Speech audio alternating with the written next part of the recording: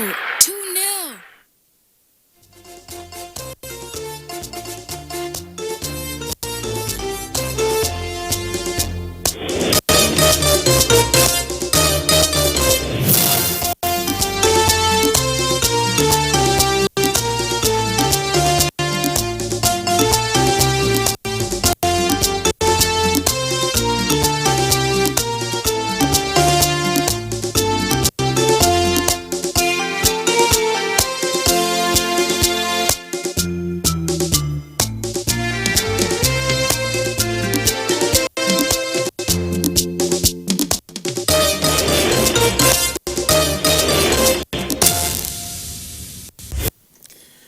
Good morning, and welcome to this beautiful Sunday morning on the 11th day of the 10th month of the year.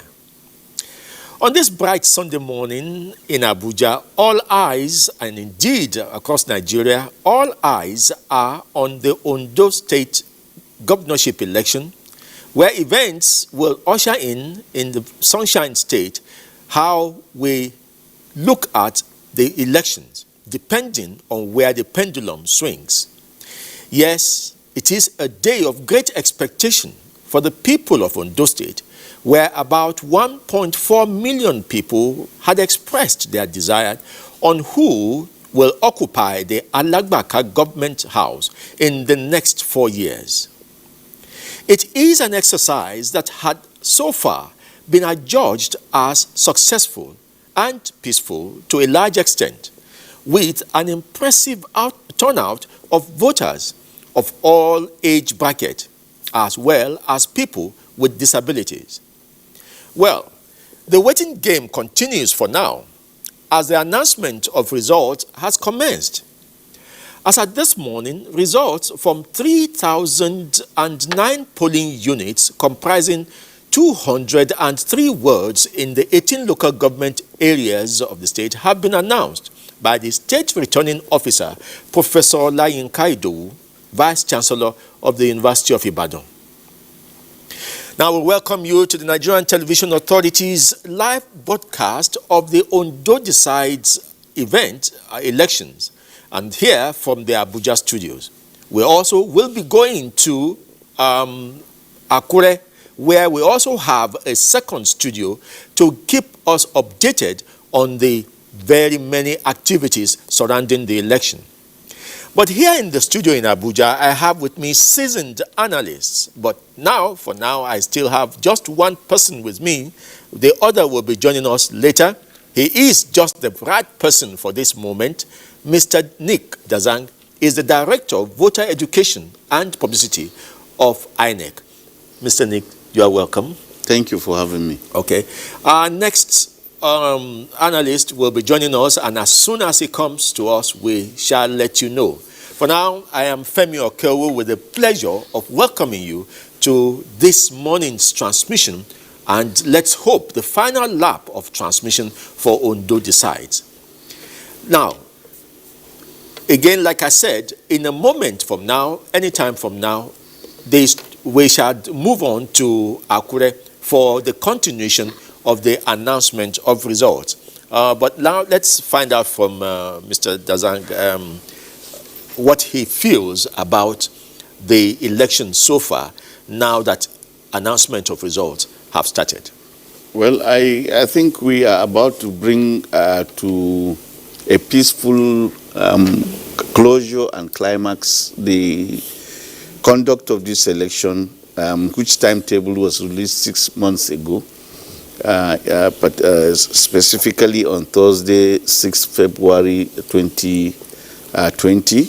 And we thank God and we thank all the stakeholders for making this possible. All the stakeholders played their roles very well, diligently, professionally, and that has given us the kind of result we have seen. As at 3 a.m.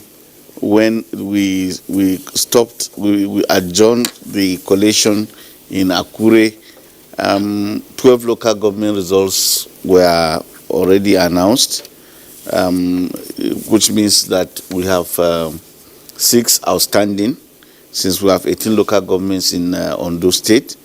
And also, as at 9 p.m. yesterday, when the Commission Situation Room, came to a close, 75% of the results in the 3,009 polling units were viewed, and that comes to 2,754.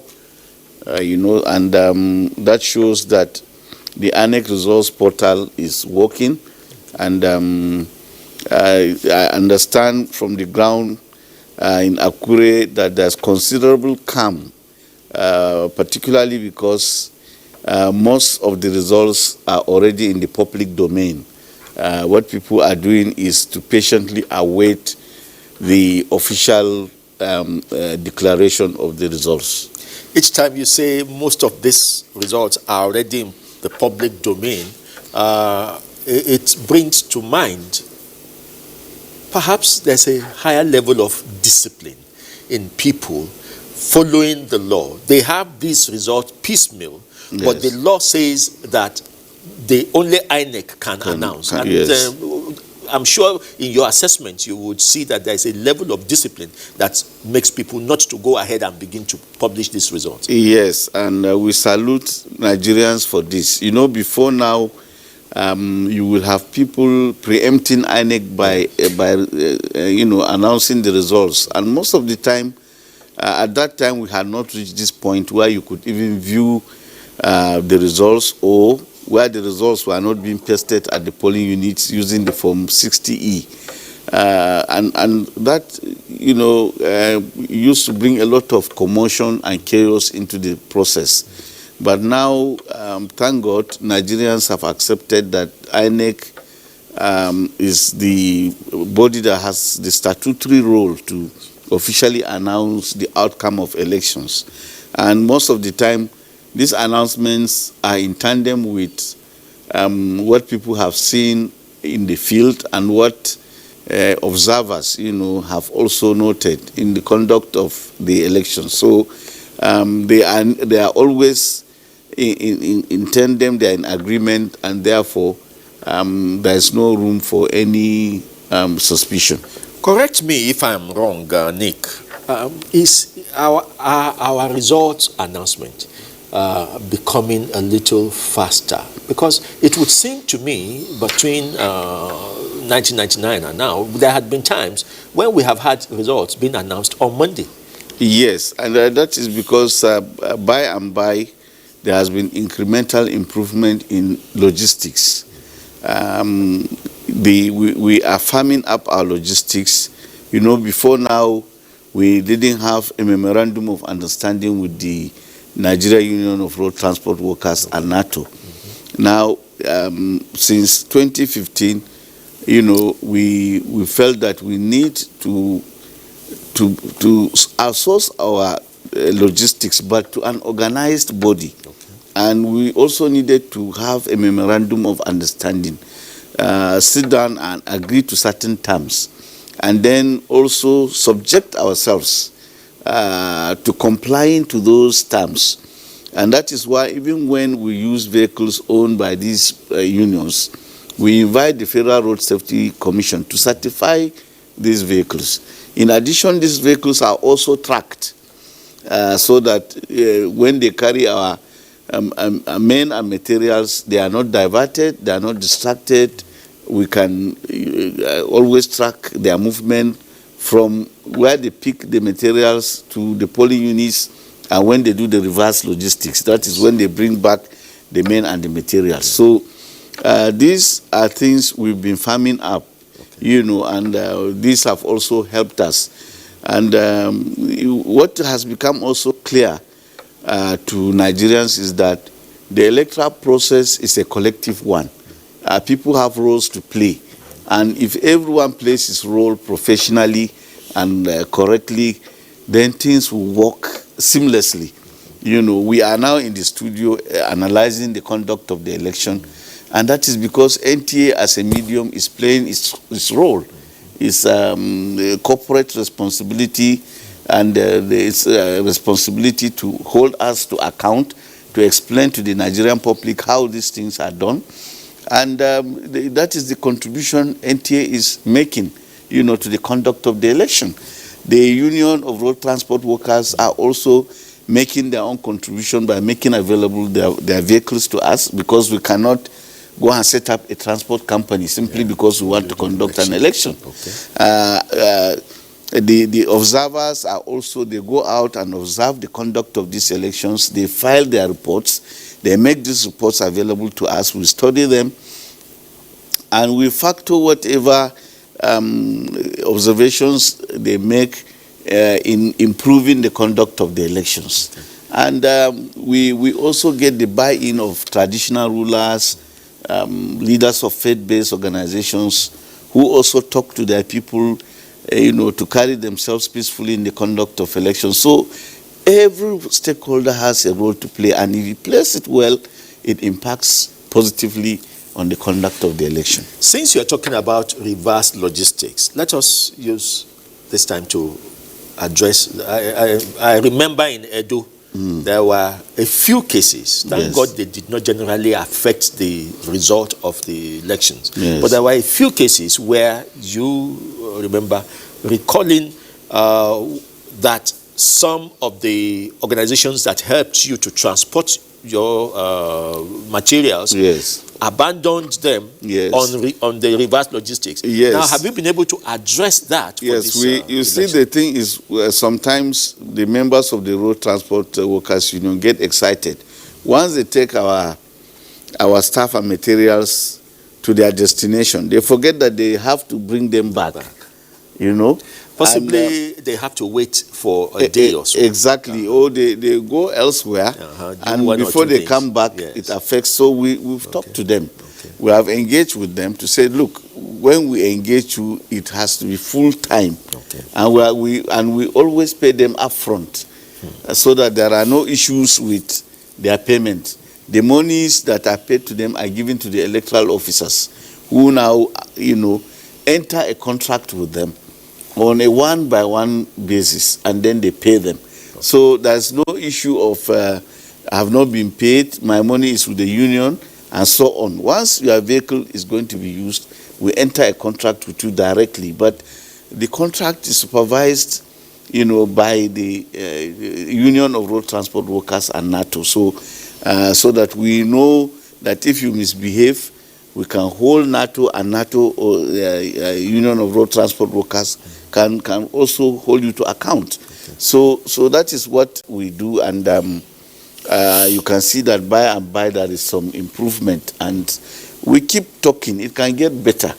We keep talking, we keep revisiting the terms, because if the cost of fuel goes up, the payment has to reflect that increment. Yes. Okay. We also appeal to their sense of patriotism, because when you look at it, it's not as if they make substantial money. They too are also contributing to the process. Okay. Since things are getting better, are we likely to get to a stage where results are announced by midnight?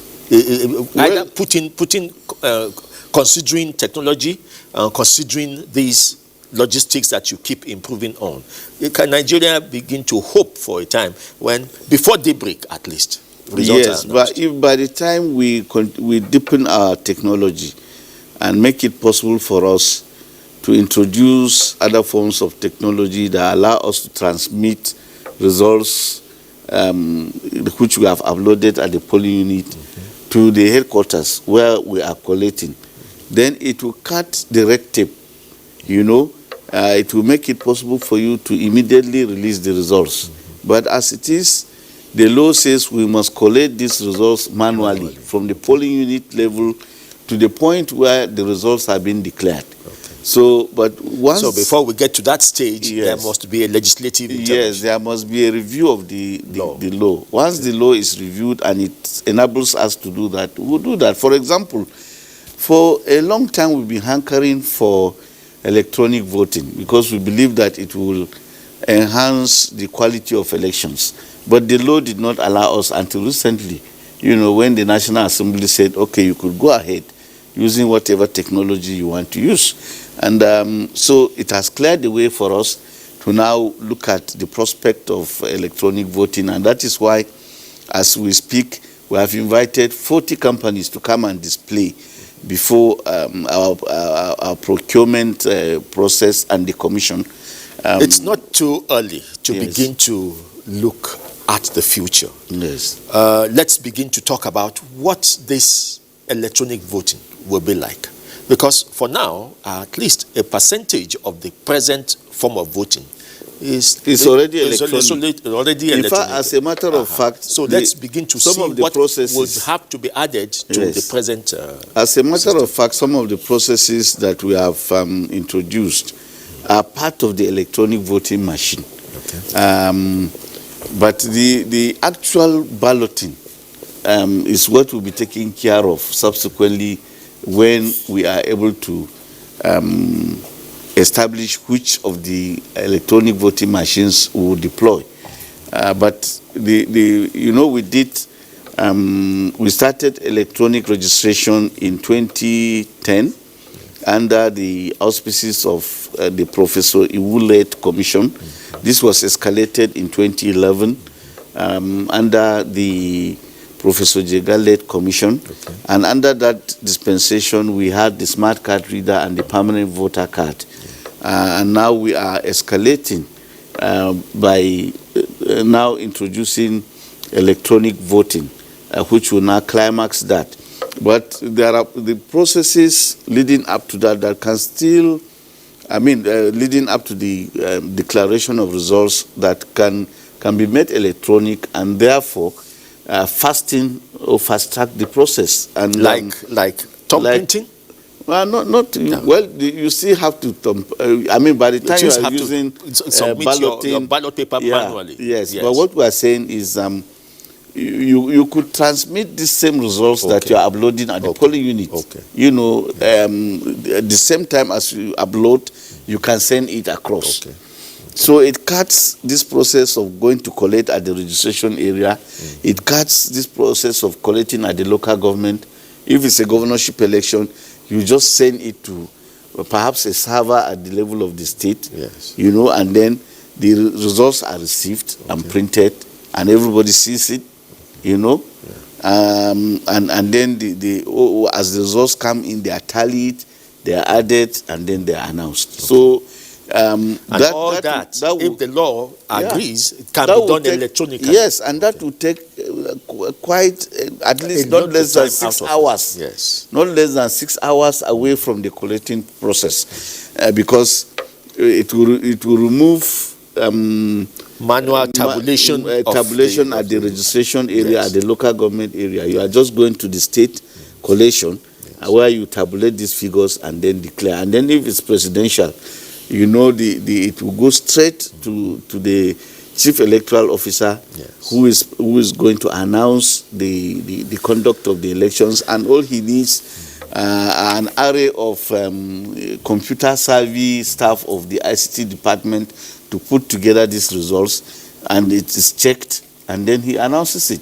But for now, the law does not allow us to do that, even though we have the capacity to do it. Okay. Now let's begin to look at the terrain in Ondo State. 12 local governments have been announced. Yes. We are waiting 6. Yes. And incidentally, largely the 6 are in the riverine areas. Yes. Even though I understand before we started this discussion that 3 other local governments are already waiting. Okay. So as soon as the collation resumes at Akure, I'm sure they will take those 3 local governments, pending when the other local governments arrive. But as you very well know, we have challenging terrains in Ilaje and Iseodo. And these are riverine, and we have exactly 270 polling units on these riverine areas, and they are so challenging that you have to escort the boats going there in a convoy by the Navy, and the Navy has to clear that place of hoodlums who also have speedboats, but they are not at par with that of the Navy. And so once they observe that they want to constitute a nuisance, they clear the airways, the waterways for our staff, and then they escort them to their destinations. And as soon as the results, the elections in these polling units are conducted and the results are ready, they now escort them back. And this escort is done in the night, because you have to almost immediately after counting, you cannot wait till daybreak. Exactly. So you start coming back. So that explains why the results for challenging terrains come in late. But what we also do is that we make sure that we deploy first to these challenging and far-flung terrains. For example, in Edo, what we did was to deploy first to the local governments that are about 3 or 4 hours away from Benin. There's no end to improvement. Yes. So is it possible that INEC subsequently can begin to think of choppers, helicopters, delivering some of these things? Yes. These waterways. In the presidential election, we used all sorts of resources domiciled in the Air Force, for example. They deliver materials to difficult and mountainous areas using helicopters, and they bring back these results using helicopters.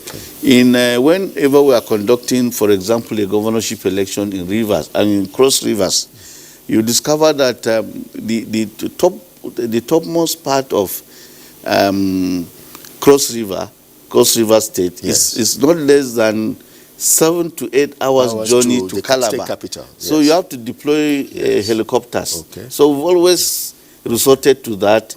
And we don't, as a commission, have helicopters, but we fall back on the resources of either the Air Force or the police. And that is why we have this interagency consultative committee on election security, where everybody brings to bear his own talent to the conduct of elections. And we divide the job according to what you can do, and there is always synergy. I wish that the kind of synergy we see that the security agencies deploy in conducting elections are also deployed in other theaters. I can assure you that you will see the kind of effective and maximum outcome that we get, in the conduct of elections. Because assuming, when we deployed on Saturday to Ilaje and Isedu, and we didn't have the benefit of the Navy with us, perhaps we would now be mourning the death of our staff. But because they were there, we're going to talk about that. And they immediately intervened and saved the lives of our staff and the materials. Now, we certainly have a whole lot to look at. And like I promised, this panel, the panel of analysts this morning, has been further enriched by the presence of Dr. Abdurrahman Abu Hamisu, a public affairs analyst and a political scientist. You see him often on NTA. And so, Dr. Abu Hamisu, welcome. Thank you very much. Let me allow you give your general thoughts on the Ondo elections with 12 local governments already announced. Give us the picture that your mind paints from this election. Well, the picture my mind has painted so far is that of INEC, that is thinking in terms of challenges encountered in the previous elections and how to overcome them. What I choose to call problem-solving approach to issues. It's not about cataloging problems and continue to lament them, but what actions or steps are you taking to address those problems? I think it's fundamental to our growth. Growth don't spring up from nowhere. Growth is a gradual process of doing and learning over time, to the extent that you've mastered your challenges and you can predict. And then from those predictions, you can take necessary actions. Well, one of the things that I've seen, for instance, INEC and even the civil society organizations that are deployed, we're able to say A, B, C, D are the flashpoints, which means that proactive actions should be taken to mitigate whatever fallout will emanate from those flashpoints. I think we are getting to somewhere. To the extent that we can point flashpoints in our political history, up to the point that we could make adequate planning. For instance, like the Ilaje, Yes. the Isiodo that is Yes. talking about, even in Edo, Yes. so in Cross River. So you could have data about flashpoints and how to, and we know the exact threat that will be coming from those areas. And by the way, flashpoints do not necessarily mean violent points. No. Flashpoints could also mean areas of peculiar challenges. That's it. Challenges. So it could be deployment of materials, just the way you Yes. said. Previously, you have polls opening at 8, but in some other places they will tell you polls commence by 1. And now what INEC has done is to deploy earlier to those areas. It tells that, okay, somebody somewhere is thinking about how to solve our problem. So my conclusion is, if all actors that are participating in an election will be responsible enough to master their own challenges and take necessary measures and actions, then this issue of rigging, issues about compromising this person or the other actor will not arise. For instance, the political parties are able to rein in their supporters to say no violence, no ballot snatching. And if anybody does that on behalf of any party, the party should be able to discipline those persons and dissociate themselves. Because when you discipline them, it means you are not with them. But once somebody somewhere on behalf of a party goes to snatch ballot paper and ballot boxes and paper, you now blame it on INEC that INEC is not protecting its ballot papers, or that the INEC staff has been compromised. That is why they are allowed. But nobody comes to snatch ballot boxes or paper throw and shake. They come with either cutlasses or guns. Talking about problem solving, which you have highlighted, for elections there are 2 categories of participants. Yes. The core participants in the process of election, and then the general citizenry and political parties. Now, if you talk about flashpoints, are we getting to a stage where at the point of elections, the other participants who are the key participants before elections, electioneering, political parties, campaigning, citizens voting, are we getting to a point where the system is able to checkmate their influence on the election process? Because it is their negative influence on the election process that makes us begin to talk about this result is not that, this is not. If INEC, the security, the core people who conduct elections are allowed to do their job, and there's no influence of those other critical areas, but how are we getting to that area, that time, when at the point of election, citizens do their job, go and vote, political parties have campaigned, they have no influence over the elections. How can we get to that? Well, it is a delicate balance, so to say. You can't stop people from talking, from transacting, from canvassing. But what we are after is to ensure that the process is respected. Okay. And nobody is doing anything to undermine the process. So which speaks to our level of desperation. Our level of desperation. My question is, who can check that? It's a two-way thing. It's a two-way thing. The actors themselves are agreeing to abide by the rules and regulations governing fair play, as either dictated by the Constitution or the Electoral Act or by electoral guidelines coming from INEC, because INEC is empowered to do that. The Electoral Act as amended is specific on what constitutes offenses during an election. But because majority of the actors are desperate, they do things beyond the normal, to the extent that those things undermine the entire process and credibility of the entire electoral process. For instance, the voters are willing to collect money from parties that are willing to give money before they go to cast the ballot. To the extent that voters are asking who is offering the highest. And that very particular transaction has been criminalized. And so if you don't have party officials that are willing to give, and you don't have voters that are willing to take, up to the point that they are asking who is the highest bidder, then politicians will not be desperate to amass wealth before the election. The second thing again is if politicians realize that, okay, contesting the election is not an end in itself. Contesting the election is a means through which you can serve your people, not to go and enrich yourself. Then you don't need to be desperate again. To the extent that you go extra mile to recruit thugs because from your permutation, your opponent was going to win. So he said, I get it or nobody gets it. So what do?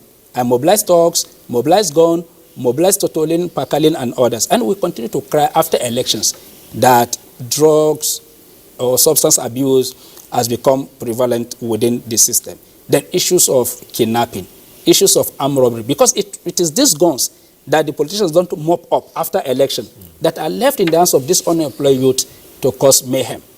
So legitimate citizens cannot go about their businesses. Now, the young men that has been recruited as officials that are issuing ballot papers, if they are not desperate to write big cars, and they know that it is a call to service, even if somebody should approach them, they will reject it flatly. And we've seen INEC staff doing all of those. Even in Edo, there were instances where it was even the citizens that apprehended persons that came with money to buy vote. Now, what we are saying is, if every actor will be responsible and they are able to play their role, and if they are patriotic enough, no matter what people are going to offer them, if they are not desperate, they will do their job and their jobs will speak for them. And as it is often said in governance balance in Nigeria, they said the reward for hard work is more work. But if you are not disciplined, if you are not patriotic, if you are not dedicated to your job, then you see every job as an opportunity to enrich self at the expense of the collective. And that becomes a problem. And tomorrow nobody is willing to hire you. Okay, viewers, you may have noticed, if you are an ardent follower of our processes of transmission of elections, you would have noticed that the same issues keep cropping up election after election. It's because we find it important, we find it necessary to use every election to address our socio-political problems. And that is how we get to improve. And if there are socio-political and possibly economic problems that are tied to the successes of any election, then we should address them. Some of the issues we are bringing up with raised during the Edo elections. We have to raise them here again, and as a way of addressing them for subsequent elections. And so we go back again to that. That's what it reminds me of what someone said.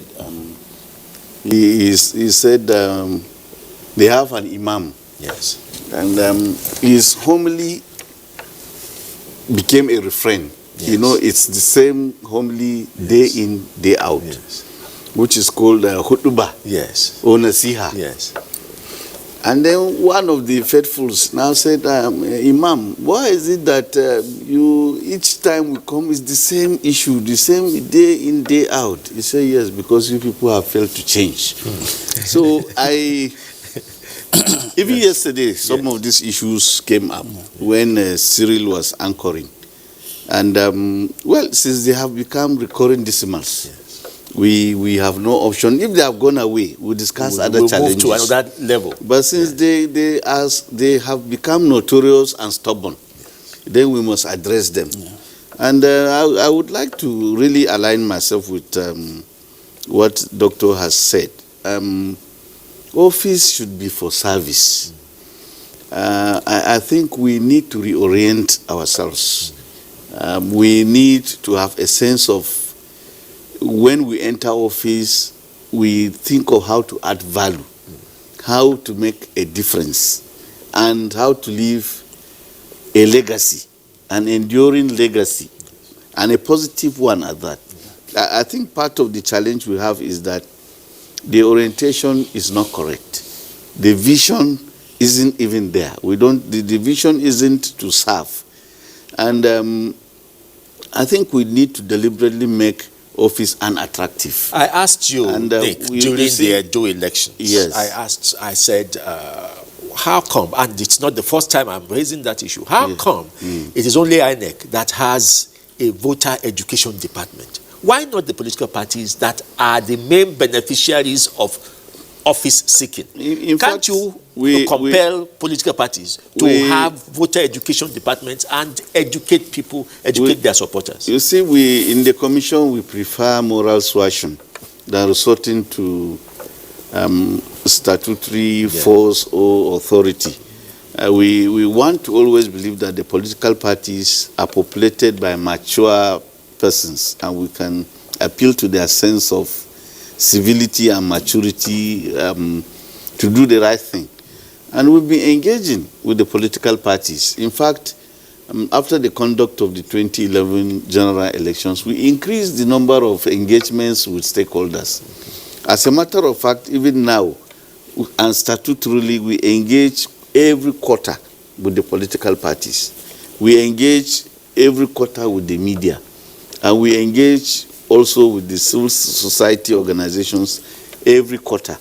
And if occasions demand or matters arise, we increase the frequency of these engagements. And the idea is for us to, when we have any ideas or guidelines we want to revisit, or any innovation we want to introduce, we invite stakeholders so that we solicit their buy-in of these innovations or ideas. And by the same token, we have always canvassed that the task of political education or voter education is too serious, is too expensive to be left in the hands of INEC alone. The political parties must do the needful by educating their followers.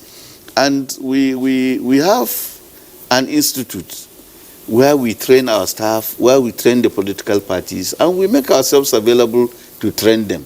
We invite experts to come and present papers, on issues that verge on what the political parties do. I recall that one of the interesting papers that were made at the institute was the paper Professor Emeza, the former Vice Chancellor of the University of Abuja, did on proportional representation. And it was very interesting because it provided a perspective other than what we are doing, which is the first past the post system, where majority takes the day. Once you win, it's winner takes all. You can now exclude your opponent, but in the proportional representation, you are compelled to include your opponent in governance, like what obtains in France, for example. So these are issues and that you would have what thought obtains in the parliamentary system. Yes, precisely. So you would have thought that the political parties would be interested in these things, but they are not. Even when you invite them to submit names of political party agents, so that you train them and show them to do a master trainer course for them so that they can go forward and train others. They are reluctant. So we need to really work on the political parties. They need to reinvent themselves.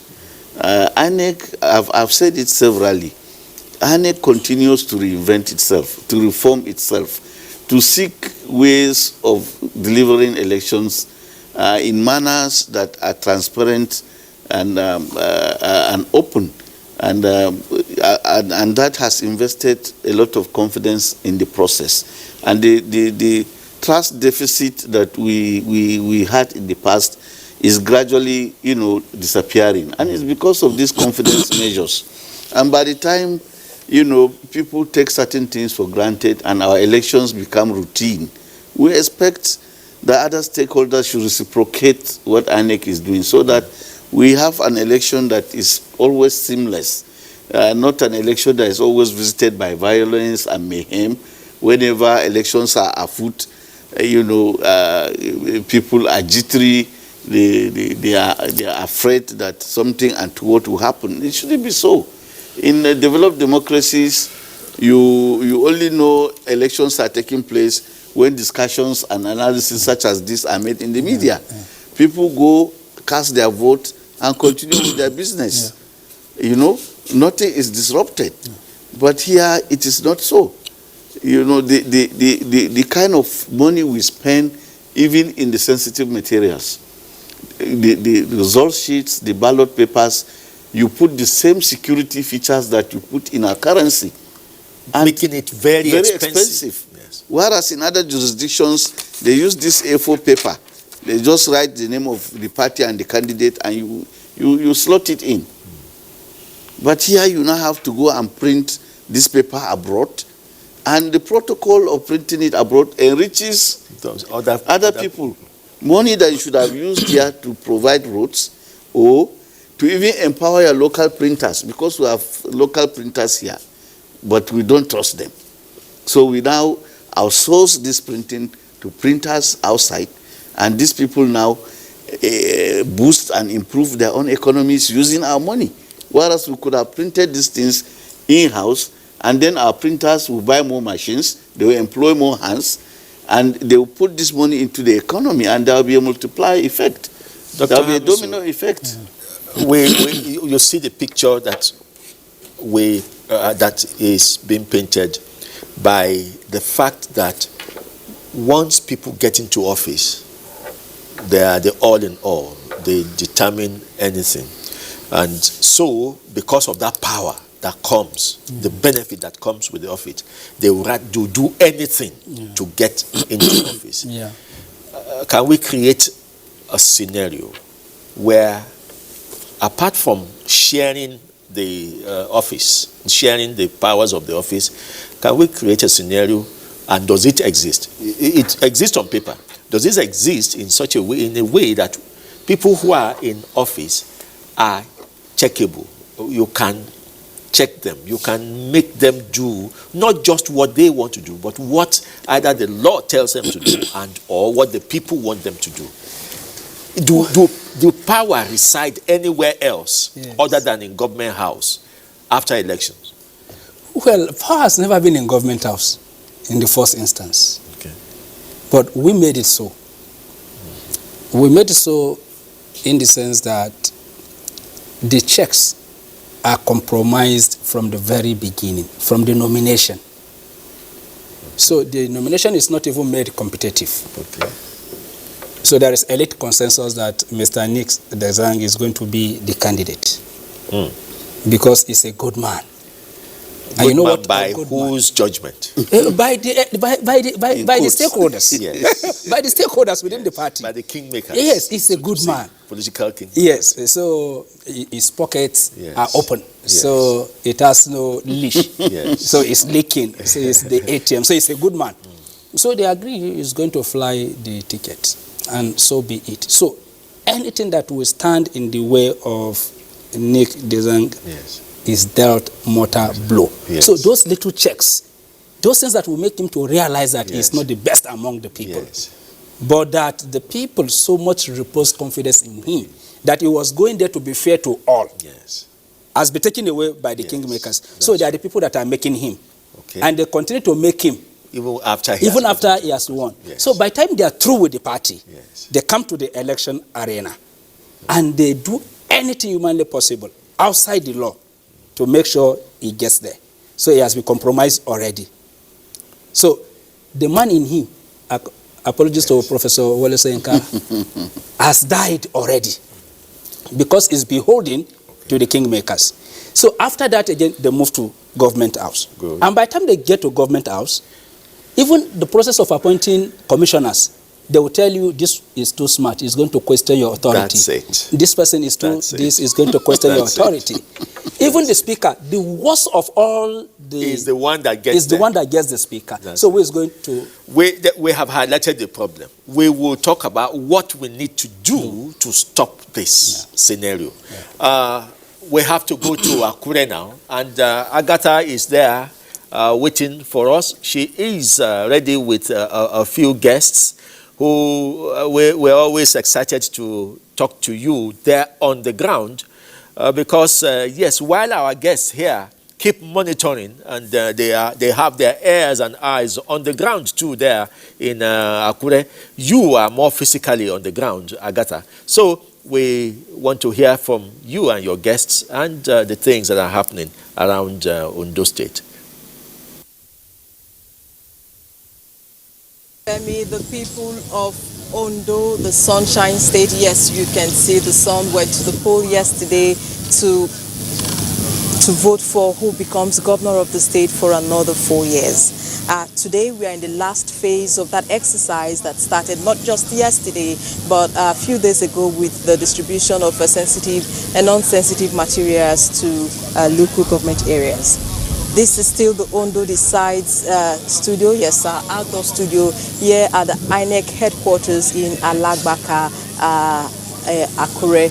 Yes, attention now is here, or has been here since yesterday. And of course, we also shifted here from our communications village on Ondo Road here, just to keep you abreast of what is happening in this arena. And of course, our reporters are also on ground in different parts of the state, just in the course of our discussion, in the course of this telecast, we'll be telling you, bringing you up to date with what is happening in Ondo State. Like I said, we are keeping an eye on what is happening here. Yesterday, at midnight, we saw INEC getting results from 12 local government areas. We are waiting the results from the remaining 6 local government areas. Like the returning officer said yesterday, they'll be resuming by 9. We are still waiting for them, and they are making preparations to continue with collation of results. Yes, we have our guest here, Professor Lucky Afinoton, Professor of Political Science, Dean Colleges of Humanities and Social Sciences, Joseph Ayo Babalola University, Ikeji, Arakeji, Osun State. You're welcome, Prof. Thank you very much. Okay, we also have Austin Aigbe. He is a Senior Program Officer, Center for Democracy and Development, CDD. You're welcome, sir. Thanks, and we are honored to be here. All right. So, like I said earlier, this process started yesterday, and observers have come out to say that this is like a reenactment of what was seen in Edo governorship election. Prof, let me come to you first. Well, thank you once again. I must say that what happened in Edo was something really radical and new at that time. Yesterday, we have what I would call a similar development here in Ondo State. In the first instance, there wasn't this widespread passing of blame to INEC. INEC has always been the what one might describe as evil genius in Nigeria's election processes. INEC didn't distribute materials. Materials arrived late. There were so many shortcomings. INEC is biased. INEC, all that we have had in the past. We didn't hear that in Edo State. And interestingly, and very fortunately, we have not had that so far in Ondo State. INEC has apparently done a very good job. They have gotten materials to places when they should, and there were very few incidences that people can complain about. The question of a boat capsizing and materials being spewed on the waters is simply an accident, which was taken care of because the materials themselves were in boxes that were watertight and they were recovered. Interestingly, that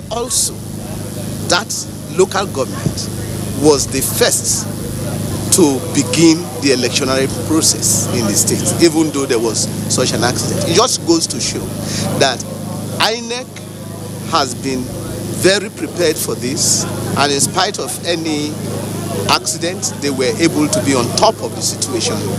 And this is the first time we are really having, whether we like it or not, to commend INEC after an election, Edo and Ondo. And so I would also take the opportunity to commend INEC and then the people. Their conduct throughout the election was very orderly, and they wanted to vote. They didn't go there to disrupt the voting process. They went there to exercise their franchise in accordance with what the electoral law says.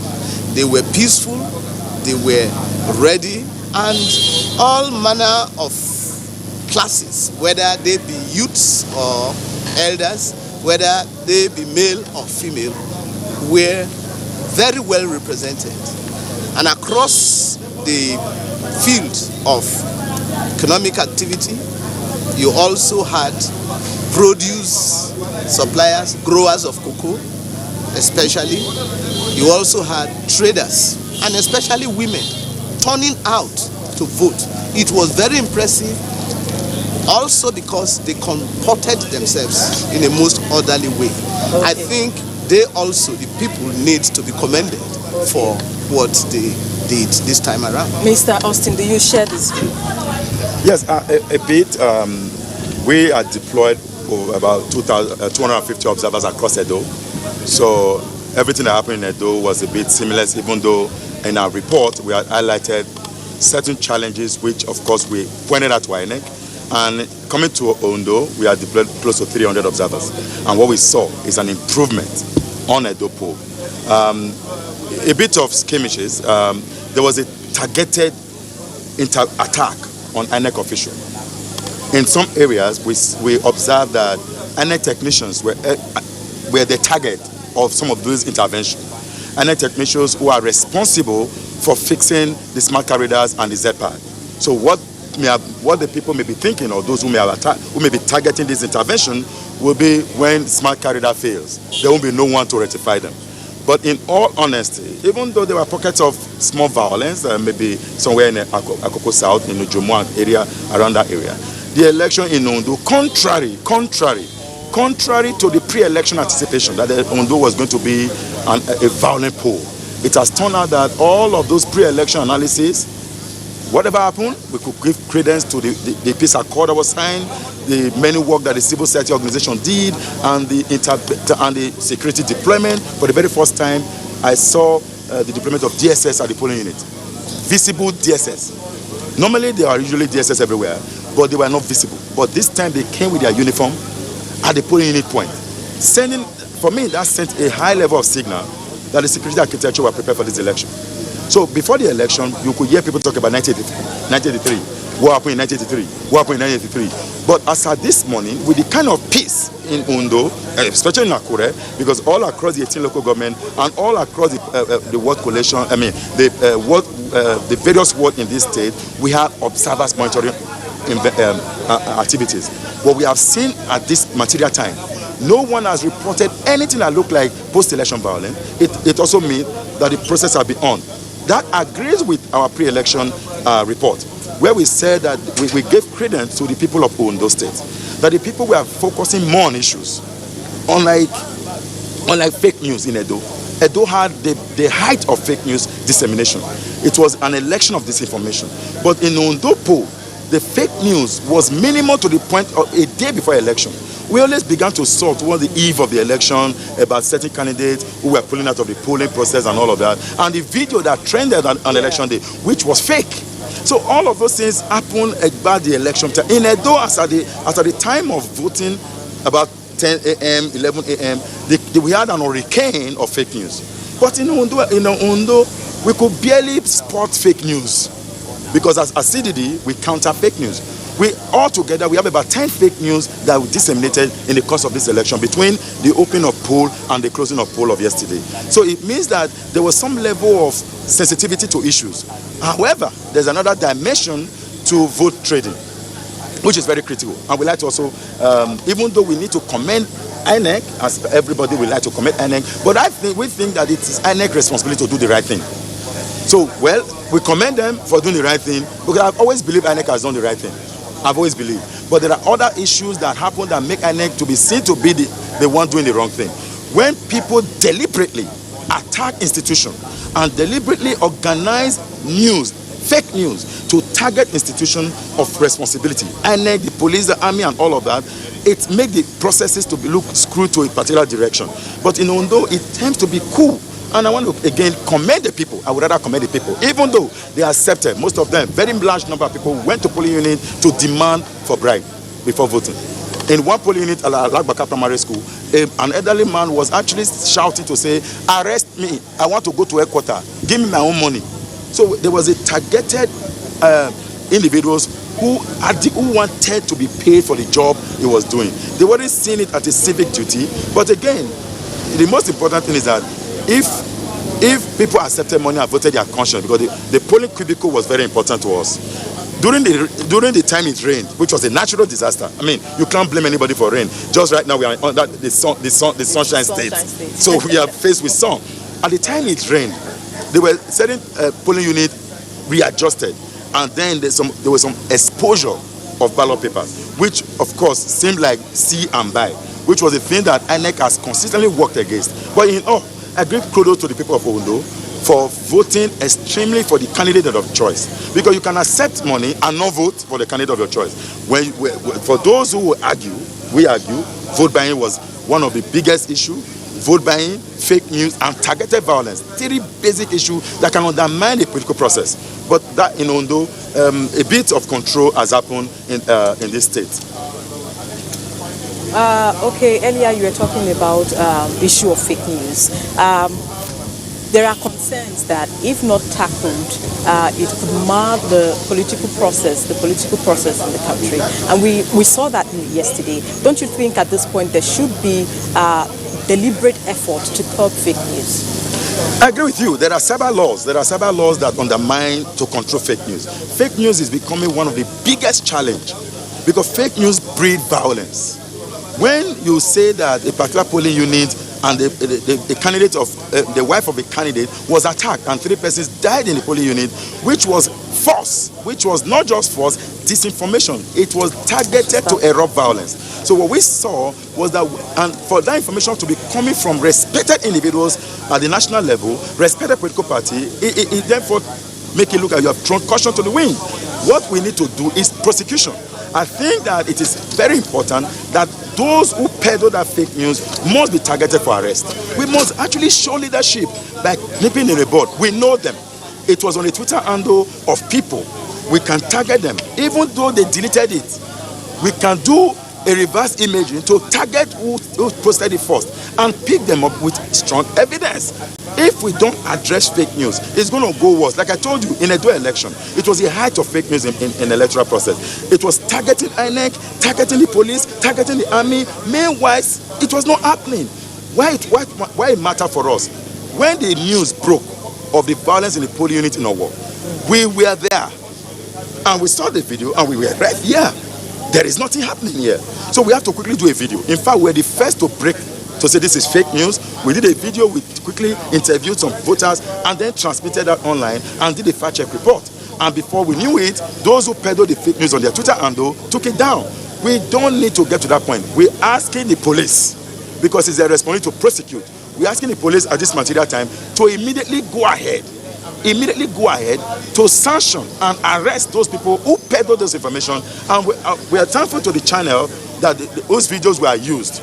The news channel that the video was used, so we are thankful for them. Okay, we'll come back to this issue of fake news later, but let's now go right into the Collation Hall to see what's happening there. I think they have started business for today. And the last but not the least that we took was Akure South. So we left here at 2:30. That was when we concluded the declaration of results for those 12 local government areas. Then we were to reconvene after the recess. So we're happy to be here. And we'd like to thank all the stakeholders who are here for their cooperation so far. And we trust that we can continue to count on your cooperation during this final lap of the declaration of results. All of us are aware of the fact that conducting the election is a celebration of democracy. So all of us happy and very delighted to be here. Since I understand there were 17 candidates, I mean, it's not likely that all the 17 of them will win the election. So there's always opportunity for another time. That's just by way of introduction. Without wasting too much time, I'd like to call on the coalition officer for, local government area. I hope I got the pronunciation right. Ose, okay, you know I'm from Osun State. We are neighbors. That's Ifon. Ifon is in the Ose local government. Okay, the representative of that local government should kindly go ahead to present the results. Thank you. Thank you, sir. My name is Abimbola Shoriyan. I work at OA Ile-Ife, and I'm the LG Collation Officer for Ose local government.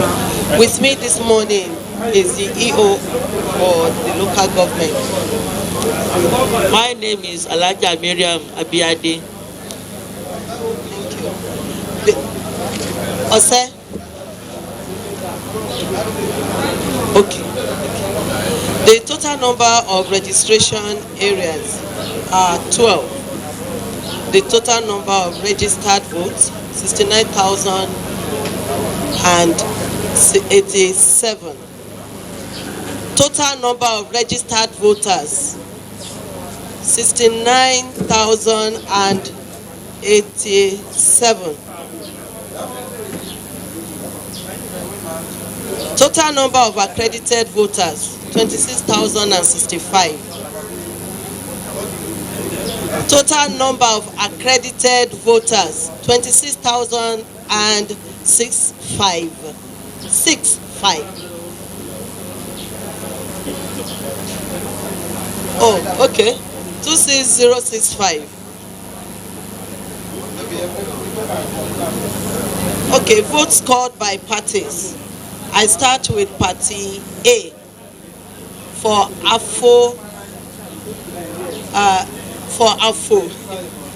We have, pardon? Just the total. Okay. Total score. Yes. Yes, this is what I've started. Okay. Okay, for party A, we have 7. For party AA, 2. Party AAC, 35. Party ADC, 114. ADP, 160. APC,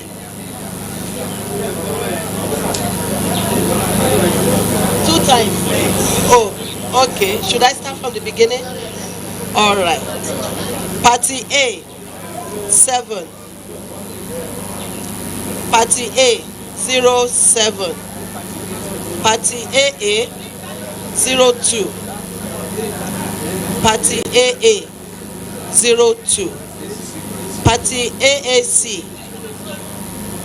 35.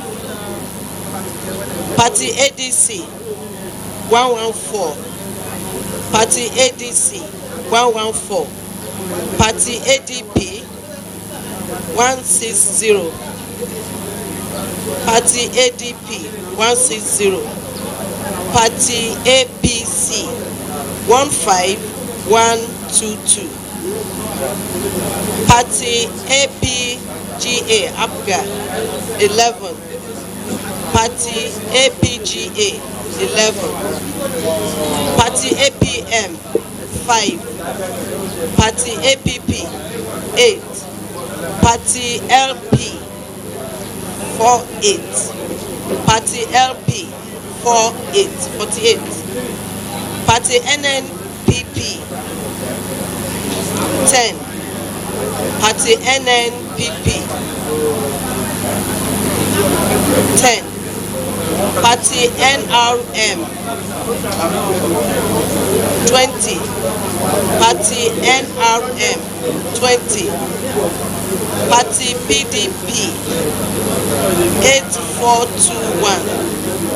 Party PDP 8421. Party PRP 23. Party PRP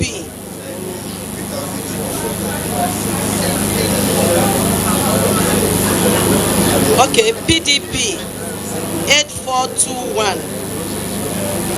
PDP 8421. PRP 23. PRP 23. SDP 143. SDP 143. YPP 7. Party YPP 7. ZLP 1083. ZLP 1087. 1083. Party ZLP 1083. Party ZLP 1083. Total valid votes 25219. Total valid votes 25219. Rejected votes 748. Rejected votes 748. Total votes cast 25967. Total votes cast 25967.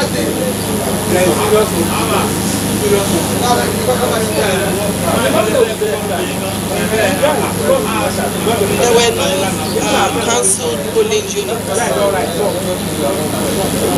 and there were no physically challenged voters. I guess I'm done. Thank you. Thank you, Madam. Any comment or query for Ose local government for the returns? Okay, we are satisfied. So you can come and submit the original man.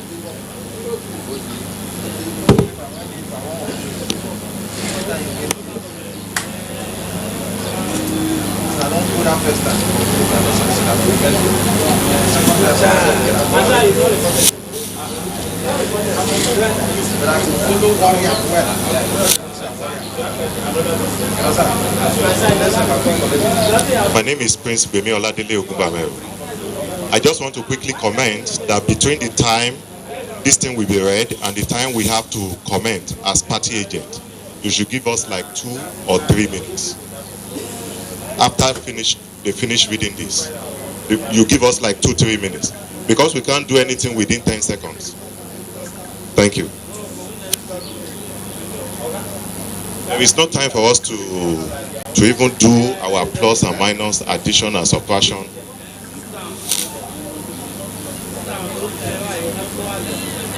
No, even you yourself, you are just receiving Ose. Maybe they are just coming. All right, but we need some time, like 2 minutes, please.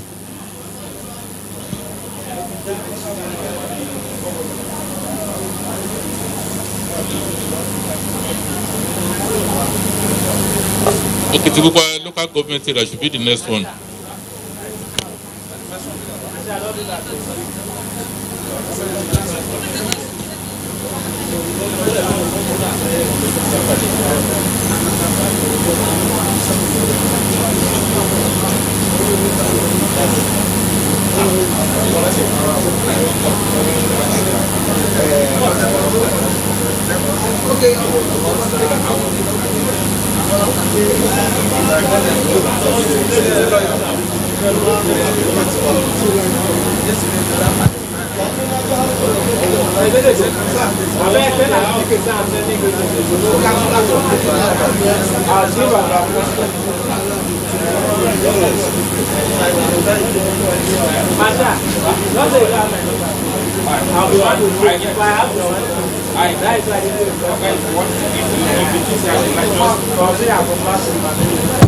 You can start, sir.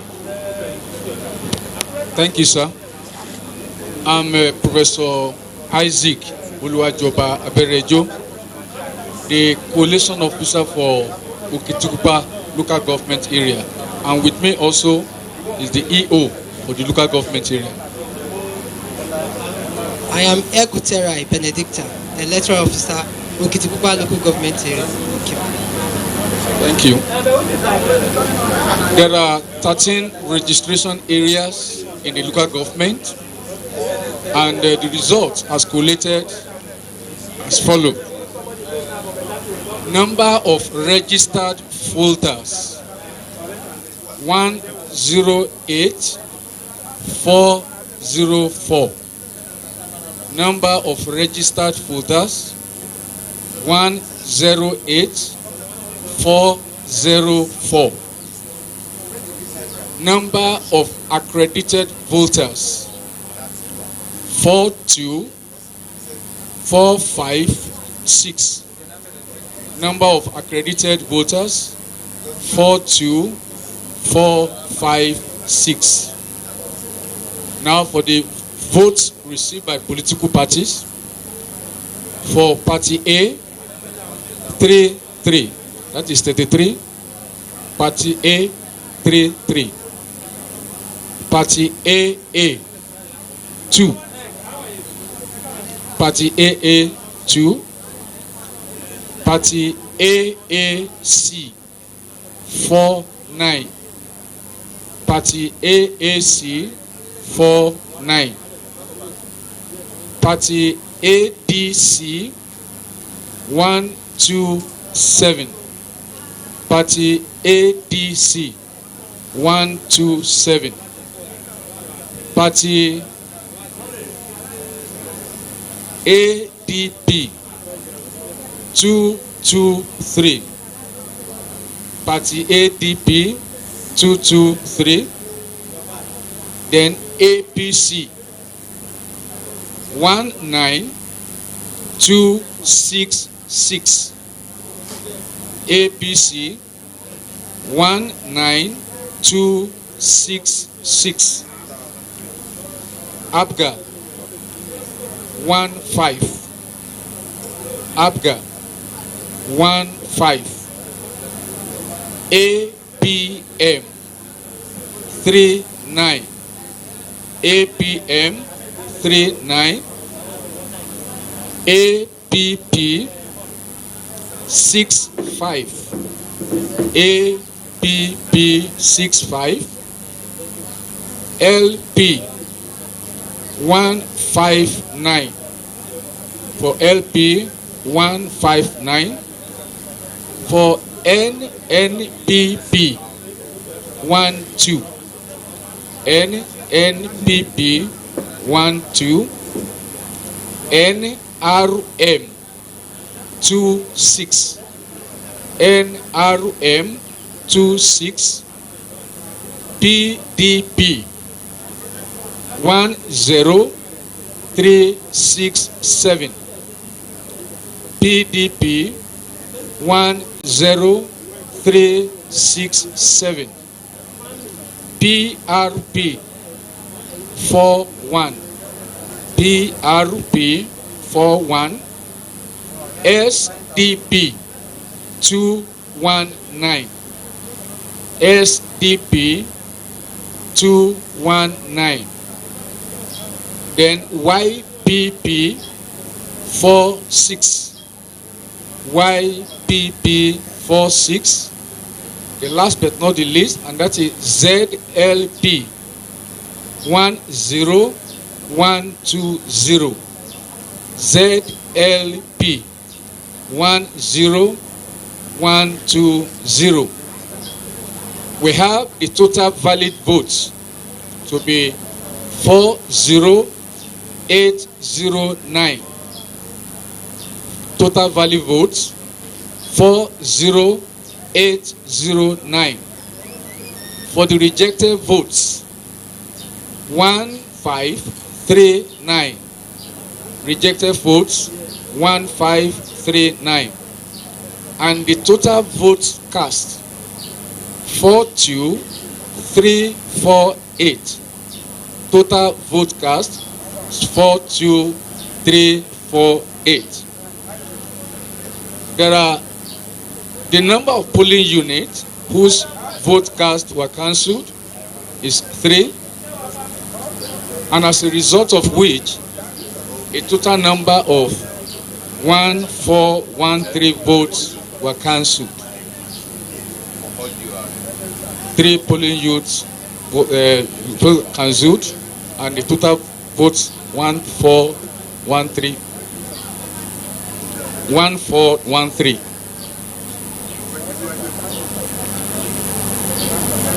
Also, the reason why those votes were cancelled. The particular place exactly. Where and where were those polling units? Well, we have the Erije, one of the polling units within that ward. And we have also one of the polling units within Igbo. Sorry. The code is 202.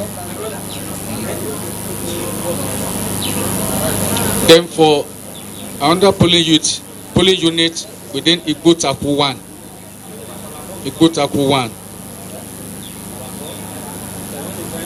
Then the last one is Ondo. That is 3,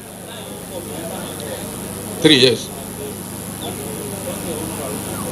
Then for the last one, Ondo, Erekiti, we have one that is code 5.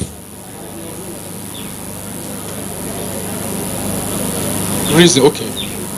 One of the units there, immediately after they were counted even the vote cast, then hoodlum came, they snatched the EC8 form together with the smart card reader.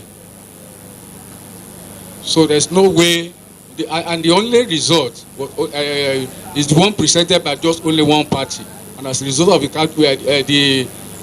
collated officer for the unit, and based upon on the discussion together, say, definitely there's no way we can then return even any vote, even for any of the party there. And then the other one, the remaining 2 are because of over voting.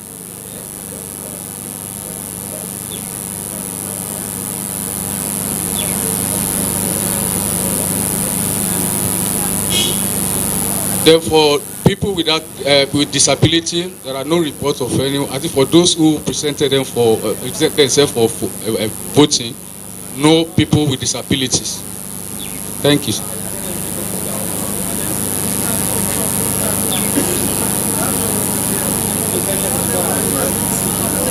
So, as previously agreed, we allowed the party agents to ruminate over this result for the next 2 minutes, just in case there will be objections or comments, before we ask you to come and submit the original. So just give us 2 minutes, during which the party agents can absorb all the data you have presented, and we await their comments. Anyone who has any comment can just indicate we are raising his or her hand and come forward. But there's someone at the back.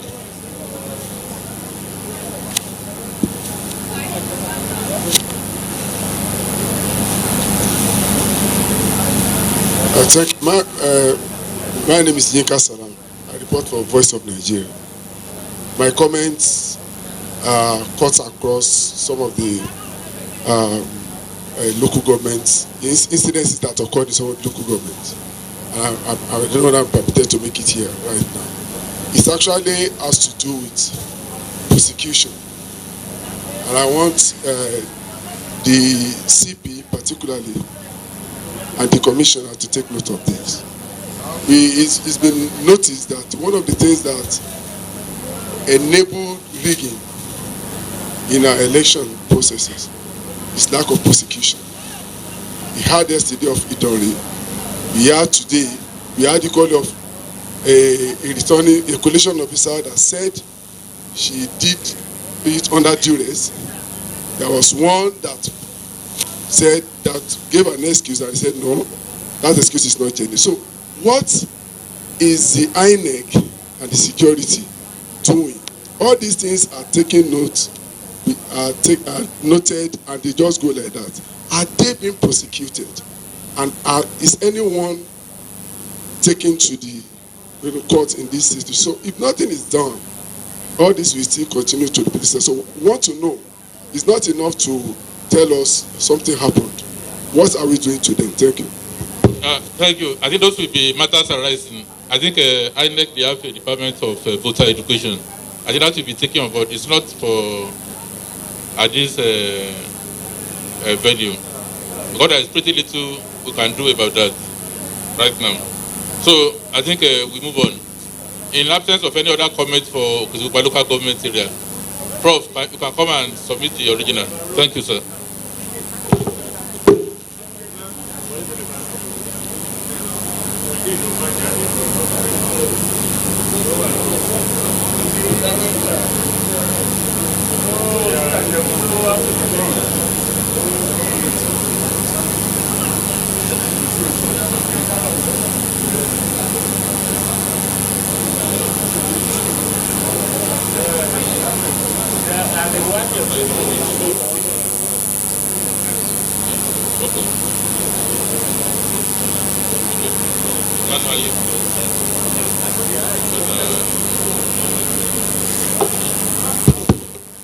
Yeah, I think the next local government area is Ondo West.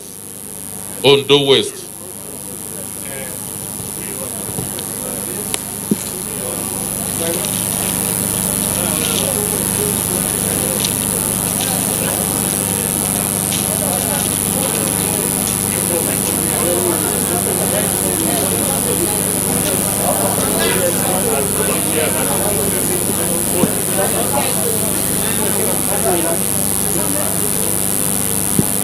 Good morning, ladies and gentlemen. My name is Professor Ademola Ibitoye. I'm from Obafemi Awolowo University, Ile-Ife. The local government assigned to us is Ondo West.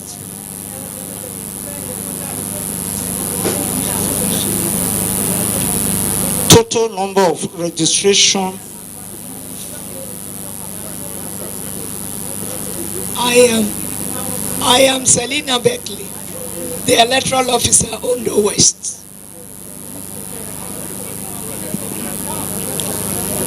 Now going to our voting. The total number of registration area, we have 12. Total number of registered voters, we have 171,104. 171,104. Total number of accredited voters, 39890. 39890. The votes scored by parties are as follows. Party A, 29. Party A, 29. Party AA, 0. 8. Party AA 08. Party AAC 82. Party AAC 82. Party ADC 205. Party ADC 205. Party ADP 245. Party ADP 245. Party APC 15977. Party APC 15977. Party APGA APGA 17. APGA 17. Party APM 32. Party APM 32. Party APP 49. Party APP 49. Party LP 390. Party LP 390. Party NNPP 10. Party NNPP 10. Party NRM 21.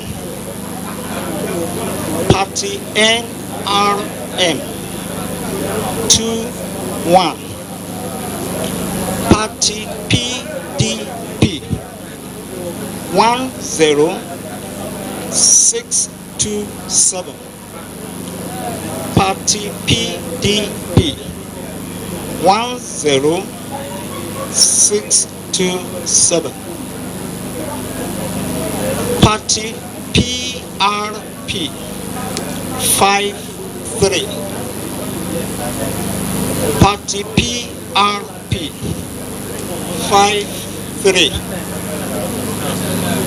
Party SDP 227. Party SDP 227. Party YPP 46. Party YPP 46. Party ZLP 10159. Party ZLP 10159. Total valid votes 38177. Total valid votes 38177. Rejected votes 1657. Rejected votes 1657. Total votes cast 39834. Total votes cast 39834. 3, 4.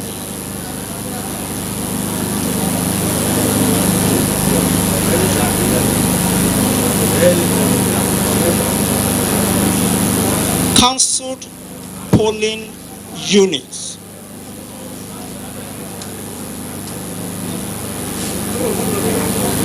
We have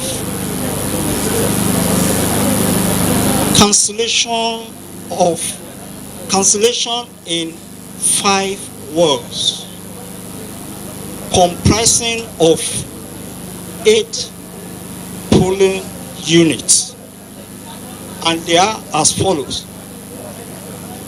In Ward 1, polling unit 13, there was overvoting. Ward 2, polling unit 10, refusal of the use of smart card, which was attributed to waste of time. All of effort to make them to understand failed. So there was cancellation. In the same Ward 2, polling unit 11, the same thing happened. Then Ward 5, polling unit 3, there was overvoting. Then in polling unit 6 of the same Ward 5, having concluded voting, they brought out the voting bag, emptied it, and burnt it. That took place in polling unit 06, Ward 5. Then in Ward 07, polling unit 27, there was overvoting. Then lastly, in Ward 12, polling unit 04, while voting was going on, midway the card reader malfunctioned, and the PO there decided to make arrangement for another smart card reader. But the voters said no. They will want to conclude by voting without smart card reader.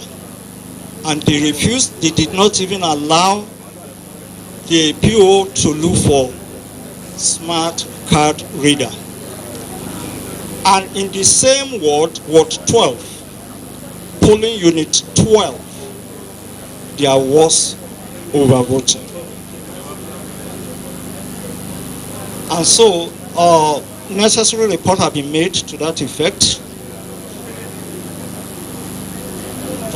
There was no case of PWD, that is. Yes, sir. You only told us the specific wards where you had cancellation. I think it will be useful to let us know how many votes are involved. Wow. The total number of votes that have been cancelled, not just the ward and the polling units.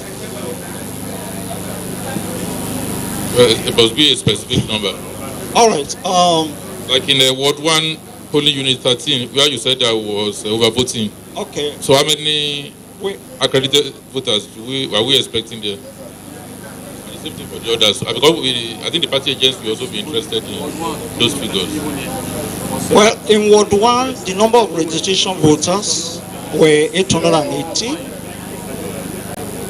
In Ward 2, we have 354.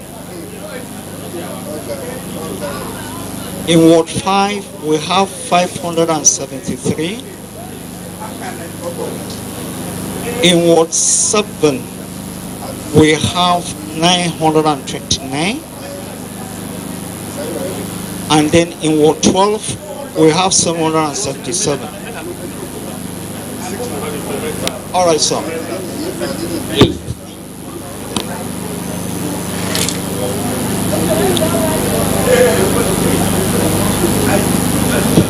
The what?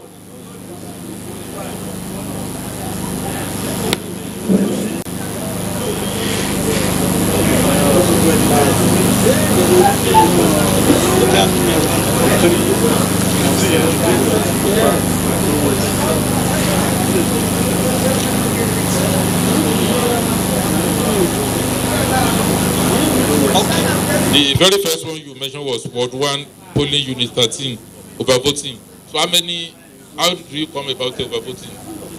How many accredited voters? I think it's better to go over them one by one. Then we too can add. I mean, just to confirm your figures. Well, the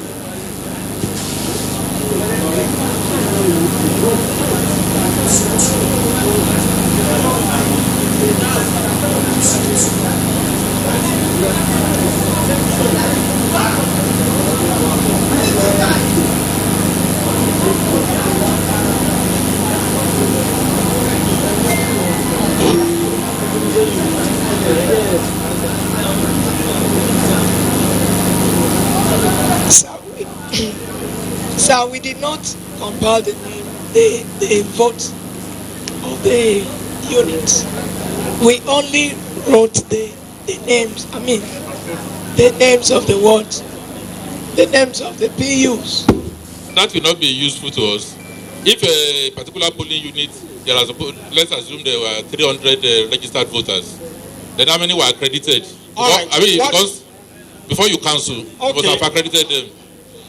How did you say it was overvoting? Is it that you are expecting maximum of 200, it now turned out to be 205? No, overvoting because the number of voters were greater than accredited. But greater than what?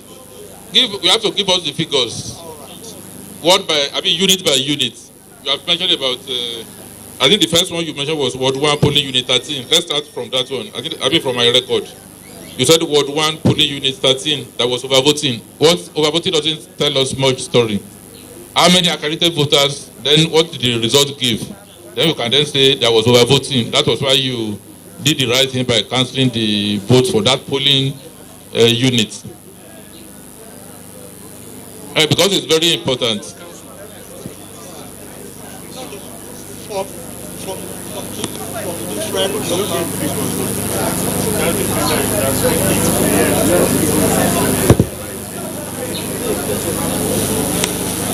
Step down Ondo West. Okay. No, we have Digo.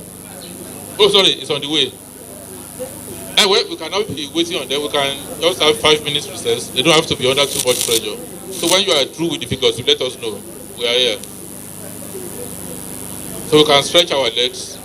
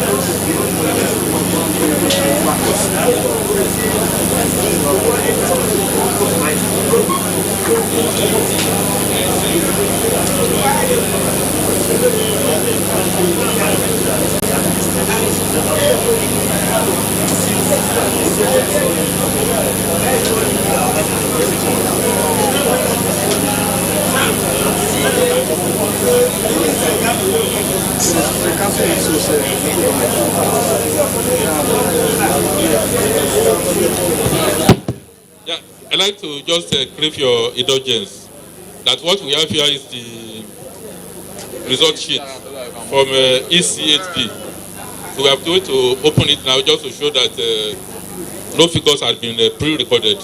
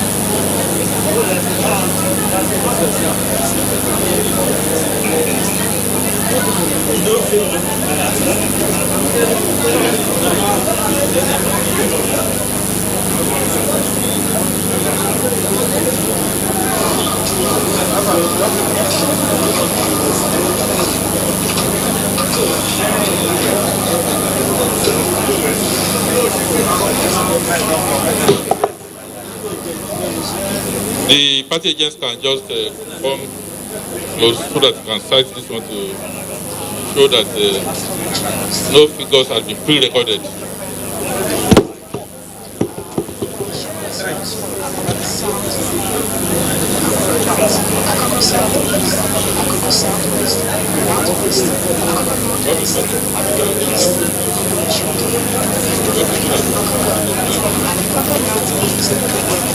Nothing has been written there up to now. It's just now we want to transfer or transcribe. Okay, are you satisfied? Thank you.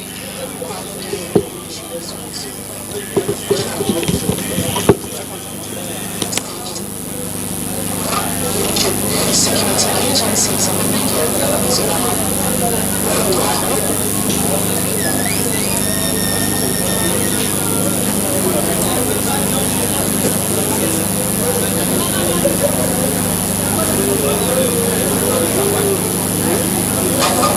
Comment section general and normal choices just had a mental also some results from some local governments and had issues with one of the local governments whereby the population the correct results were manipulated and they had to step down the result of that local government. As we come along, please just keep watching and stay tuned as we get live news from the state.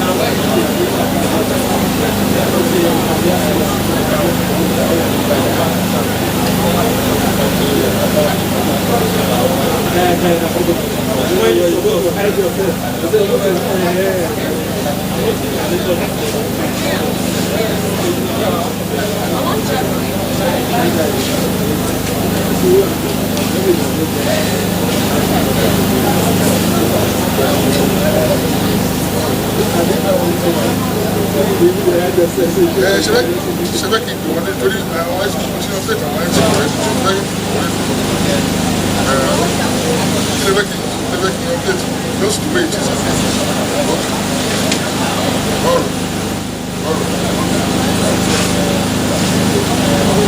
This 15. That's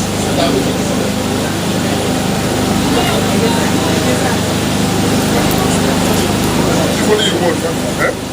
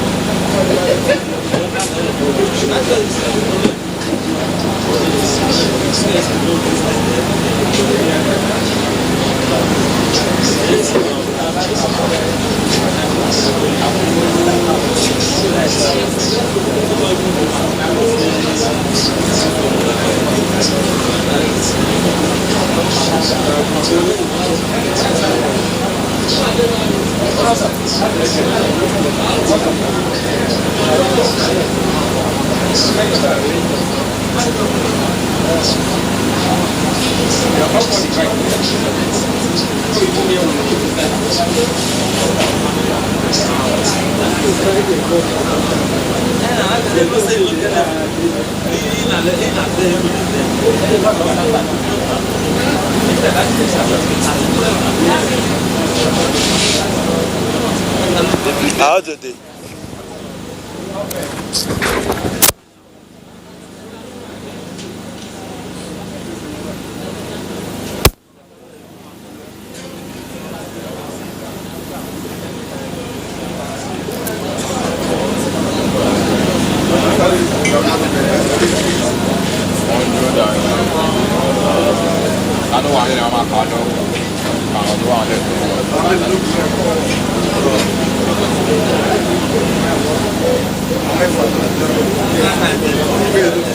Okitikupa local government area, Ondo West local government area. However, there is an issue with the result.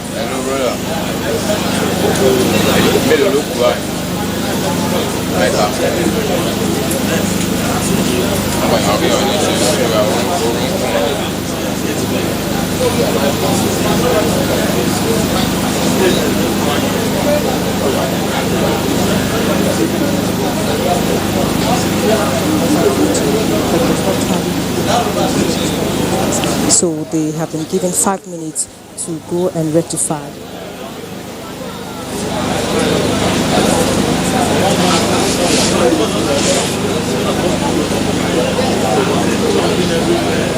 We're expecting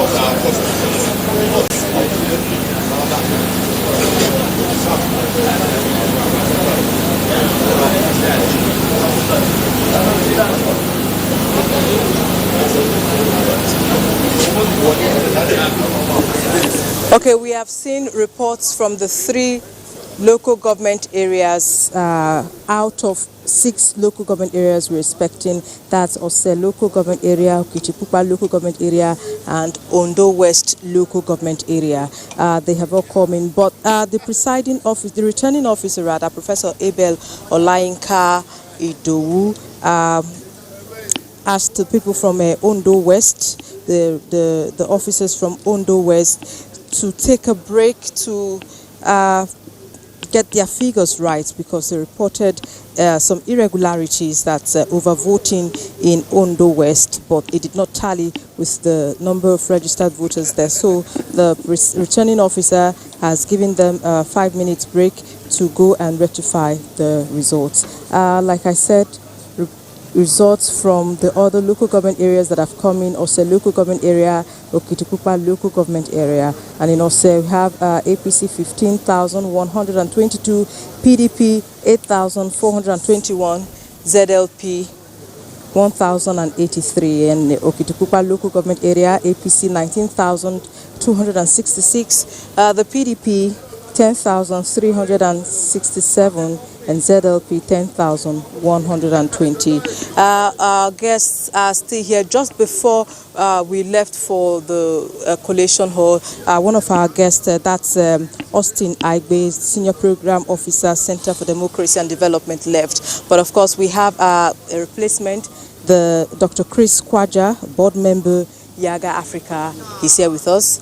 And of course, Professor Lucky Afinotan, Professor of Political Science and Dean, Colleges of Humanities and Social Sciences, Joseph Ayo Babalola University, is still here.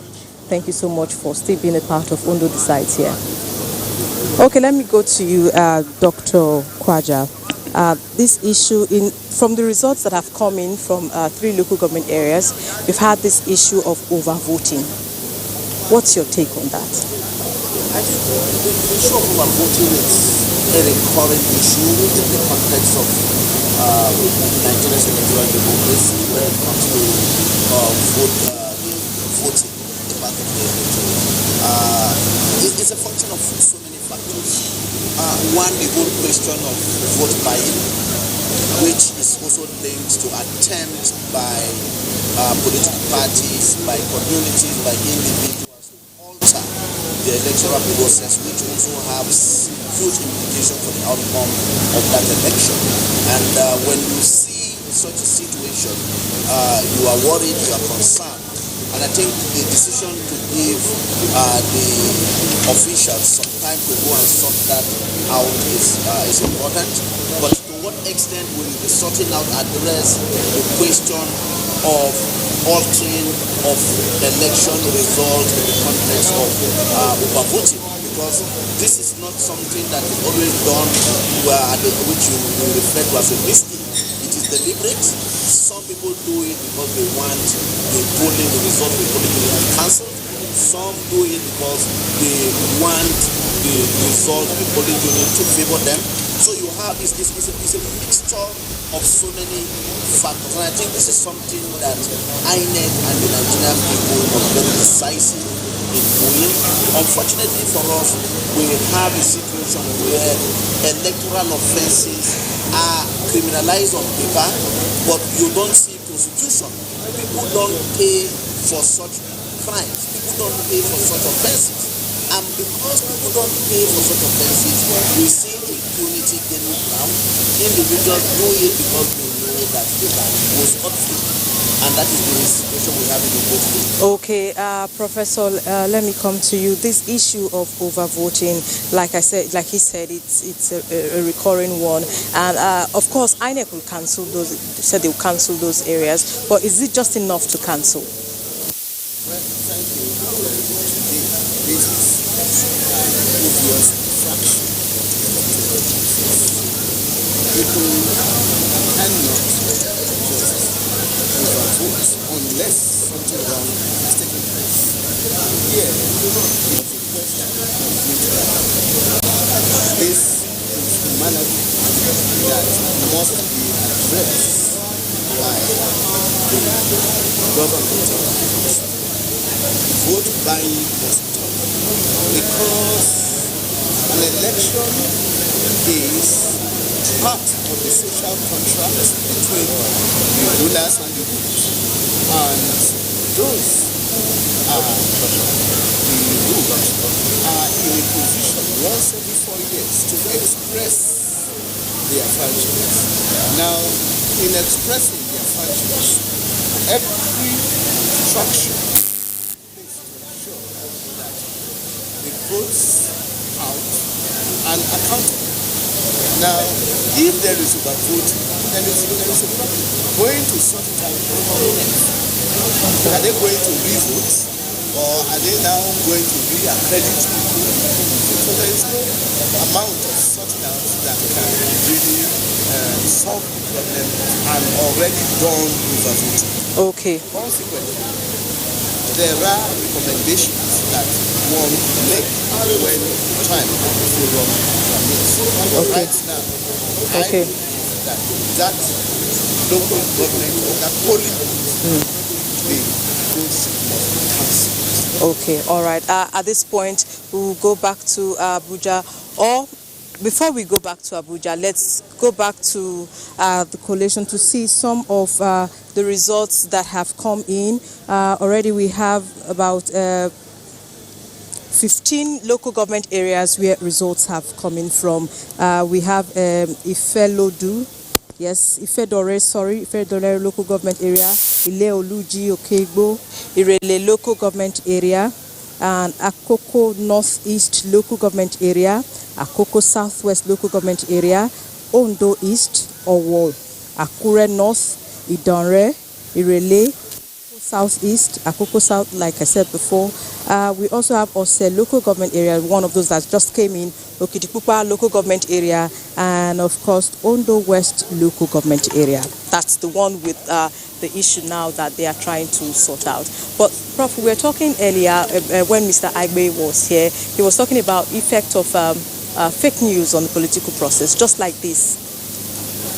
Just like this issue we have now, is it just enough for it to happen? We talk about it and it goes off like that. In fact, that and vote by are the biggest problems confronting free and fair voting.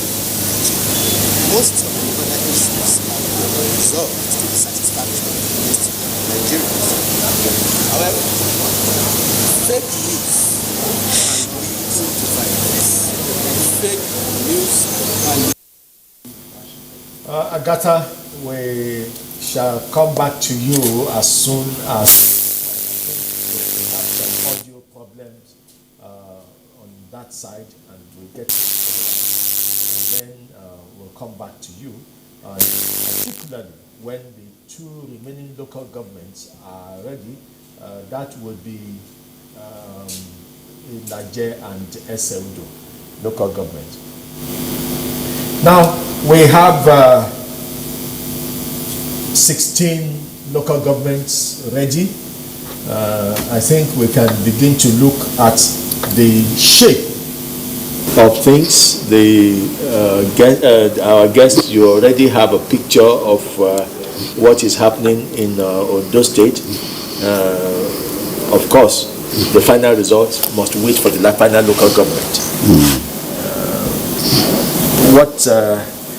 You are not a political commentator, Nick, but you will have to delve into how this election is taking shape. 3 main candidates, 17 of them contested. People are not really bothering. INEC must announce all the 17 participants, even if it is 0, you must call it so. But media would want to save space and time. So we are concentrating on those 3 that so give us your impression of the top 3. Well, I think so far so good. We have only 2 local governments outstanding from 18, and God willing, before 3 p.m. I think the results should be in. And one thing that elates me is the peace that pervaded the entire process, from the actual conduct of the election at the polling units, to the collation at the registration area centers, the collation at the local government centers, and now the state collation center. I think this bears saluting all stakeholders for a job well done. And I wish also to observe that the annex results portal, as at 10:30, we have had 2,995 results uploaded and viewed.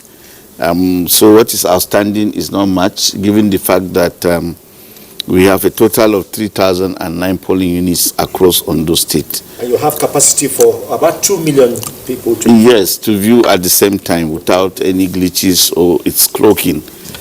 So as I said this, I'm sure hundreds of thousands must have viewed the results, because if you look at what is trending in the social media, it is these results that are being uploaded and people are following them. There's a lot of chatter about the conduct of the elections, and I think it helps.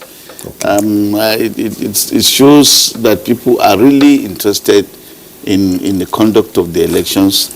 And I remember that even in Edo, members of citizens of Edo in diaspora showed more than casual interest in the conduct of the elections in Edo State. And this is also not I'm sure this is also generating the same kind of interest amongst Nigerians and members of the international community. What we have seen is that the processes were put in place in INEC have worked, in spite of the fact that there were some challenges here and there. But these are challenges we anticipated. For example, because the shelf life of the smart card readers, has lapsed more or less, we expected malfunctioning of the smart card readers. As a result of which we deployed 104 registration area technical support staff to... That brings me to this issue. Yes. Talking about smart card readers. You know, about 2 weeks or so before the Ondo election, one of the containers containing smart card readers went on flames. Yes. How did that affect the election? Well, it didn't affect it in any way, because thankfully this occurred 2 weeks to the conduct of the election, and we had redundant smart card readers in states adjoining, Ondo. So, and Oyo State is a bigger state than Ondo. Yes. So what we did was we moved most of the smart card readers from Oyo State. And INEC has not been able to find out if that inferno was as a result of sabotage. Well, there's an investigation that is ongoing. I'm sure after the conduct of the election, we will be able to have a report, and we'll be able to determine exactly what happened, because our attention has been on the conduct of the election and replacing those smart card readers and configuring them to be specific to the polling units in Ondo State. So our attention was on that. But after the election, we will now go back again and review the conduct of the election holistically.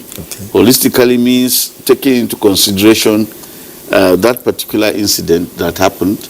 And I think the question people keep asking is, why do such incidents precede the conduct of major elections? And we've also said... It's becoming more than a coincidence. Exactly. So we've also shown concern about it. We are not happy that such things happen, and that is why the Commission insists on investigating this particular one, and then looking at others. What really happened? Is it that we have challenges with power surge, or there is something about the smart card readers that makes them inflammable? So these are things we have to look at, because someone was observing that the products used, the battery and the substance used to build the smart card reader and make them, easily combustible. But it's not something scientific. It's not proven. But it's something we are looking into, so that we address it. We want to avoid that kind of incident, because it embarrasses us. Dr. Hamisu, let's finish treating this issue. We'll go to results very soon.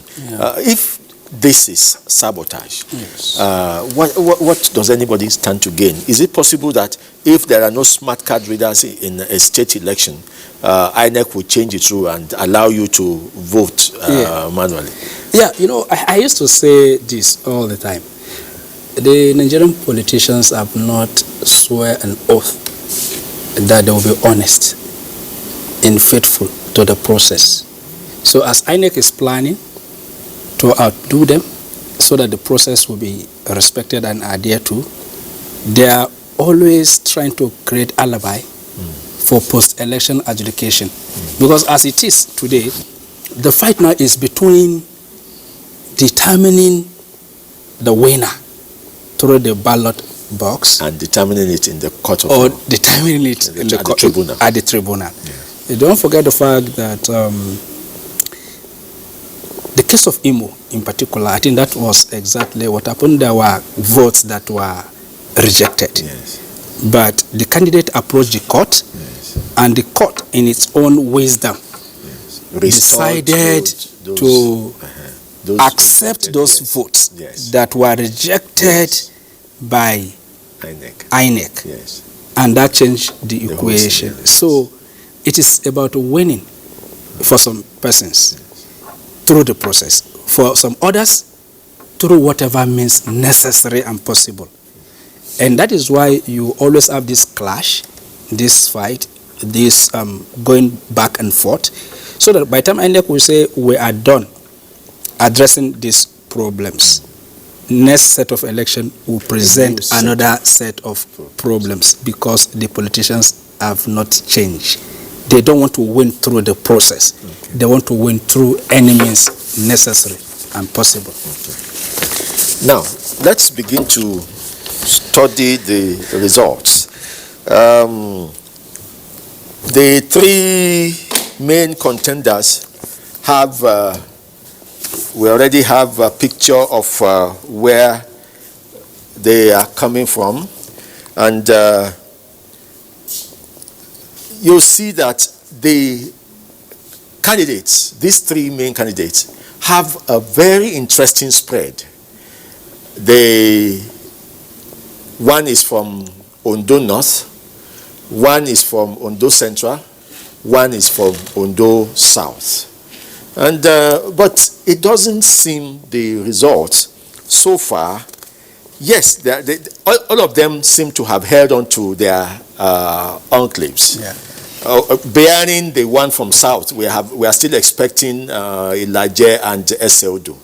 But the ones from Central and the North have done well in their areas. Let's start from Ifedore. Ifedore is in the North. And there we have the incumbent governor, who is having 9,300 votes.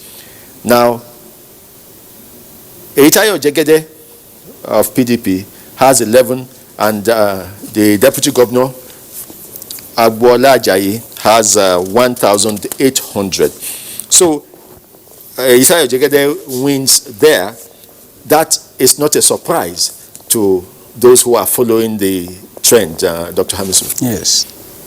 Yeah, one of the parameters we use in judging a candidate in an election, whether his people are together with him or not, is the fact that he's able to win not only his ward, but his polling unit before you come to the larger umbrella, which is the local government. So if it were to be the time of option A4, we would have said that he's loved by his people. Probably he has done more for the people of his area, and they decided to translate that into vote for him. So, and it equally showed that the incumbent too made inroad into that local government, probably because of his developmental drive and whatever, or is able to dispense patronage. So he was able to slug it out with him. But the issue there is that Eitayo Jegede is with his people, and the people believe in him, and that translates to winning his local government. Now let's take a pause and discuss Agbola Ajayi. Agbola Ajayi is the incumbent deputy governor. From the results so far computed, it would seem he has lost out as deputy governor, even though we're still waiting for the final computation. But we have 16 local governments out of 18 local governments. It will take a miracle for him to bounce back. He still remains a sitting deputy governor, Nick, by virtue of our laws and the court pronouncement. Since he's contesting on another party, very interesting scenario there. Yes, we noted that, but very soon that tenure will lapse. Yes. And I think it's even one of the reasons for which we had to conduct the elections in Edo and Ondo. The two elections are end of tenure elections, and they are not movable. Yeah. If you dare to move them from the dates that we enunciated, it will affect the tenure. It will create its own constitutional crisis, because the dates are constitutionally circumscribed, so you cannot move them. But I think what you are observing will automatically, by the time the result is declared, a winner emerges. At the end of the day, the tenure of the incumbent and his deputy will lapse, yes. And whoever is declared, takes over from there. So that lacuna will not be there. It's seamlessly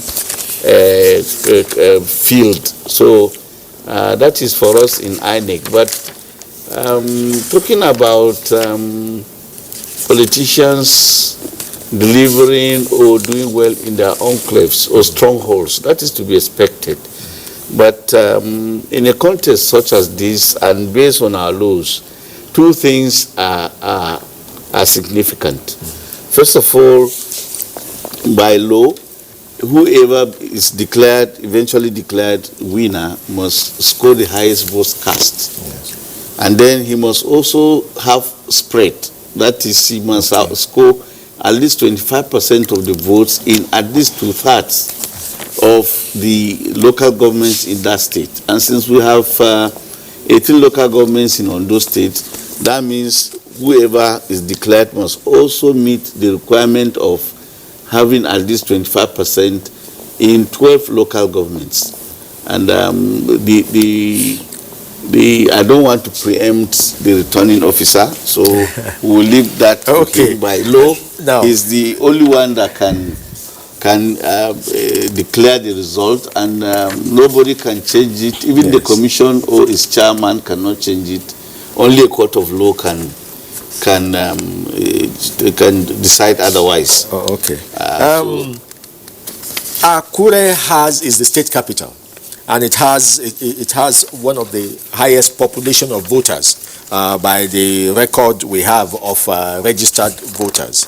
And so when we come to Akure North, we see Eyitayo Jegede coming up again after about 6 local governments in the whole state falling to the incumbent. We go to Akure North and we see Eyitayo Jegede taking up his pace again. But then we go to the central part of the state, which shares the same thing with Eyitayo Jegede, where he made inroads in the zone. But then we must not forget the north, which is where the incumbent governor comes from. Now, the incumbent governor, from the results we have had so far, has shown that he was a governor for the state. Yeah. Even the local governments where he did not win outright, he got substantial votes. But let's give respect to Owo, his very home base. Yes. Look at the margin, yeah. Dr. Hamisu. Yeah, I will return to what I said earlier on. It shows that the candidates are with their people and the people are with them. But coming back to what Nick said, constitutionally, highest vote as well as spread is what is taken into account. And as you rightly pointed out, if the incumbent is not performing and maybe it's not running all-inclusive government or governance process, that will translate to even losing outrightly, because he may not get the highest vote in those local government and the needed percentage that will give him the spread would have been lost. So by the time he loses either of these, then there will be a problem. He won't be declared as the winner. Yeah. But in order to maintain the two, and his action, and in other local government where outside his own zone, yes, he relies on what he has done and the people that are together with him. Mm-hmm. So if his work will not speak to him, right, what is left is for those people he has worked with. Those people he has worked with, were they able to touch lives? If yes, that will translate to goodwill, that will translate to vote. Except where there are violence. We will now realize that, okay, maybe the parties contending do not have the goodwill that can translate to peaceful vote. So they are now resorting to what? Violence in order to change the figures that will suit them and then give them edge in the process. Now, one area that surprises me is in Ondo East. Ondo itself is a very it's a metropolitan center in Ondo State. Yes. But it has about the lowest turnout. Less than 15,000 voters voted in this election. Yes. Do you have any idea of what Ondo people went through for them not to come out to vote in this? Just 15,000 total. Well, one of things I have seen in my sojourn in this electoral cycle and the rest and participating in the election, in most circumstances, the elite don't vote.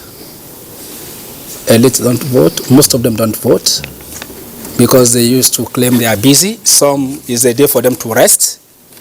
The second thing again is, as a metropolitan city, if you have a lot of non-indigens in those locations, they only register to vote during presidential elections. Local elections don't even interest them because of these indigent settler issues that we're having in Nigeria. So most people will if you check our electoral results, election results so far. Let's say gubernatorial election, you will feel that the state capital will produce the highest vote. It's not always the case. Most people in the state capital will prefer to remain in their homes. Where people vote most are the rural areas, because they attach much importance to it. So for us at the urban centers, we often take all of this for granted, and we feel it is a day for us to rest from our daily routine. Yes. So we relax at home and we monitor the event on Facebook and WhatsApp. So we ended up even transmitting fake news instead of going out to vote and monitor or observe the process. So this is the trend that has been the case in the last few years that I have monitored. Even within FCT, you will be shocked during elections. You'll be thinking, okay, Amak, there are many. This is so. Somebody a tribe will come out and say, our people are the majority in FCT. I'm going to win the election. During the election, you see, we get like 2,223 votes. And then speak to this. If we are saying that we don't have to lock down when there are elections, and yet during elections that there is lockdown and you allow people to have nothing other than voting, people still are lackadaisical about it. What if we get to the stage like in advanced climes where people are going to their offices and just stopping over to vote and continue? What would be the attitude? From INEC's position, what promise does that have for turnout? Well, I think, yes, we have had issues with voter apathy in some areas. In Abuja, in municipal, in Anambra, for example, and we have also seen a steady decline in the voter turnout since 1999. And I have not seen an empirical or scientific work that has been done. So most of what I'm going to say are just enlightened guesses. They are not predicated on any scientific study that has been done. But sorry, please. There's no scientific study as to well, know whether if that would declare public holidays, the more people go to vote. No, with respect to voter apathy, which we just mentioned, we once commissioned some academics from, I think, the University of Ibadan to take a small sample size, but it didn't go beyond it was not globalized. But what I can say is that I think in most cases where you have that kind of apathy, where it's endemic, is because most of the people are not interested in local elections. And then you also see that during elections, particularly in Abuja, there are certain quarters, certain elite quarters like Asokoro and Metama, where people hardly come out to exercise their franchise. But on the whole, I think the issue of voter apathy might have to do with one or two things, one of which is people's initial fear that their votes will not count. But now that the votes are counting, we are likely to see a renewed interest in the electoral process. Then I think that... Sorry, Nick, we'll have to go back to Akure now. I think they are ready for us for another segment. We'll be back for more of these analysis when we are done with Akure.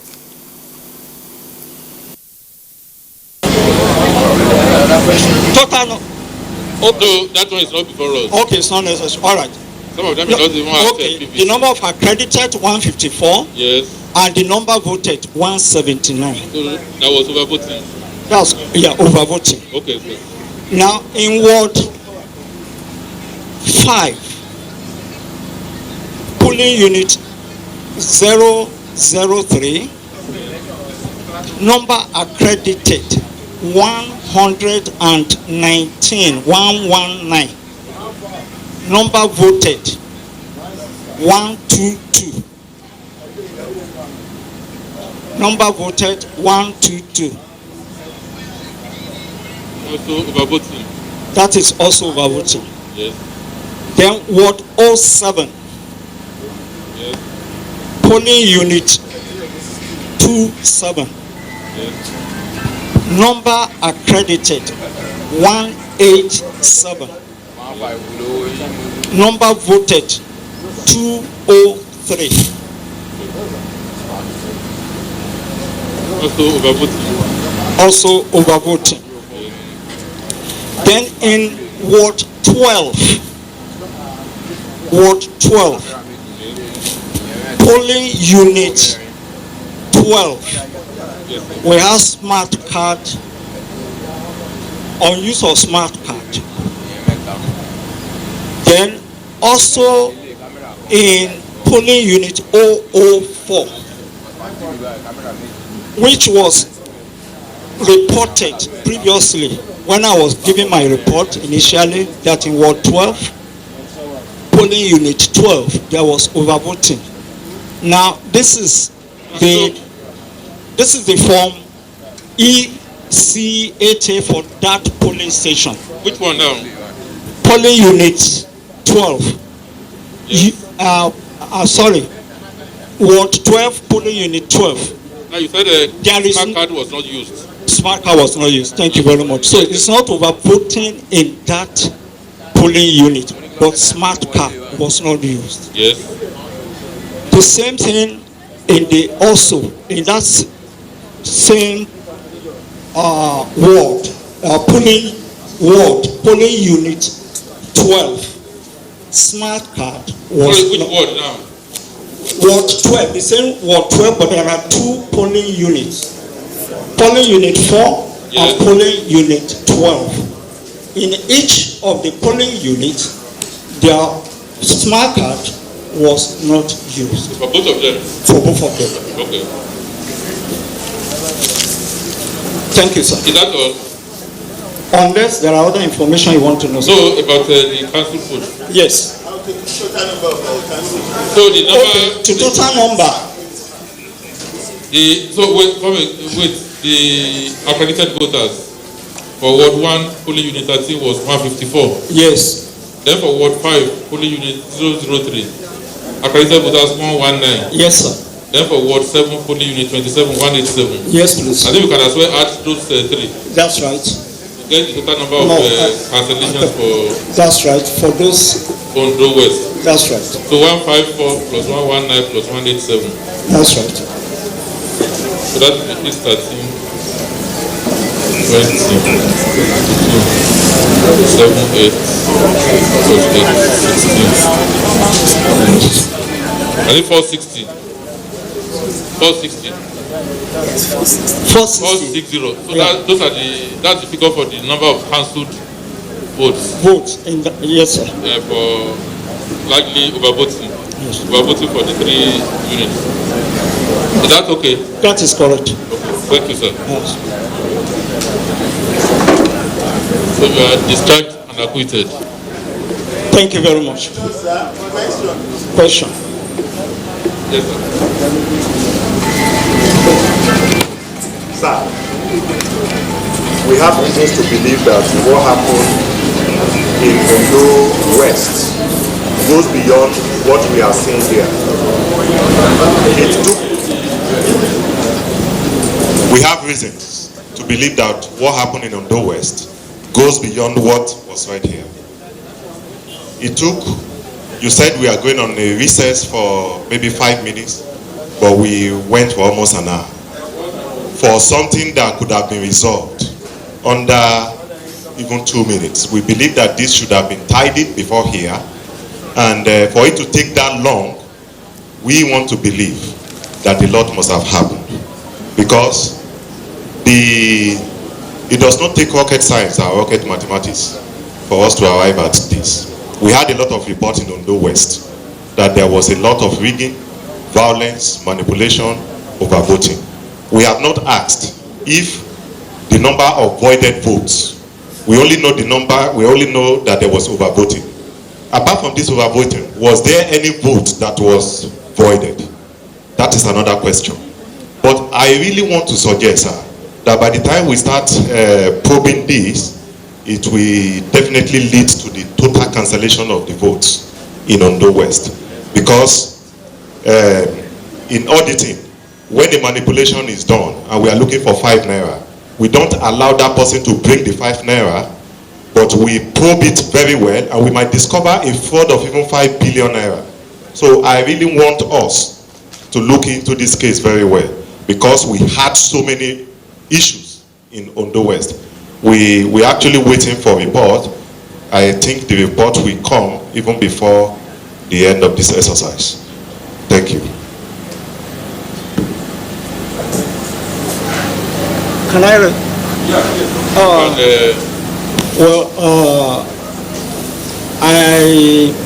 I'm highly surprised for the comment made by the last speaker, because we didn't have any issue other than what we had reported here. In fact, it's so surprising. I was just looking at him, when he was talking. You can probe, but we have all the documents here. And I want to explain to you why it took long. Because I work with facts. I don't take figures arbitrarily. I have to go deep into the papers used, even at the police station, to extract this information, to be sure that I am giving the right report. And you can go and probe to any level. I know that we are in order. So it took long because we were dealing with documents, volume of documents, and they are there if you want to see. In fact, I brought these two here in case there is going to be question on it. That is right from the polling station. So the information we gave here are the information or what actually happened during the period of election. When it comes to manipulation, count me out. I will never do it, and I will never be part of it. Thank you. Without due respect, I know you couldn't have been at each of the police stations. I mean, it's practically impossible. Even if you're a magician, you can only depend on the data you collected from each police station, which most of them are already on the social media anyway, even before we left this place. 5 minutes, 10 minutes after the conclusion of voting, they already pasted in their photographers, social media. So I believe you, sir. Your own is just to take the result from all the various police stations at the ward level. The ward will then come to the local government headquarters. I think your own assignment was at the local government headquarters. Yes. Just like me, of course, I never visited any of the 3,009 polling units. I mean, I didn't visit anyone. So just the one at the polling station, to the ward, then to the local government. So it's the one at the local government that you are bringing here. Based on it's just arithmetic of what happened at the various polling stations in your local government. In this case, Ondo West. I think it's fine. I think the gentleman with Aketi. That's ZLP, I mean. ZLP. This is APC. I want to thank the umpires for a job well done so far. And I want to reply to what he has said. I think what happened in Ondo West is very clean enough that we should not apply any sentiment. The reporting was not about violence. There are one violence in one place. The remainder are overvoting. And where there is an overvoting, the result is supposed to be cancelled. There is not. The law is so clear. But for you now to apply sentiment and say there was violence, there was this, there was that, who gave you the report?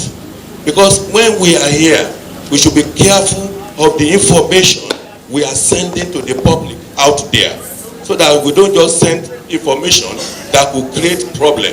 Because I think what we are hearing here is what we must respond to. And if your agent or your people in the local government, they have reported anything to you, then you state it exactly the same way they have stated it to you.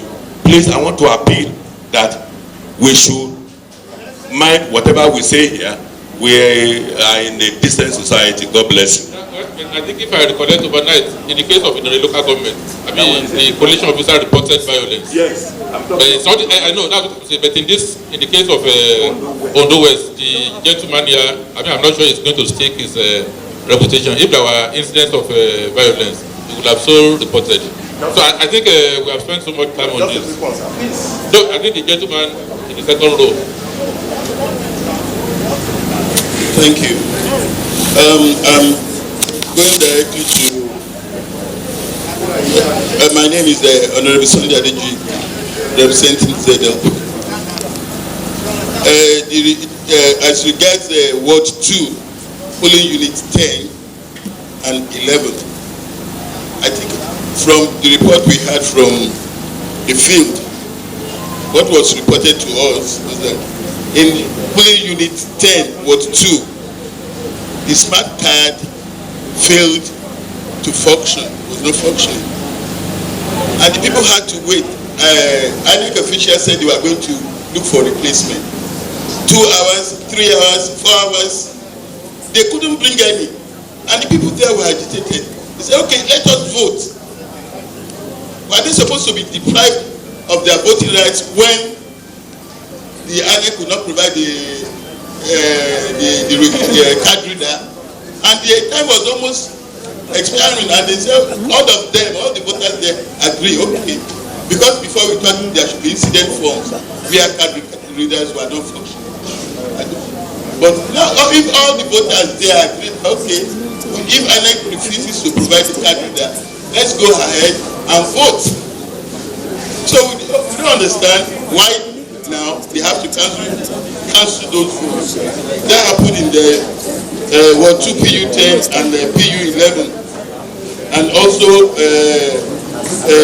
Ward 12 PU4 and PU4 and PU12. So exactly is that fault? Should the voters be deprived of those number of votes? Should a political party be deprived of those number of votes because they couldn't get the candidate? Thank you. I think you have spoken eloquently on those cases. And I think the reports have been collated. I mean, we are not law enforcement agents. And we also know that if there are complaints of irregularities, I think there are opportunities for people to ventilate their grievances subsequently. I mean, I don't have power to cancel any vote here beyond what the collation officer is presenting. I wasn't there. So,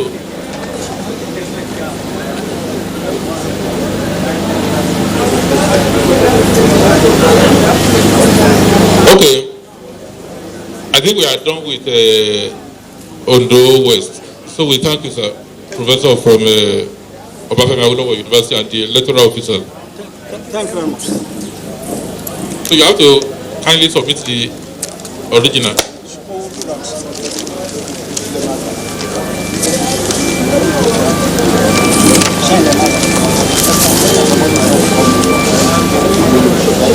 Is the local government ready? Or you need 2 minutes? It's not ready yet, but they have arrived. Okay, so we'll wait on you. Like, how long do you need? How much time? 10? Okay, we'll give you 15.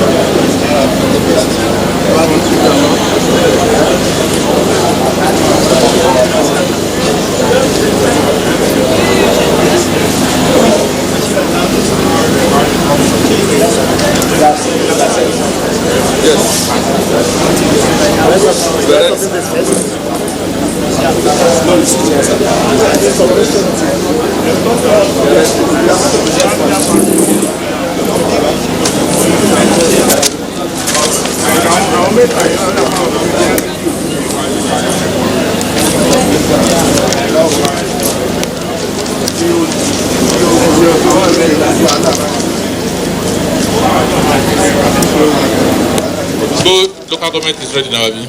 Yeah. Okay, please, you have the floor. Yes, good afternoon, everybody. All protocols observed. Please, you have to use the mic. Yes. Thank you very much. This is the result of 2020 Ondo State Government election in Odigbo local government. My name is Professor Oladeji David from Obafemi University. I'm Adela Olusegun, the electoral officer of the local government. Thank you very much. Let me read out the names of the registration areas. We have 11 registration areas. Okay. Number of registered voters, we have 134,674. 134,674. Number of accredited voters, 43250. 43250. Scores of each of the political parties. A 35. A 35. AA 10. 10. AAC 94. 94. ADC 284. 284. ADP 283. 283. APC 23571. 23571. APGA 23. APM 45. APP 7676, LP 168 168, NNPP 2525, NRM 4545, PDP 9485 9485, PRP 5454, SDP 285 285, YPP 4949, and the last ZLP 6540 6540. Total valid votes 41072 41072. Rejected votes 1922 1922. Total vote cast 42994 42994. That is how far the result of election in Odigbo local government. Any cancellations? Yes, we have 3 cancellations. The name of the, do I give the name of the polling booth? All right, Ajana Village with the polling code 008.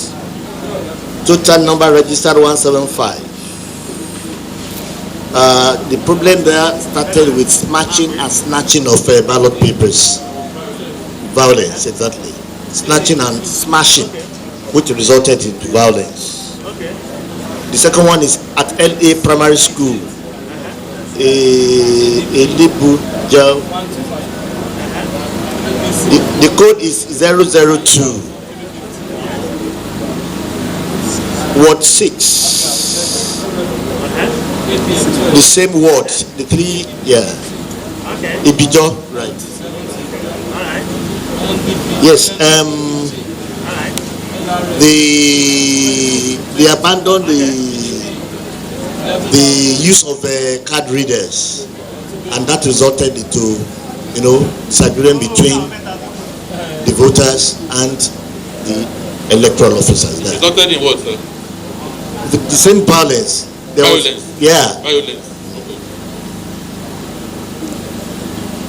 And the third one, Taibo Village. Which word? What's the same word? Word 6. Yeah. There they abandoned the use of a card reader. The code is 002, 003. Is 003. And this led to the cancellation of the result in. So what is common to the 3 units in the Odigbo where you had issue was violence? Exactly. Snatching the ballot papers or refusing to use the smart card reader. Exactly. Sorry. I made the summary. That's summary.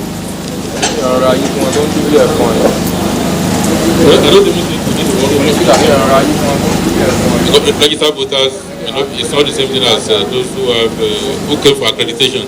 If anything, the one that you can do business with to be those who are accredited. I think they were all accredited before the violence erupted. If you have an idea of the number of accredited voters in each of the 3 units, respectively. Yes, we have. Accredited voters. Yeah. How many were accredited at Ajala Village? 175. Yes, you said that. 370 in LA Primary School. Yes. And 462 in Taibo Village in Abidjan. That were accredited. Accredited. Before the outbreak of the violence. Exactly. Okay. Total number 1007. 1007.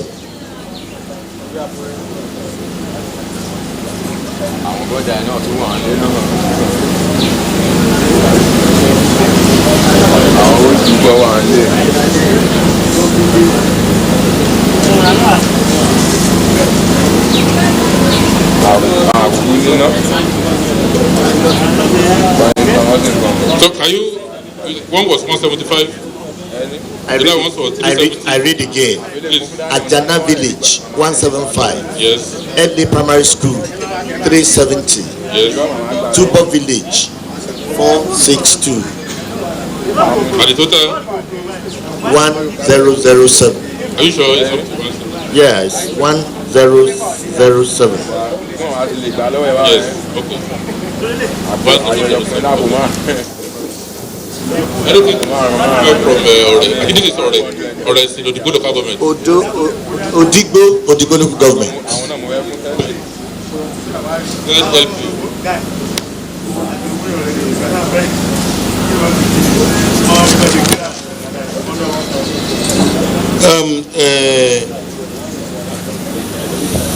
I think wrong attributing the cancellations to violence. Instead, I will insist it's still INEC negligence.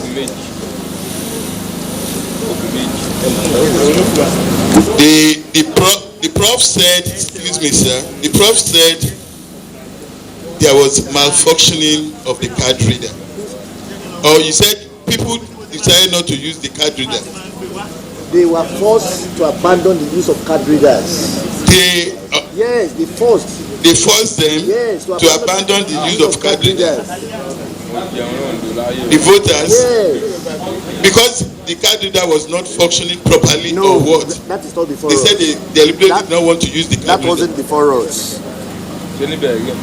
What we were told was that they forced them to abandon the use of card readers.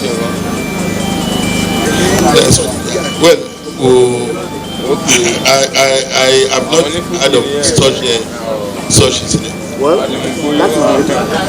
that was exactly what happened.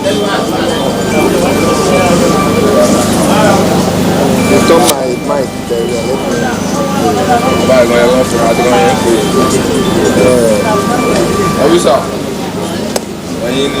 do that to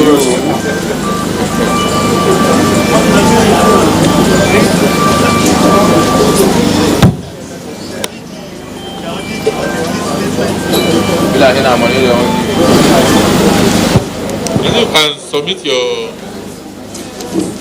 result sheet.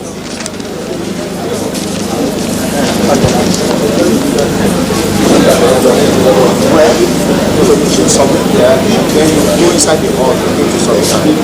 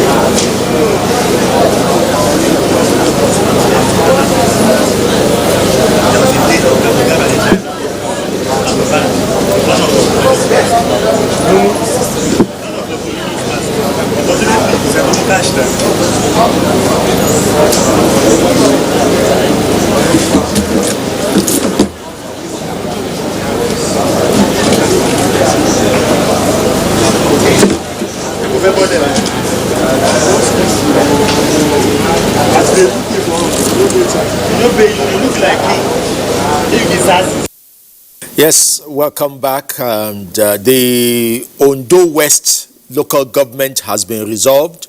We can tell you APC led in that local government 15,977. PDP has 10,627, and Zenith Labour Party has 10,159.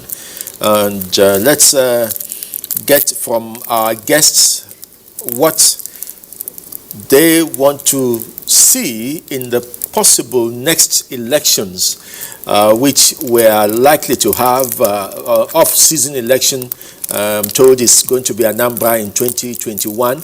As we bid them bye-bye for participating in this election, let's have from you first, Dr. Hamisu, what you would wish to see in next year's election that we should not be talking about as repeatedly the way we have always repeated issues on every election. From the guest in the studio in Akure there, I heard them saying the election is a remarkable improvement, and it is totally different from what has been anticipated. In their words, they witnessed a lot of improvement. What we want to see going forward is an election that will go with fun, not tension. What elections supposed to do is to relieve people of tension. Elections supposed to take away violence.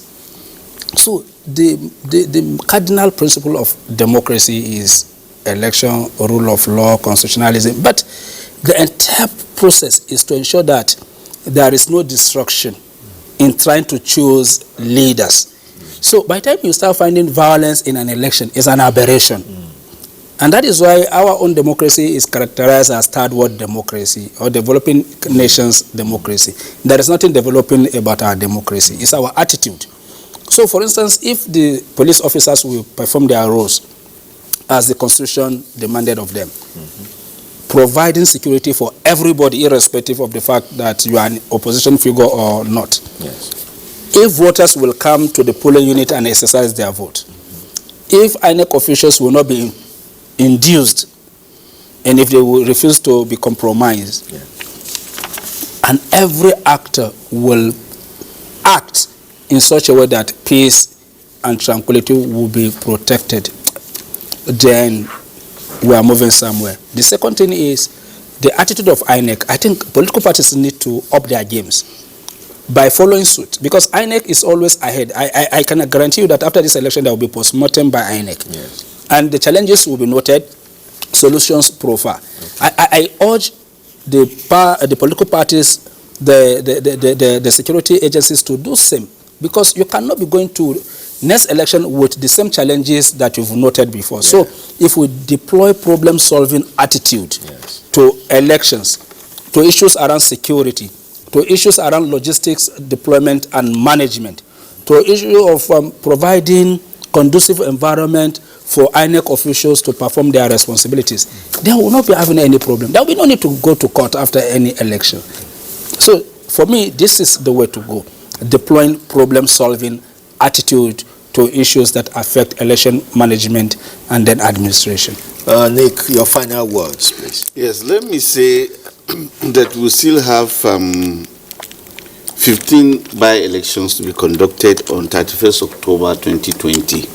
And out of the 15 elections, we have 6 senatorial elections and 9 state constituency elections. So when you take them together, I think they amount to maybe 3 governorship elections. Wow. If you consider that in each state, we have 3 senatorial districts. Okay. So the senatorial elections, 6 will take 2 states, and then the 9 state constituency elections will amount to, say, the conduct of an election in a state like Bayelsa or the FCT, where we have 6 area councils. That is another logistic yes. burden on INEC. So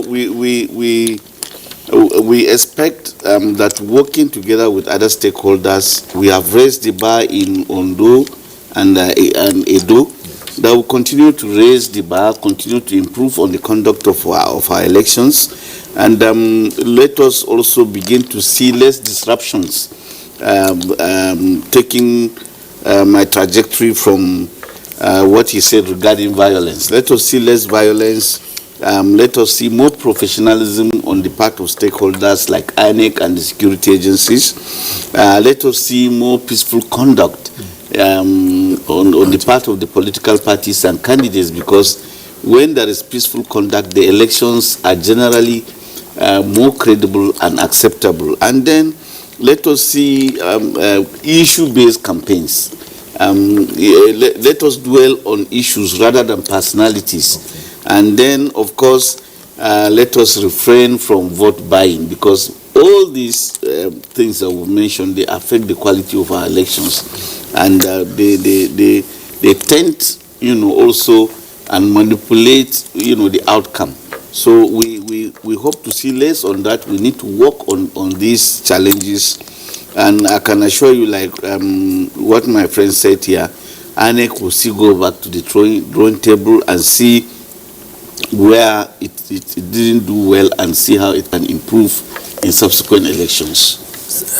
Mr. Nick Dazang there, the Director of Voter Education of INEC, and Dr. Abdul Rahman Abu Hamisu, Public Affairs Analyst and Political Scientist, all helping us to get a good picture of what the Ondo State Governorship election has been like in the last 2 days, but specifically this morning they have guided us with their thoughts on this election. And mostly what we have tried to do is to ensure that we look forward, we have an insight into what we should be doing forward looking. I want to say thank you for coming, and we'll have you again anytime elections beckon. Yeah. And for now, we continue our transmission of the Ondo elections. We have the two more local governments, critical local governments, to highlight, to announce, and thereafter the totality of the scores of all the 18 local governments will then be announced. For now, let's take a break and we'll be back with you in a moment.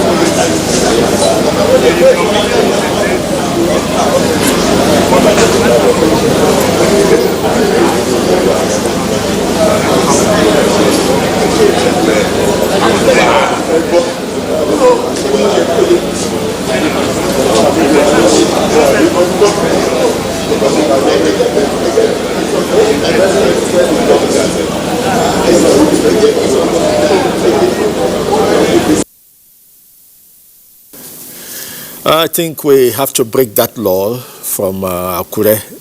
Again, let me let you know that 2 local governments are being awaited.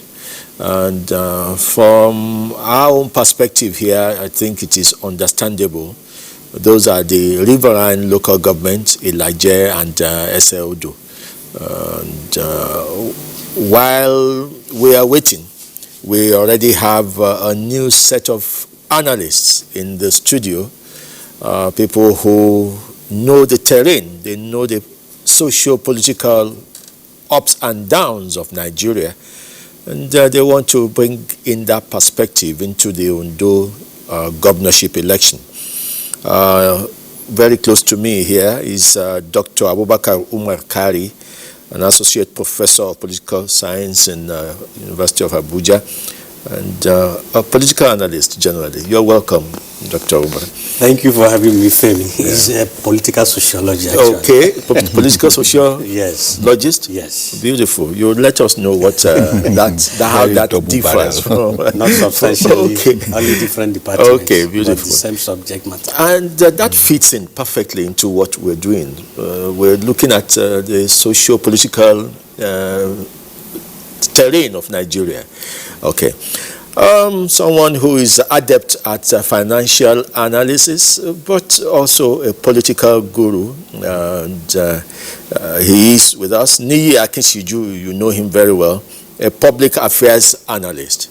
And so he too fits in perfectly into this. You're welcome. Thanks so much. My pleasure as always. Okay. Niyi, let's talk about Ondo and what is coming out of it.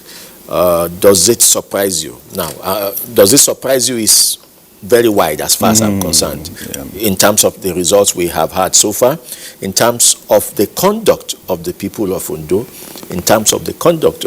Just give us a picture of what crops into your mind as this election begins to wind down. Thank you very much. I think first I also need to establish the fact that I am from Ondo. Oh, great. That's great. So I am coming from the context, you know. So I understand the politics and of course the geopolitical terrain of the state. I am not surprised. If we look first at INEC, INEC had started evolving a pedigree that we can relate with, you know. And I didn't start my benchmark for that pedigree from Edo, you know, from other elections. We have seen an evolution of deployment and adaptation of technology.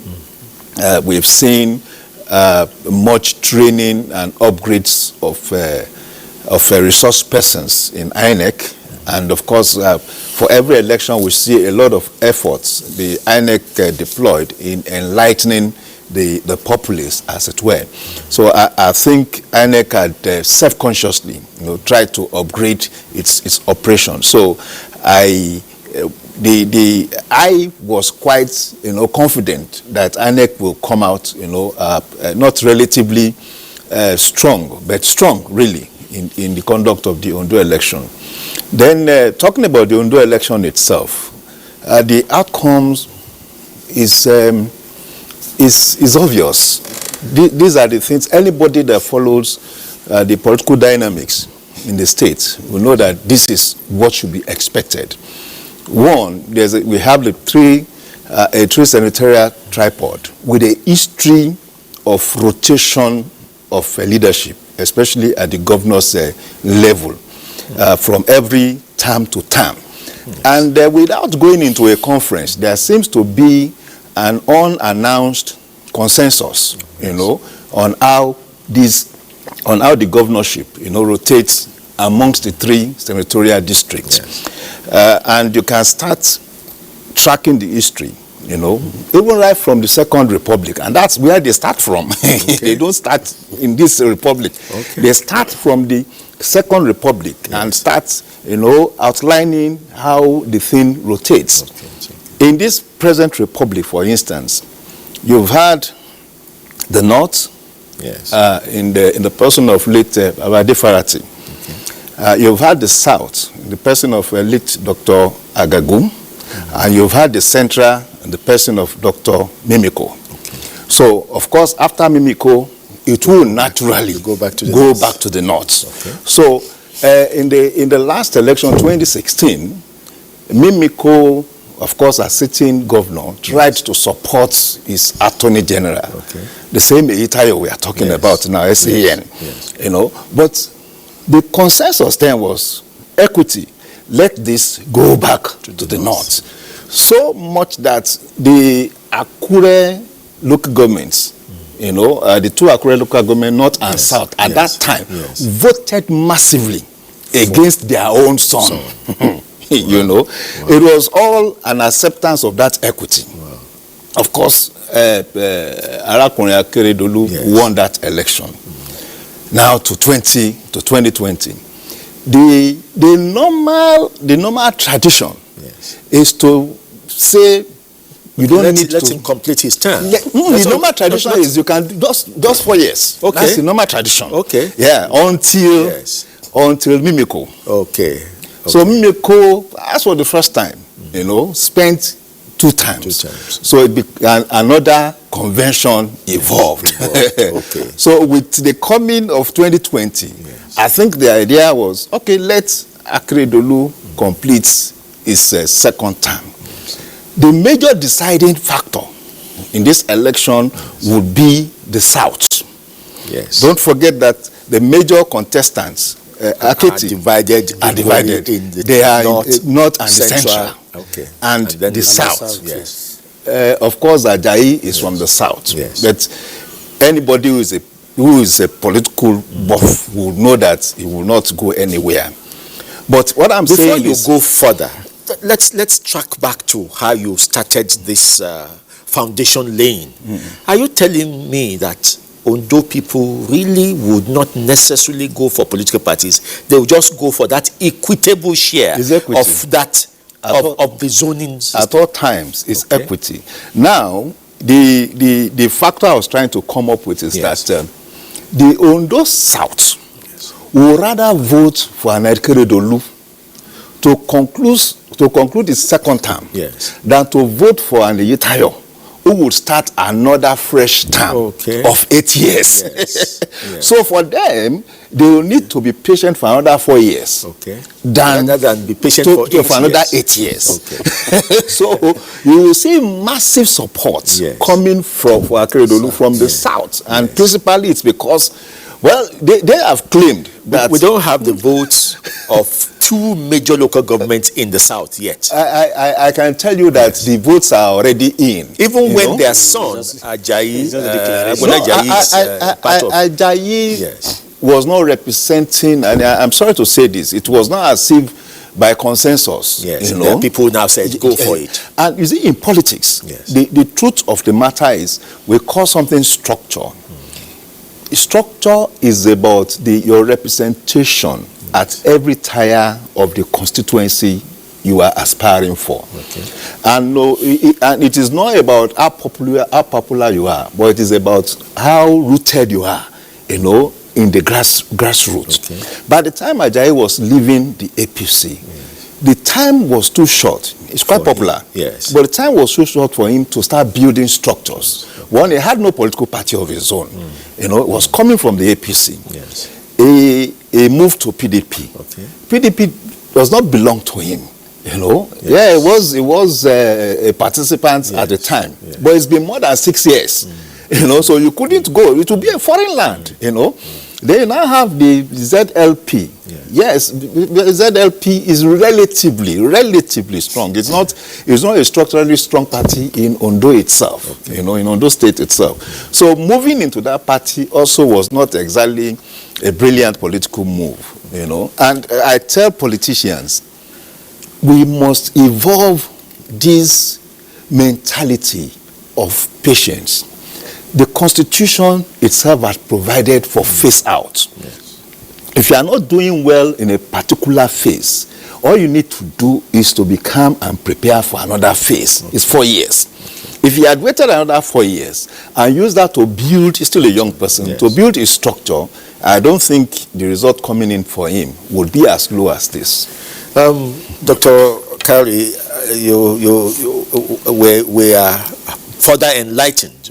Everybody had a picture of Ondo, but Mr. Kishiju's foundation now gives us a better footing. Give us your own picture of what is coming out of Ondo, how that relates to our politics in Nigeria generally. Is there anything to learn from the Ondo people? Yeah, a lot. But my general view is not going to be substantially different from his. He stated the basic facts. There are a lot to learn. apart from Ondo, I think it is only in Niger State that this strict adherence to the rotation principle among the 3 zones has been faithfully kept, which is quite impressive. Could it therefore be a miscalculation if a political party comes and does not follow, does not read the people and just picks a candidate for the sake of picking? Yeah, it could be. Just as happened to Ajayi, who took a huge risk as a sitting deputy governor, having parted ways with his principal. He moved to PDP first, but PDP is a well-established party and he couldn't have a headway there, and moved to a relatively weak party. He took another risk again by trying to reenact what his own godfather Mimiko did, moving to Labour Party. He got away with it because it was in sync with the established consensus then. But Ajayi took double risk, trying to thwart an established arrangement to sneak in and under the platform of a relatively weak party. So I think these are 2 risks that could not be taken together, and probably that is why he's not getting away with it. But I think generally the Ondo State election is full of a number of lessons. The first one, it is now very, very difficult to argue with INEC if INEC says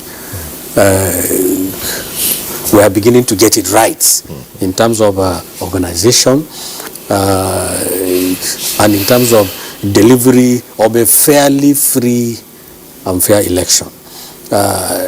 It's a process, as mentioned by Mr. Akinsuji, that has taken some time in evolving, even though there are some setbacks in Kogi State. But the Edo experience and the ongoing Ondo experience has given us hope that actually INEC can get it right. The political class can also get it right, because from the reports, from the observations by monitors and so on, both in terms of organization, Yaga, for instance, said 77% of polling centers receive election materials as at 7:30. We have had that before, even though there was a slight reduction in Edo State. And if you look at the general atmosphere, the election was substantially peaceful, which was again the earlier doomsday prediction.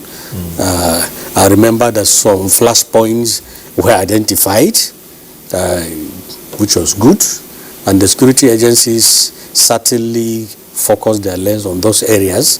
But as always, it is the electorate themselves that determines whether an election can be peaceful. And apart from some isolated cases, particularly in Akure, the elections were peaceful, which also means that it is possible to have a keen contest but still have a peaceful election, which is very good, heartwarming. And this elite consensus in Ondo State, I think it is something that should be emulated in so many other states. It gives inclusion and participation. If people will silently take a position that, look, let everybody have it from time to time, it will reduce bitterness and desperation and even guarantee a sense of exclusion. Yes. So these are some of the lessons. But there's a low point for this election in Ondo State, the turnout. Let me give you some figures. In 2011, we had 30.9% turnout. In 2016, it was 35% turnout. In 2019, there was no governorship election there, but there was presidential election, and it had 21% turnout. And from what we are seeing in this election, it's barely 35% turnout. In spite of the sophistication of this arrangement in Ondo State, which is, like he said, can be emulated by other states, there doesn't seem to be a sophistication in terms of coming out to vote. What do you think may account for that?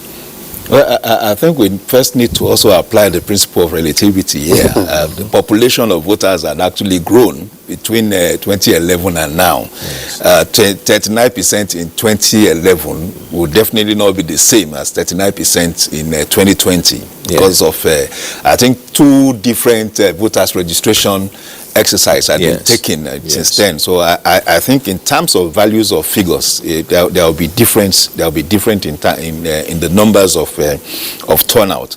I also believe, that generally there is that it's a Nigerian thing. Exactly.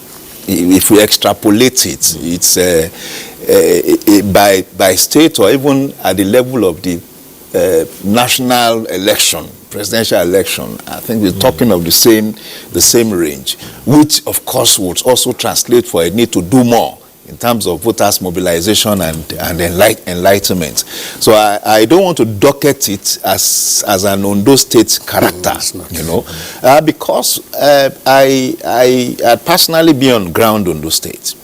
And I think what also goes for the governor, for the incumbent, is that it has so much to point to, and if you have a governor that has that record, it's supposed to be a motivation for people to come out.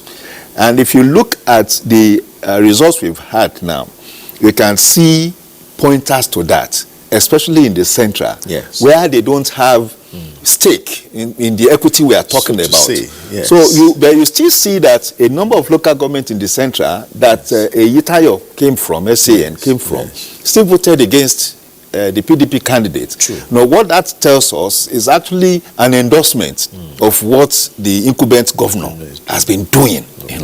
Hardly do you go to any local government and you'll be able to point to 2, 3, 4 roads constructed. No matter how far it is to the capital. So he has a record he can reference, and of course at the debate.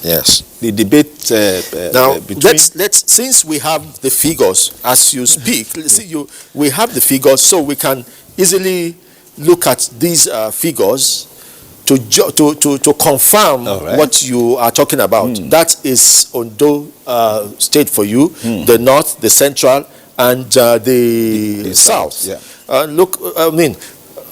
Look at let's say Akure North, of course, went to PDP.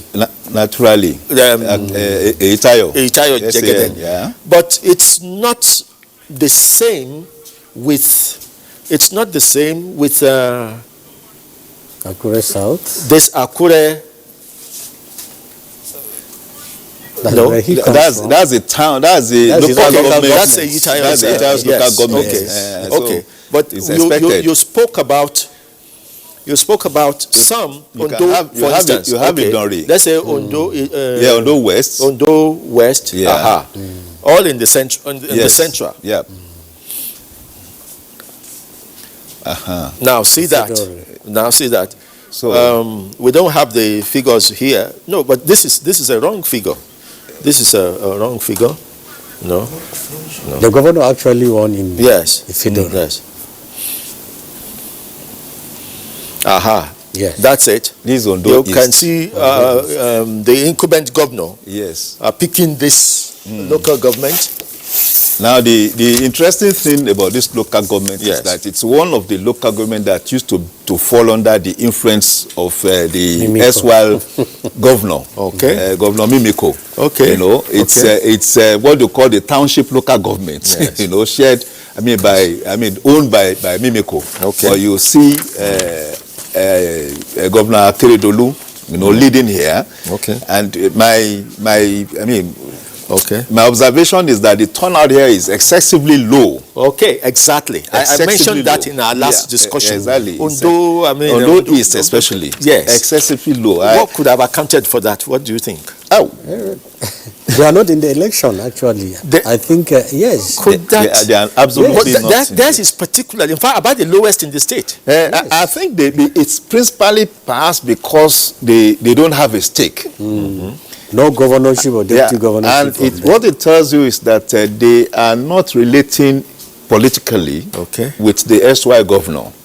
Because the SY governor, being one of his own local governments, should have been able to mobilize, for his candidate. And his candidate actually came third in that local government. Just as he came third in Ondo West, his own home local government. Of course, the turnout was relatively high, but the incumbent governor led with more than 15,000 votes there in Ondo West local government. And of course, the same with Idonre local government too. Also in Central. Idonre local government, Ondo. In fact, in Idonre local government, the Idonre local government is the seat of the senator representing that district, the PDP. So you expect that the senator would deliver on Idonre, but one of the campaign things I heard during campaign is that since PDP had 2 senators, in Ondo State, it would help in this election. It doesn't always seem to work out, Dr. No, it doesn't always follow. There are so many cases in other states. Sometimes the emergence of a particular senator or member of House of Reps will be purely because of some internal dynamics. And every election is usually taken at its own merit. Yes, the fact that a particular senator belongs to a particular party does not necessarily translate into that party always winning in that particular constituency. Other internal dynamics are also very, very important. And I think there are other factors to also look at. The political history of Ondo people right from the Second Republic, they have been fiercely independent, very, very proud of their own choice. They don't necessarily follow the bandwagon, even within the Southwest. The presidential elections are reference point, and they can actually decide to vote different parties on different election days. So they are not usually a bandwagon people, as I mentioned. Normally they look at the candidate, they look at the party, perhaps performance and so on and so forth. And maybe that is the kind of crisis that Mimiko found himself in while trying to play the Godfather. The people do not necessarily share that particular sentiment. They wouldn't want him to dictate to them. They want to be independent. They want to make their own choice. And perhaps that is the kind of situation Ajay finds himself in. The 2 PDP senators actually lost their local governments. They won their polling booths, but one lost its ward and local government, and one lost its local government. So one of the one of the issues we should be looking at during elections, after putting together all the other theories, which may be very valid, some of the theories you have highlighted. Another theory, I think you mentioned it, is performance. What a governor or anybody who is an incumbent, what he can point to as having done. I think that must have been the one that affected that area. I think for those governors that had spent, Mimiko broke that jinx. What went for him at that time too was a claim to performing. Yes. For those that lost in their second term bid was also because they were not performing well, at least in the perception of the people. So while the equity of rotation exists, the functionality of it is actually anchored on the performance of the governor. Perhaps if Akeredolu had not performed in the thinking of Ondo State people, the equity of rotation may not apply at this time. So perhaps part of the unwritten nuances of that rotation is to say, yes, you have a right to this governorship, but you must perform for you to retain the seat. So if Aketi is retaining the seat, it must be because in the thinking of the people, they performed. Those who are on the ground, like Niyi, would have a different picture. But before results started to come in, I certainly could not have read the state perfectly, particularly because of the spread of the candidates.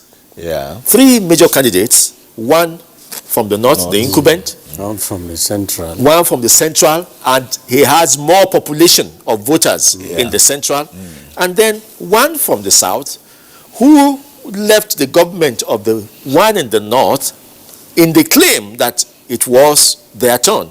So it made it impossible for me to read. But things have turned, Dr. Kari. Yeah, that is one thing with politics.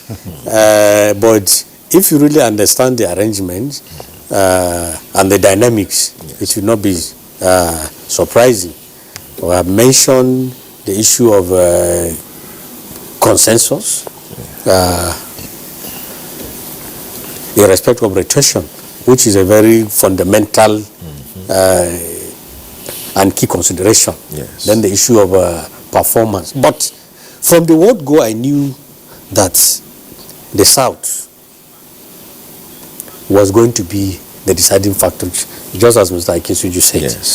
The APC and the PDP candidates are quite strong, and they have structures, they have war chest, governors on the different divides have been there backing them, and so on and so forth. And it was also very clear that Ajayi will not do very, very well because of the structure that is propping him on. So whosoever gets more vote from the South will likely custom to victory. So if there is any surprise, which is really not a surprise, is the incumbent taking most of the central local government, apart from his own Akure. But even within Akure, don't forget it is a state capital, and the nature of a state capital is that people from the other part of the country are also there. So that is how the incumbent benefited, perhaps, even if the Akure indigent decided to vote the son of the soil. Those who are not from Akure will not likely follow suit. And that's exactly what happened. Let me remain with you, Dr. Kari, and begin to, of course, the discussion had been opened up a long time. But let's further open it up and see what Nigeria can benefit from this.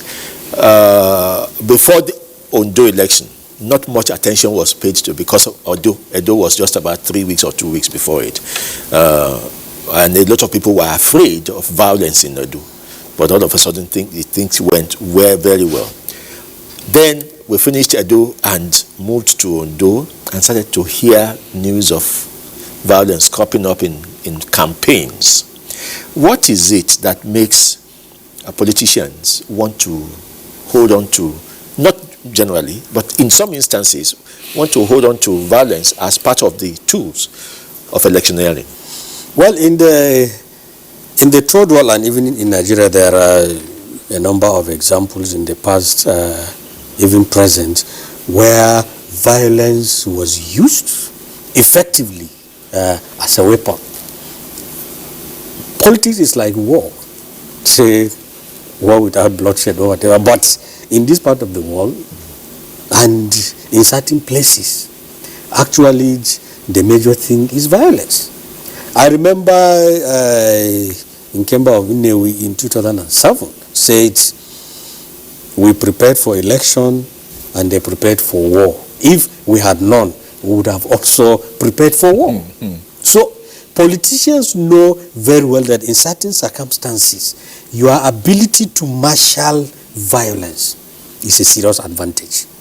It is something when you started undesirable, this, you said in the third world, yes.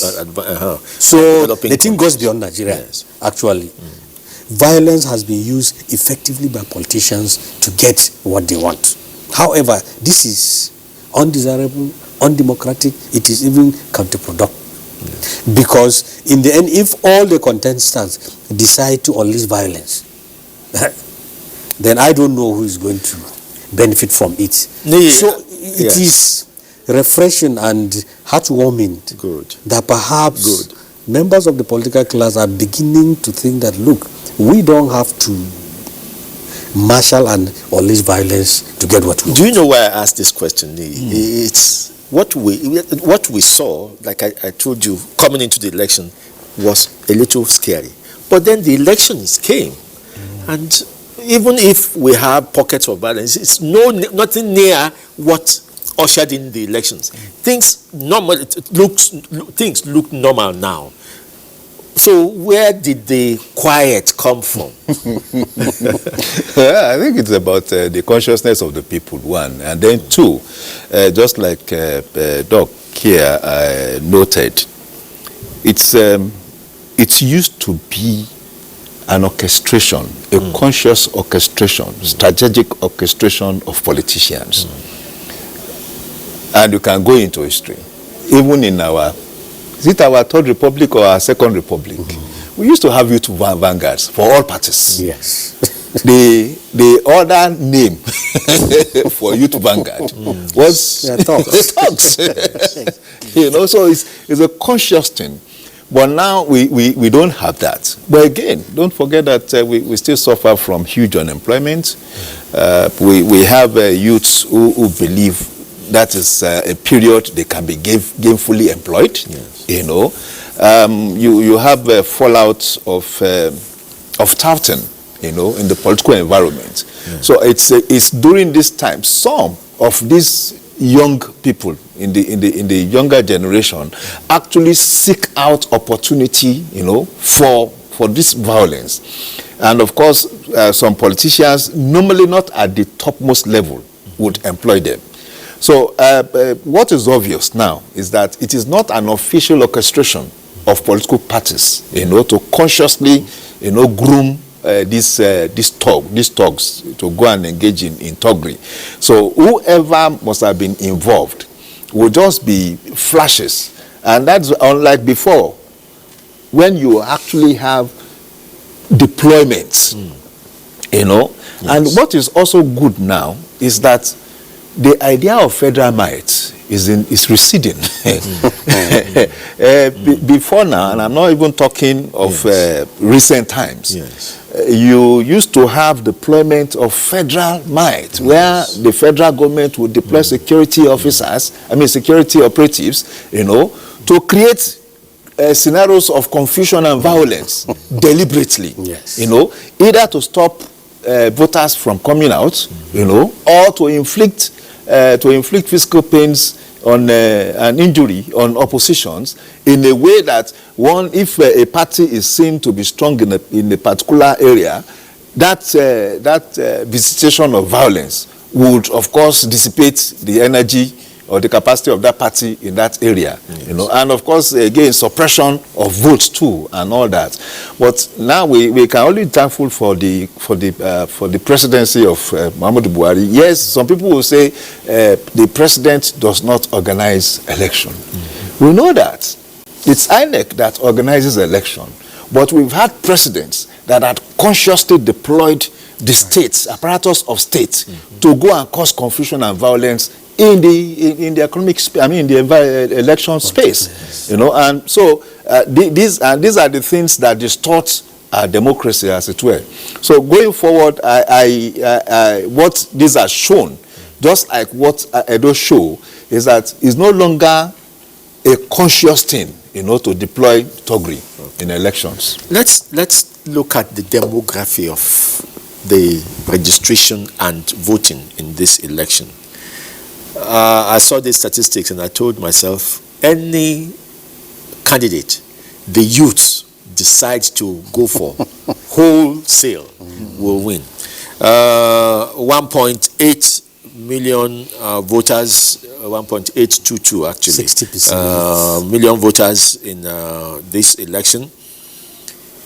882,145, 48% of this number are youths within the ages of 18 to 35. Then middle age, 30%, 556,000. The elderly, now these middle age people are 36 to 50. The elderly are 51 to 70, quite a number in Ondo State. 295,000. The elderly in Ondo State are still very active in politics. And then the older ones, the 70 plus, they have just 4% of the population.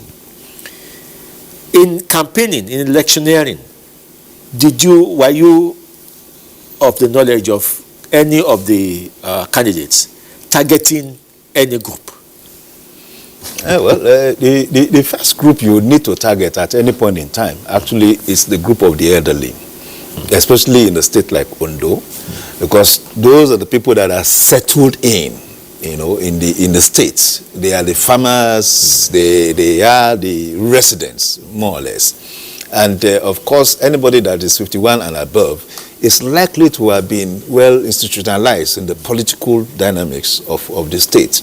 And I can tell you, though it has not been empirically established, and of course I don't have the quantitative evidence, but I can tell you from reports that came in yesterday that bracket of the demography were the ones that first set out to be at the polling stations. Between the 51, we saw some of them on television. If you look at that percentage, more than 50% of voters turnout early in that morning, were in the class of that demography you are talking about. Because one upbringing. I was actually going to go to that upbringing and culture. Those elderly people, they don't go procrastinate. to farm. They want to early do enough, early. and this is what they believe in. They want to go for it. So it's once you have that in a state like Ondo, you are likely to come out tops. Then two. The youth, yes, but we can also extrapolate that into the Nigerian scenario. Yes. How many numbers of our youth? And it's a thing that touches me. In the Nigerian scenario, we have more than 66% of the voting population. Yes. In the youth class, in the youth demography. But how many of them turn up or turn out to vote? So it is also what will reflect in Ondo State. There's a need to galvanize our youthful population, and perhaps more enlightenment, and perhaps a need for purposeful philosophy to be set out for them, so that they can know that the present and the future of this country belongs to them. What is working against our youth now is leadership. You hardly can see any group of youth and ask for their leaders. They do things, but they just how is that an observation? Yeah, I think it goes deeper than that. I think we have to look at three major things, but they are all intertwined. It has to do with a political culture, as we call it, a political behavior, belief, attitude, and these are functions of education, consciousness. Regrettably, people within that age category, they are fundamentally lacking in all these values. political values. That is one. The second has to do with preferences. Regrettably, again, the youth in this country have almost completely different preference.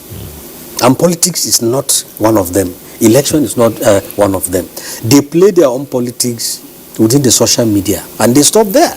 If you go there, you will see debate, acrimonious exchange and insult and predictions and so on and so forth.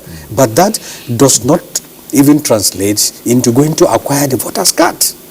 Even few of them that have managed to acquire the voters card don't think it is worthwhile, again, because of low consciousness, low political behavior, very weak political culture to go out and vote.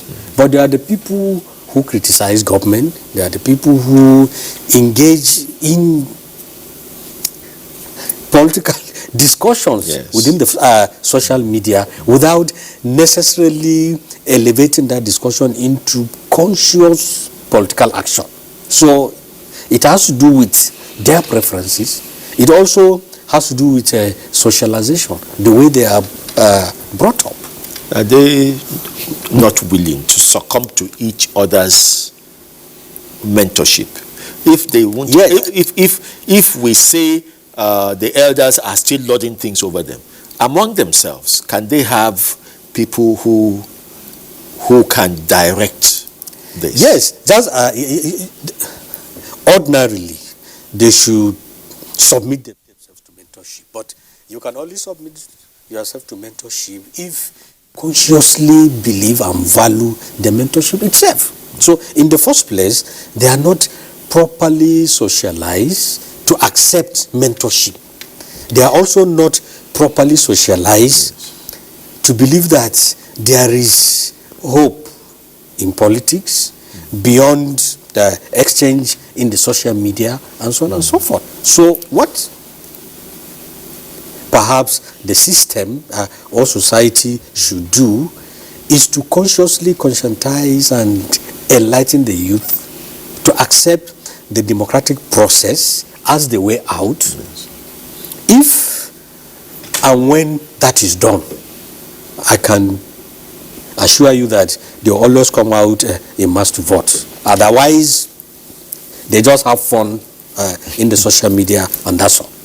What's the role of the elites in all this in Ondo State?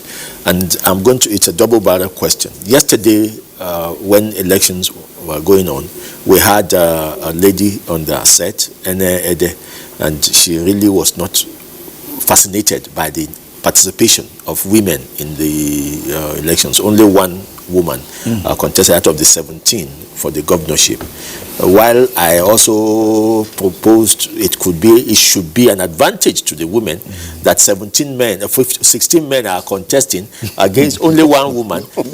She should be able to, she didn't still want only one woman. She thought that was not. So elites in Ondo State, how do they come together in this? If a state like that can reach consensus, I'm sure the elites must have a role to play, either in terms of the role of gender in a state like Ondo that is well educated, and women are certainly not pushed to the back in education in Ondo State. No, definitely women are not put to the back. But again, like I observed, it's a Nigerian thing.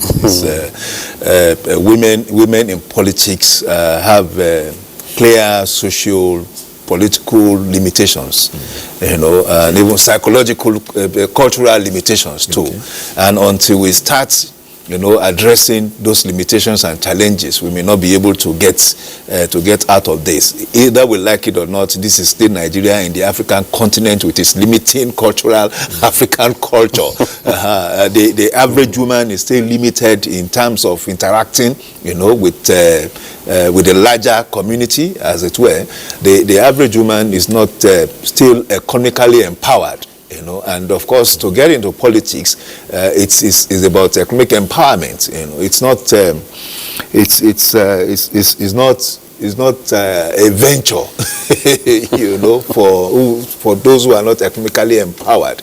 women, as either we like it or not, are still seen as playing the second fiddle, in our political, social-cultural environment. So these are natural challenges that the women still need, to survive. And I think it is also, just as we are talking about the youth, as a strong strategic demography in the political sphere, there is a need for a conscious, conscious strategies to uplift the women folk, because they still remain the most functional demography, either in our politics or in our economy.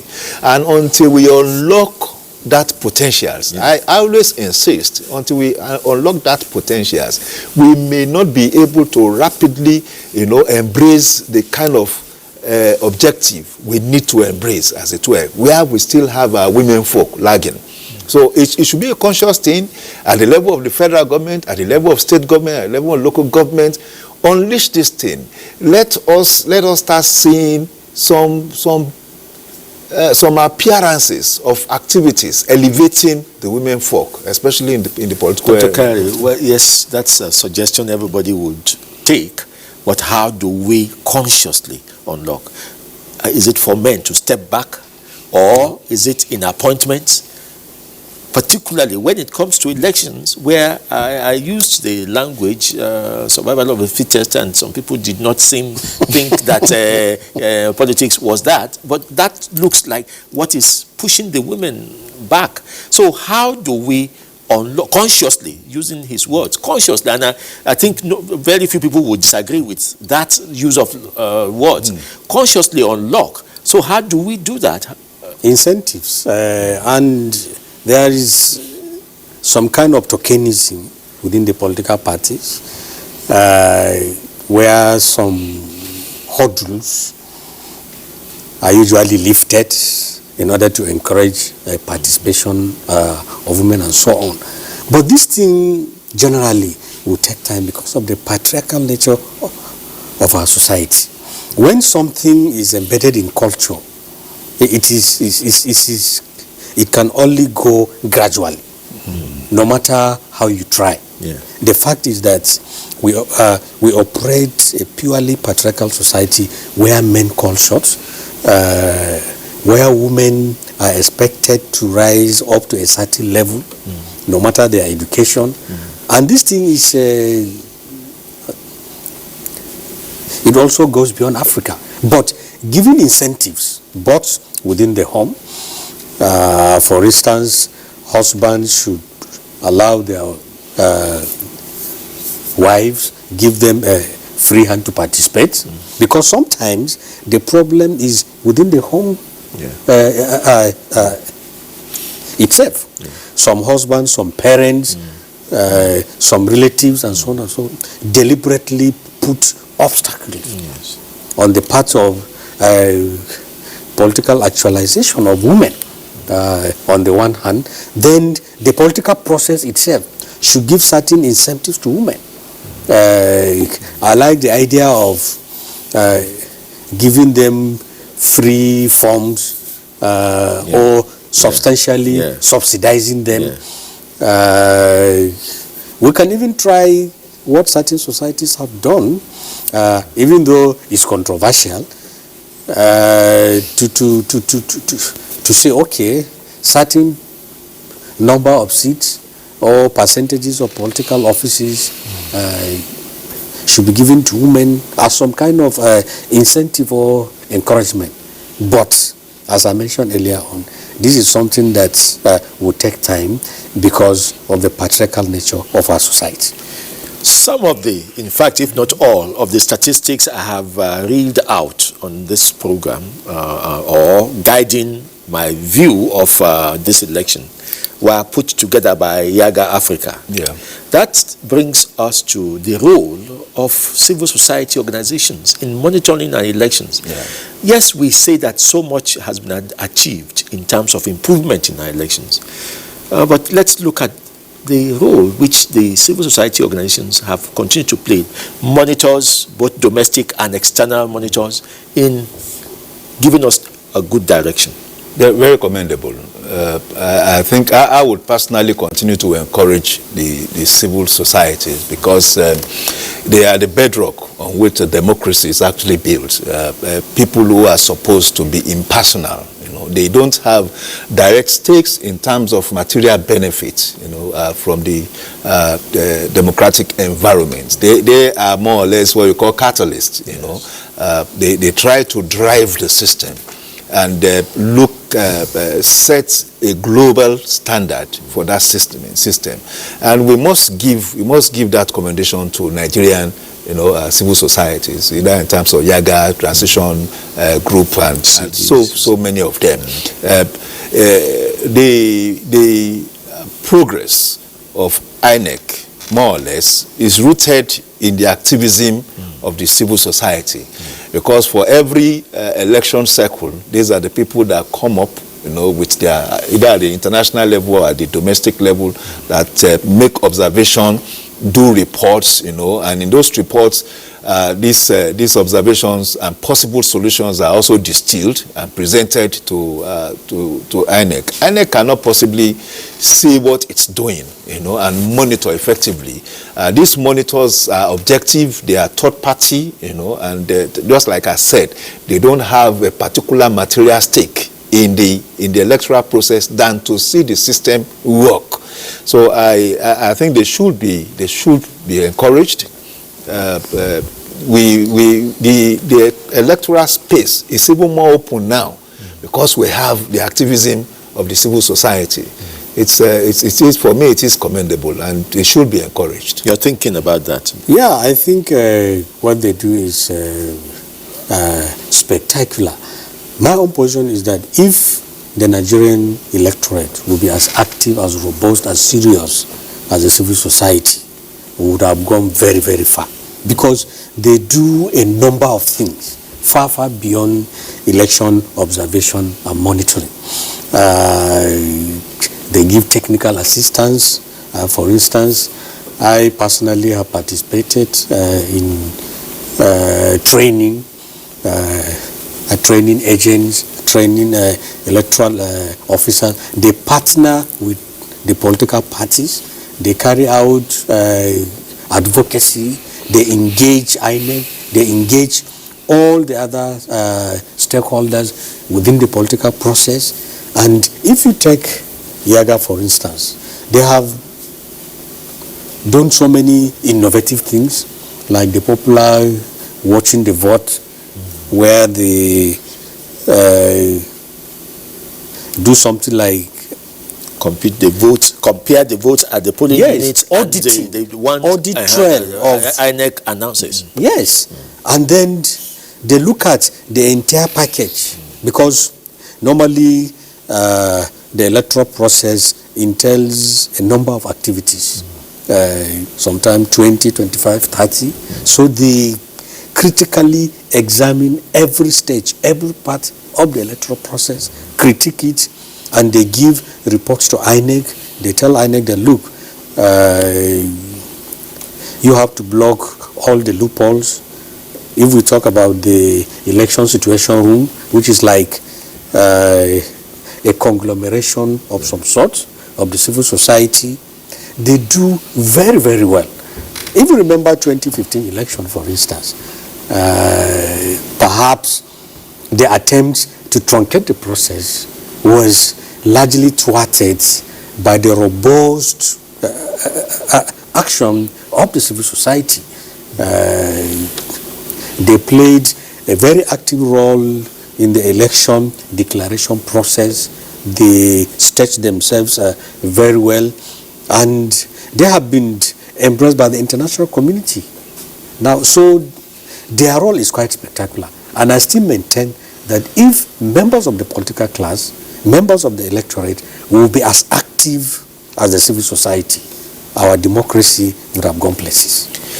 Let us remind you, just as we continue to monitor what is happening in Akure, that we are waiting for 2 local governments to be announced. We already have results, and you must have seen them being scrolled. The 16 local governments out of 18 were waiting for them. For those who know the terrain, this wait is understandable. But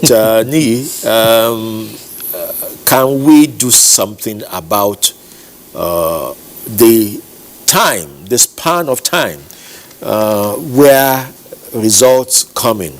Now, I do remember in those days there are some states that were notorious for turning in results late. And Nigerians can read meanings into things like that. Yeah. It's just good that this result, this already one that we have, seems to have been determined just by our visualization of what has come in.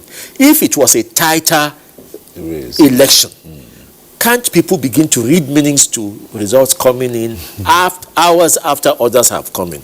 What can we do to stop this, to break this, to reduce the gap of waiting? Yeah, I think INEC has started that journey already with uploading of results from polling units. Okay. I think it's a very, very commendable, measure. It immediately addresses the challenges of collation. In the election value chain, collation is a major headache, where you would have even had very peaceful election. Yes. But at the collation points, you see all manners of trickeries and all that. And of course, before now, if we were waiting like this, there will be anxiety everywhere. Yes. That's it. Because it's like we are waiting for the decider. Yes. But I think to a large extent, there is no need for that anxiety. I'm very sure if we go online, some of these results from those local governments would have been uploaded. It's only that they must be tallied manually before we can talk about it. Yes. But if you get online now on INEC sites, you are likely to have seen more from the polling units in those local governments. And the truth of the matter is there's little we can do, about this. And because of the terrain of that local government, there are some polling units that you have to travel by road, river, and sea. So before you get to them. And getting to them is the same thing you have to do coming back to. So it's the challenges of the terrain. But I think the solution of that uploading, is a major measure for me. We have moved so far that INEC has insisted on using these technology to help the process so far. But there are people who have said that INEC has been slowed down considerably, first by the Supreme Court judgment on Rivers, and then the lack of signing of the Electoral Act amendment. So is there any legislative intervention that can help this kind of situation? Yes, and beyond that, perhaps constitutional review. I think now we are fast moving into the inevitability of using electronic voting. We have to take advantage of technology. All this process of having to gather and for local government electoral officers to be coming one by one to take a whole day, shut down an entire state, keep people at suspense is utterly unnecessary.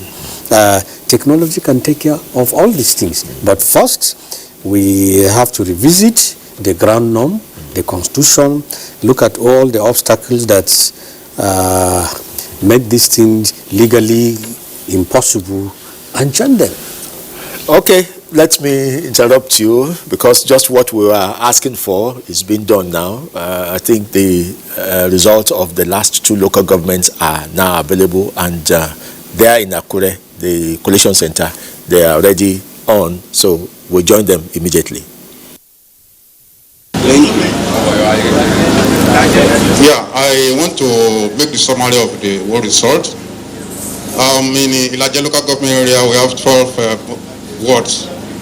12 words. 12 RAs, registering areas. And the number of registered voters for that local government is 132,281. 132,281. Number of registered voters.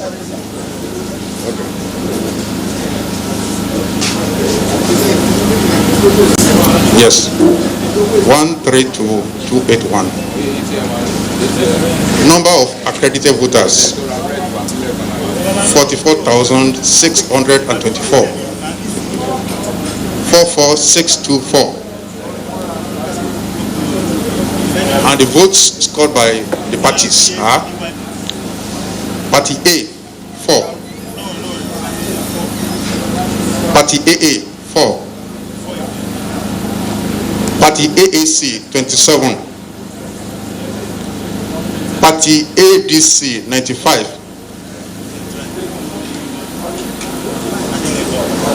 okay.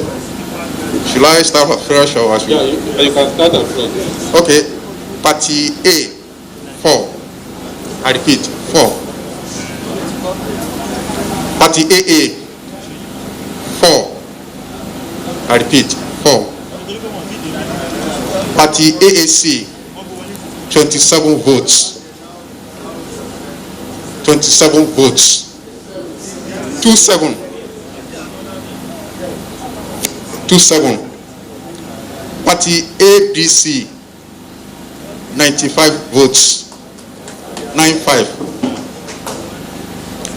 Party ADP 174.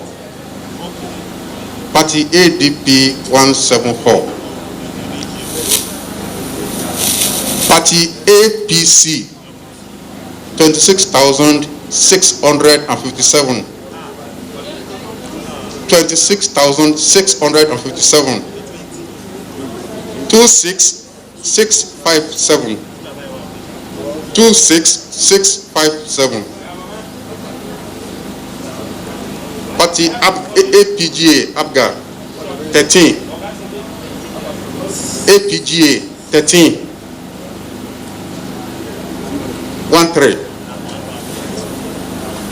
Party APM 5. I repeat, Party APM 5. Party APP 23. I repeat, Party APP 23. 23. 23. Party APP, I'm repeating again, 23. 23. Party LP 59. 59. 59. Party NNPP 6. 06. NNPP 6. Party NRM 19. 19. I'm repeating. Party NRM 19. 19. Party PDP 11,128. Party PDP 11,128. 11,128. Let me repeat again. 11,128. Party PRP 26. 26. Party SDP 156. 156. Party YPP 13. 13. Party ZLP 4,405. 4,405. 4405. Total valid votes. Total valid votes 42,814. 42814. 42814. Ejected votes 1,316. 1316. Total votes cast. 44,130. 44130. That's the summary of the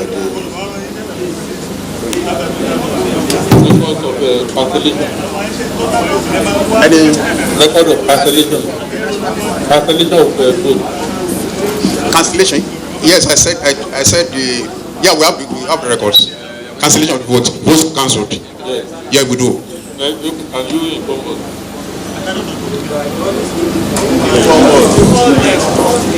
Details. Oh, the area details. Okay.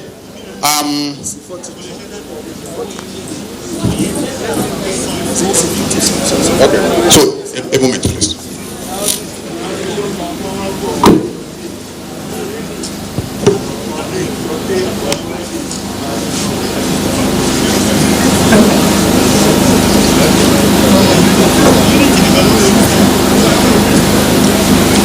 Well, I have a breakdown here.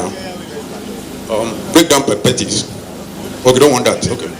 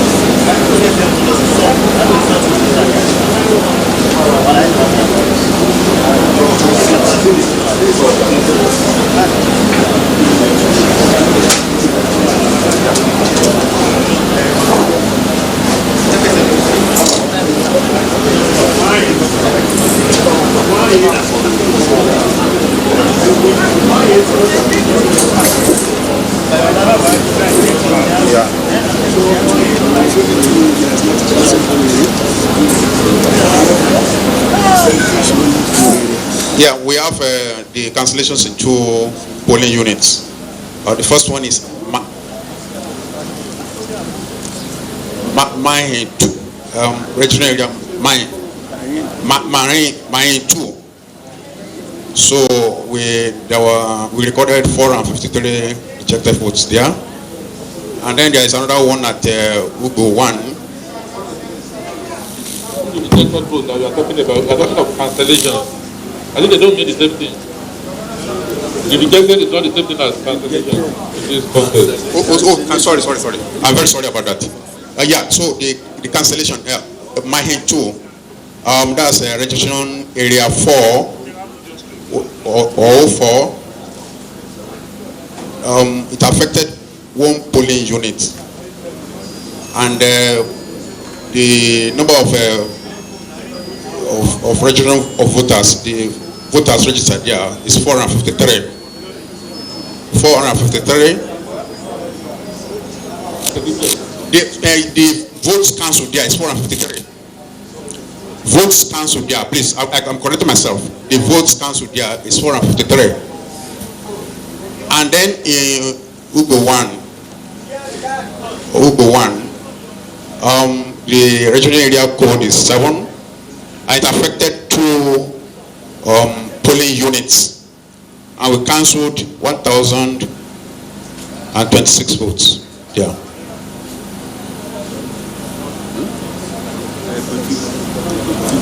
So the total is 1,479. 1479.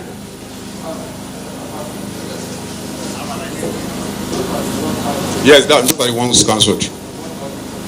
Yes.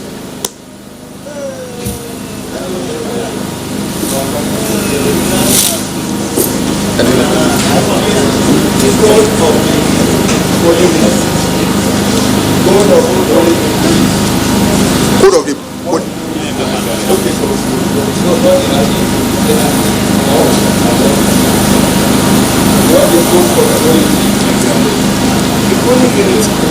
is one is 4.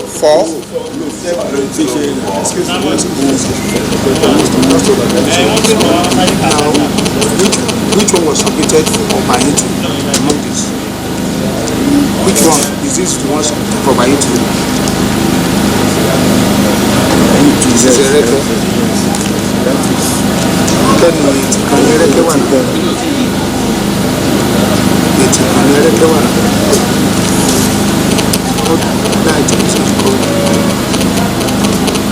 Please do one. The units affected are this. 001, 008, and 009. Okay. Okay. My hit. For my hit, look at this particular, this 40G. Look at that.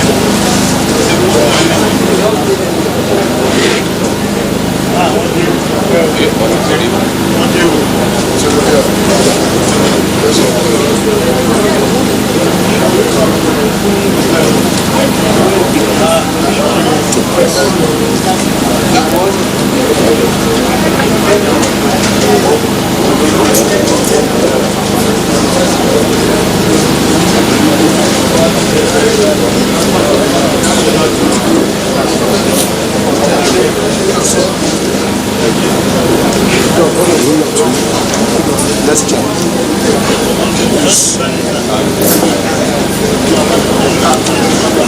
To the total 453. That's it. 456 total registration.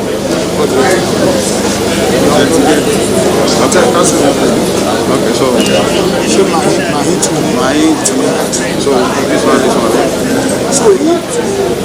Prof, these are the details. These are the details you need to give them now. Okay. These are the details. Okay. Okay. Yeah, we have sorted the thing out for Ondo 1. The polling units are number 1 Ondo T. The code is 008. The code is 008. And then the second one, the code is 009.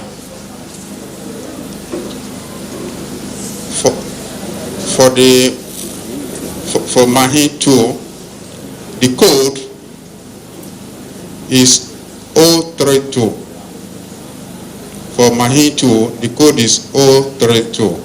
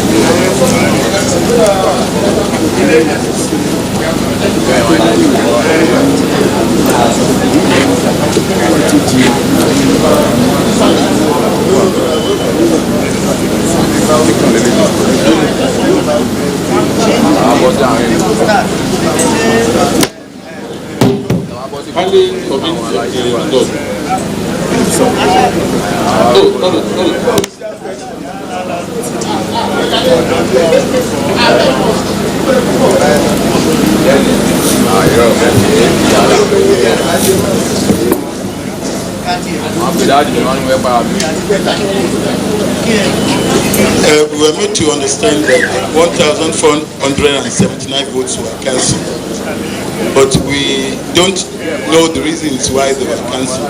Was it because of violence or malfunctioning of card reader? I think because most of the report we had from the field was that the card readers were malfunctioning and people had to wait for them to bring another card, just like what happened in Ondo. And one common factor we noticed that most of these places are where a political party seems to be strong, and they deliberately, maybe I'm not alleging anything, but that card readers will not function and they will deprive the voters there of voting, so that a particular party might not have might have the required strength. So the same thing here now, 1,479 votes were cancelled because of because there was no incident of violence. We had that it was also card reader, and they were the collation officer should give reasons. Yeah, I have reasons for that. Please go ahead, sir. Yeah, it's a case of overvoting. We overvoted and then we scored 0. We give all parties. It's a case of overvoting. And when we realize that, we scored all the parties 0.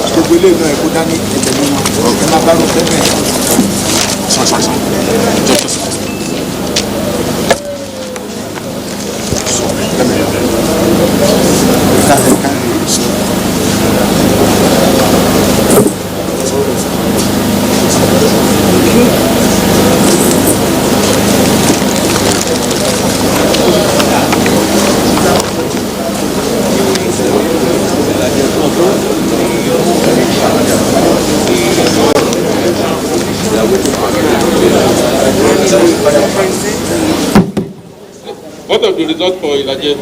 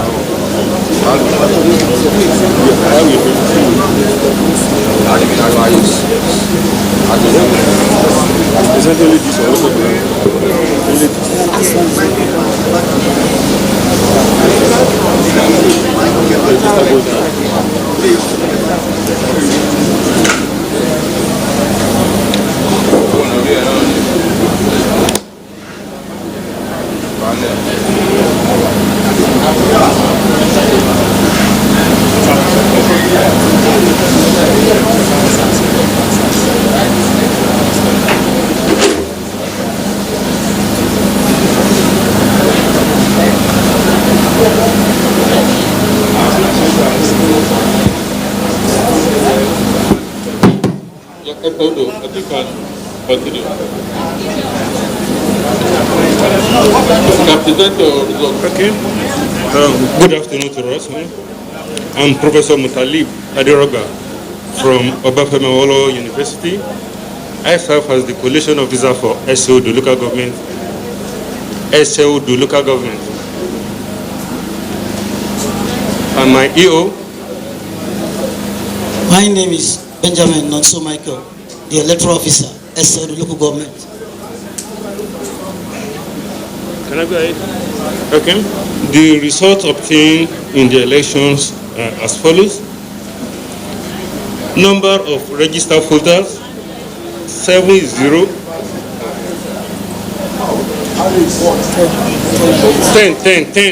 10 words altogether. Number of registered voters, 70011. 70011. Number of accredited voters, 24270. 24270. Vote by parties. Party A, 14. Party A, 14. Party AA, 01. Party AA, 01. Party AAC, 24. Party AAC, 24. Party ADC, 78. Party ADC, 78. Party ADP, 101. Party ADP, 101. Party APC, 13383. Party APC, 13383. Party APGA, 09. Party APGA, 09. Party APM, 12. Party APM, 12. Party APP, 25. Party APP, 25. LP, 79. LP, 79. ANPP, ANNPP, NNPP, 06. NNPP, 06. NRM, 11. NRM, 11. PDP, 4680. PDP, 4680. PRP, 14. PRP, 14. SDP, 76. SDP, 76. YPP, 27. YPP, 27. ZLP, 4760. ZLP, 24760. Total valid votes 23300. Total valid votes 23300. Rejected votes 868. Rejected votes 868. Total votes cast 24168. Total vote cast 24168. Thank you. None at all.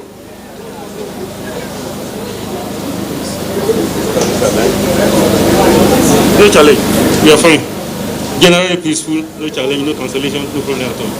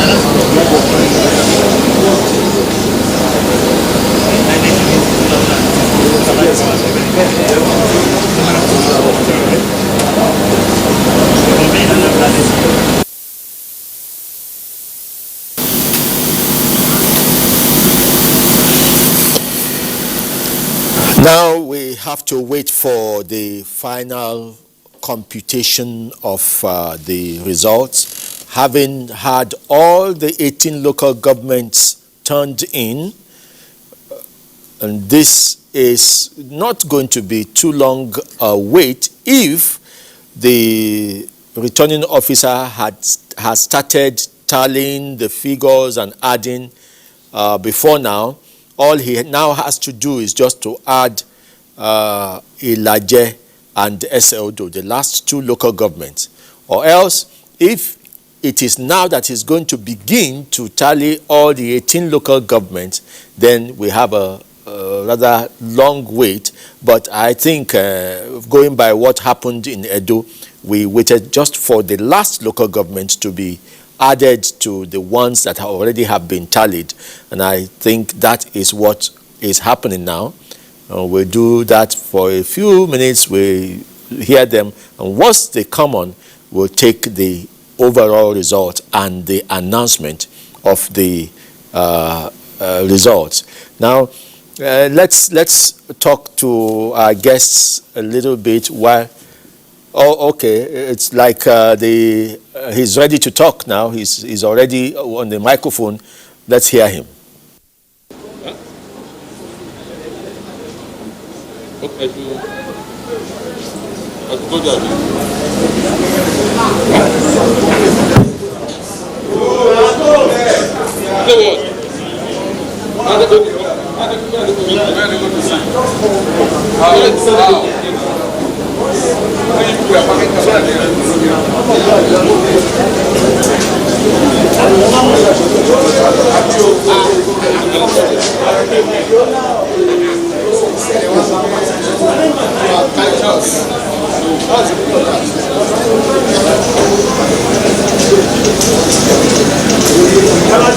That is the reason why it's running away from that side. This is the reason why it's running away from there. You're bringing this to here. Is he talking?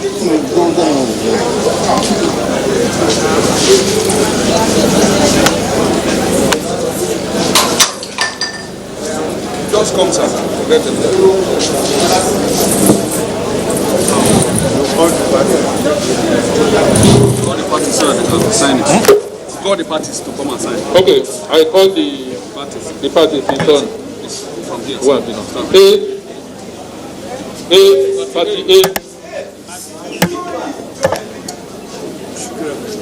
A. Party AA. It's coming.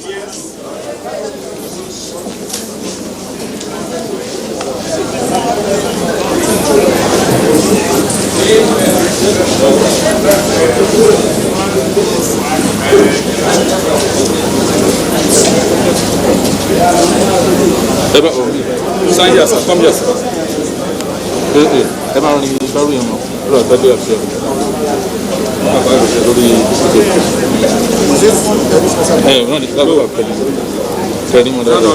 Yes, that is all.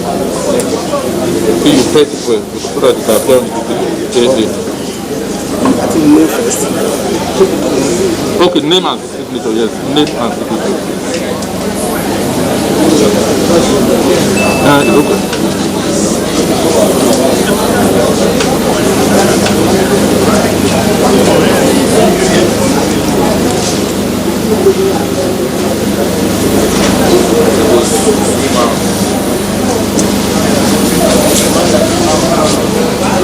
No, this is the signature. Just by the side.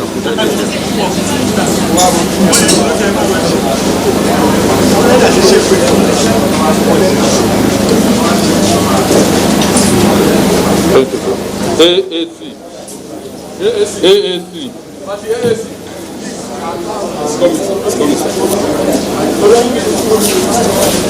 Manage their space. And they even wrote 10 instead of 11. Yes. Please manage the space. Your name.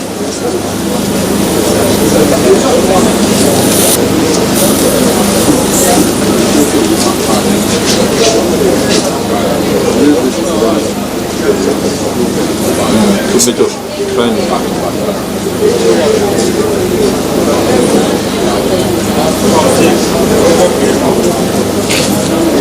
ADC. ADC. No, yes. ADC is not. ADC is not there. ADP. Party ADP. ADP. ADP. No, yes. APC. Is it here? Yes. APC. APC. Yes.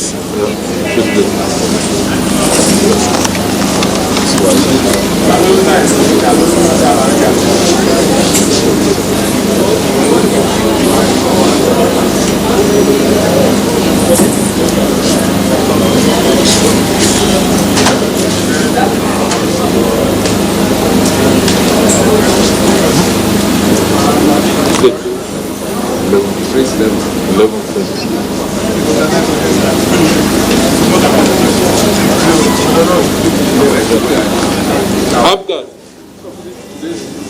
Afghan. Afghan is not. Afghan is not there. APM. APM. Is not there. APP. APP. LP. LP. NNPP. NNPP. Not there either. NRM. NRM. Not there. PDP. PDP. PDP. It's coming, sir. Okay.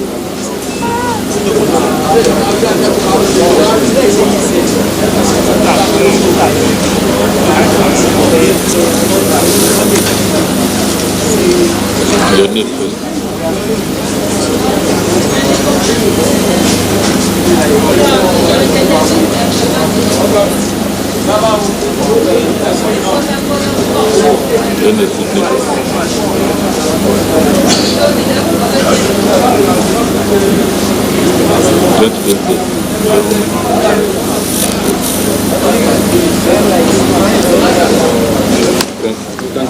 PRP.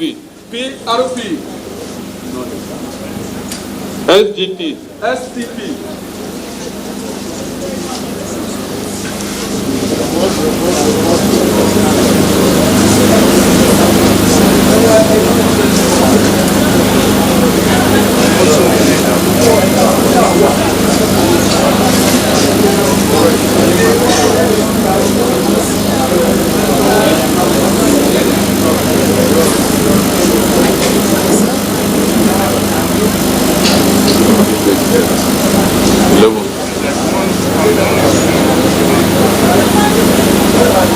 YPP. YPP. ZLP. ZLP.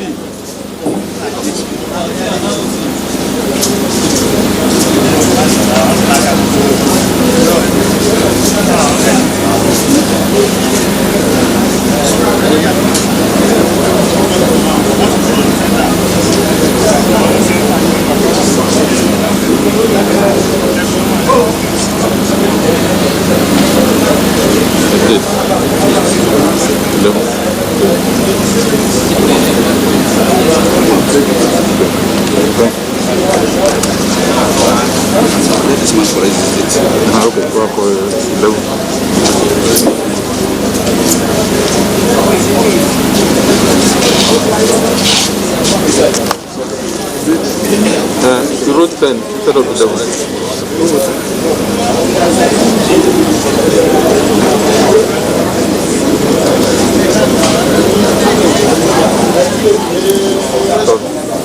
Then you should drag the road to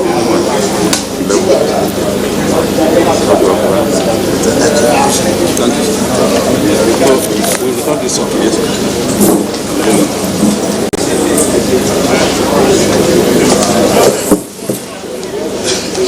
Sorry.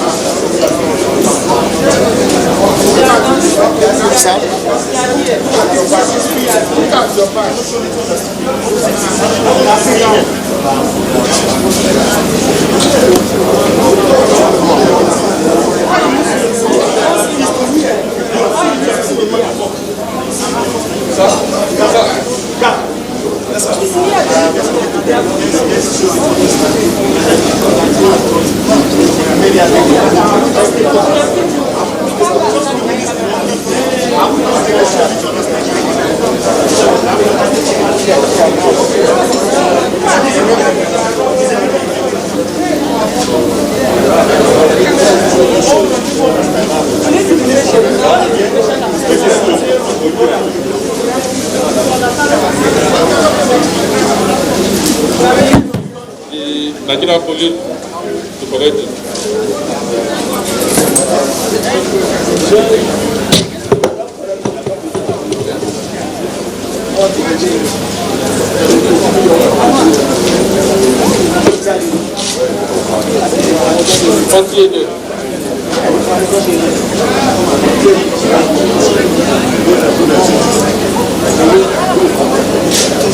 The party agent can come forward to have a copy.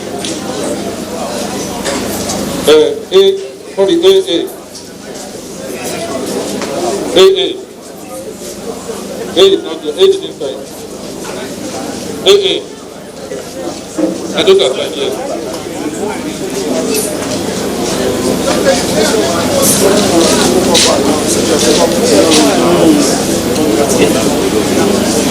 So, AA.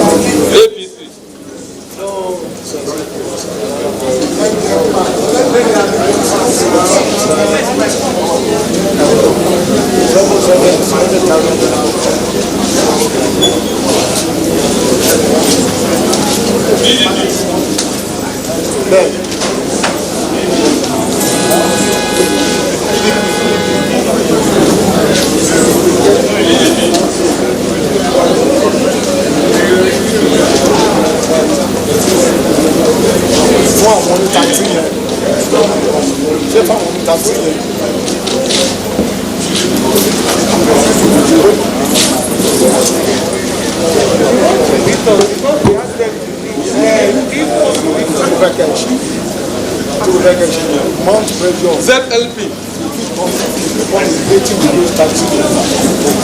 What about SVP? SVP before ZLP now.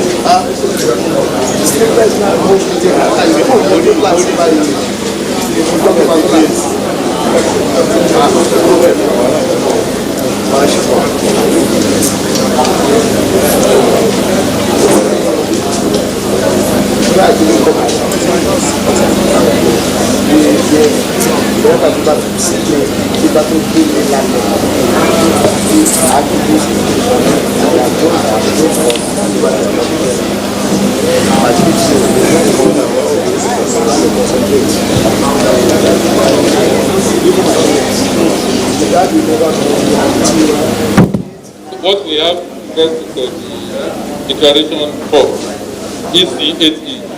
We are going to open it for all of us to see that it's blank before we open to go.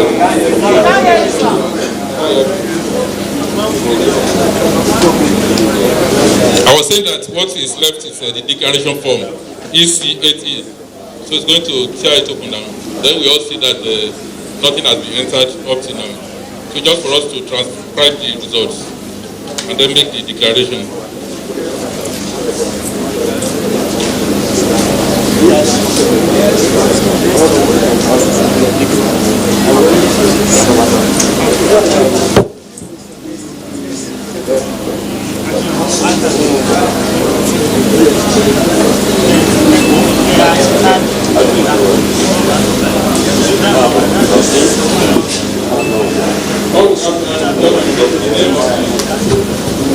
The name of the governorship candidates, the gender, their political party, the total votes received by each candidate / political party, both in figures and in words.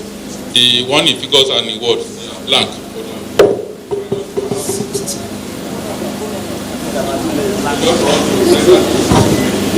Figures, as well as in words.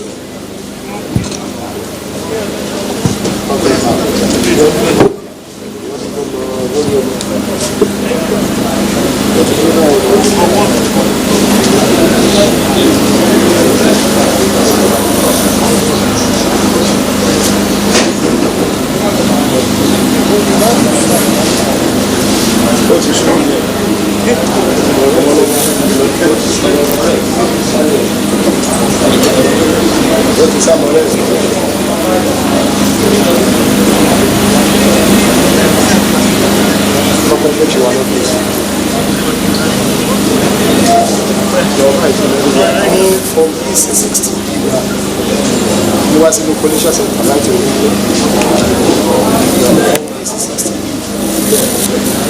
ìyẹn pósítà line.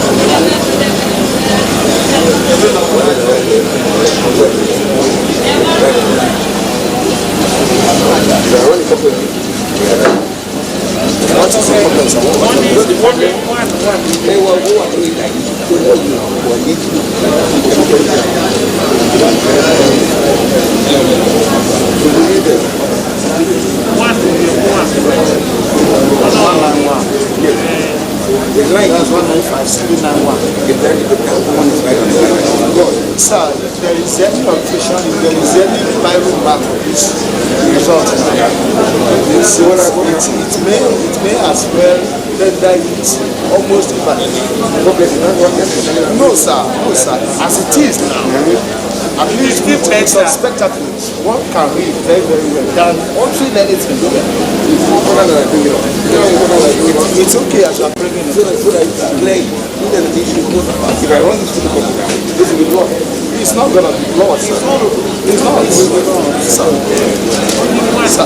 Assuming you want to say, what check any seminar, but it is, sir. You see, one deeper. And by the time you are comparing the intensity, no. It's not saying it's different. See this. The figure is 195,791. This is duplicate.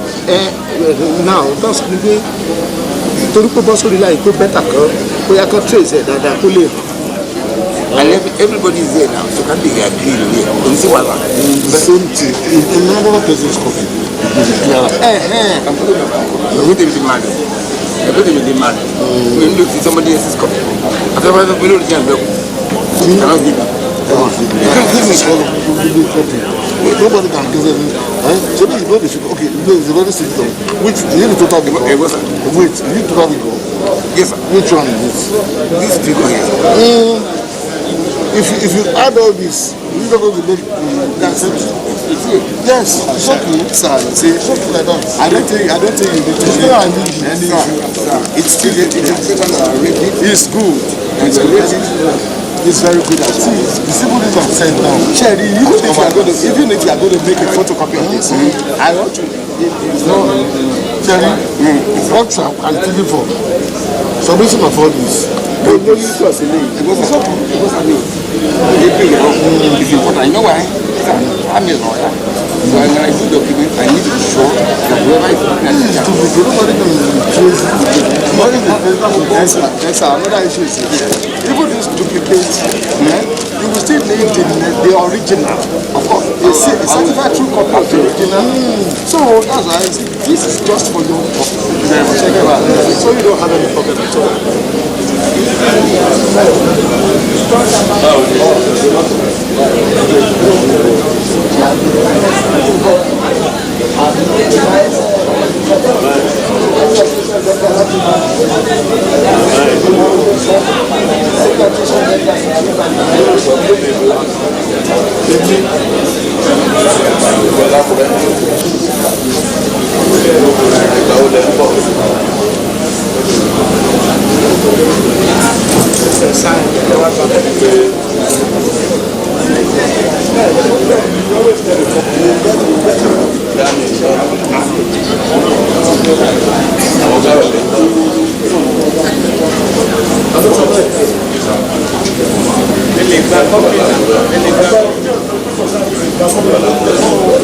There's also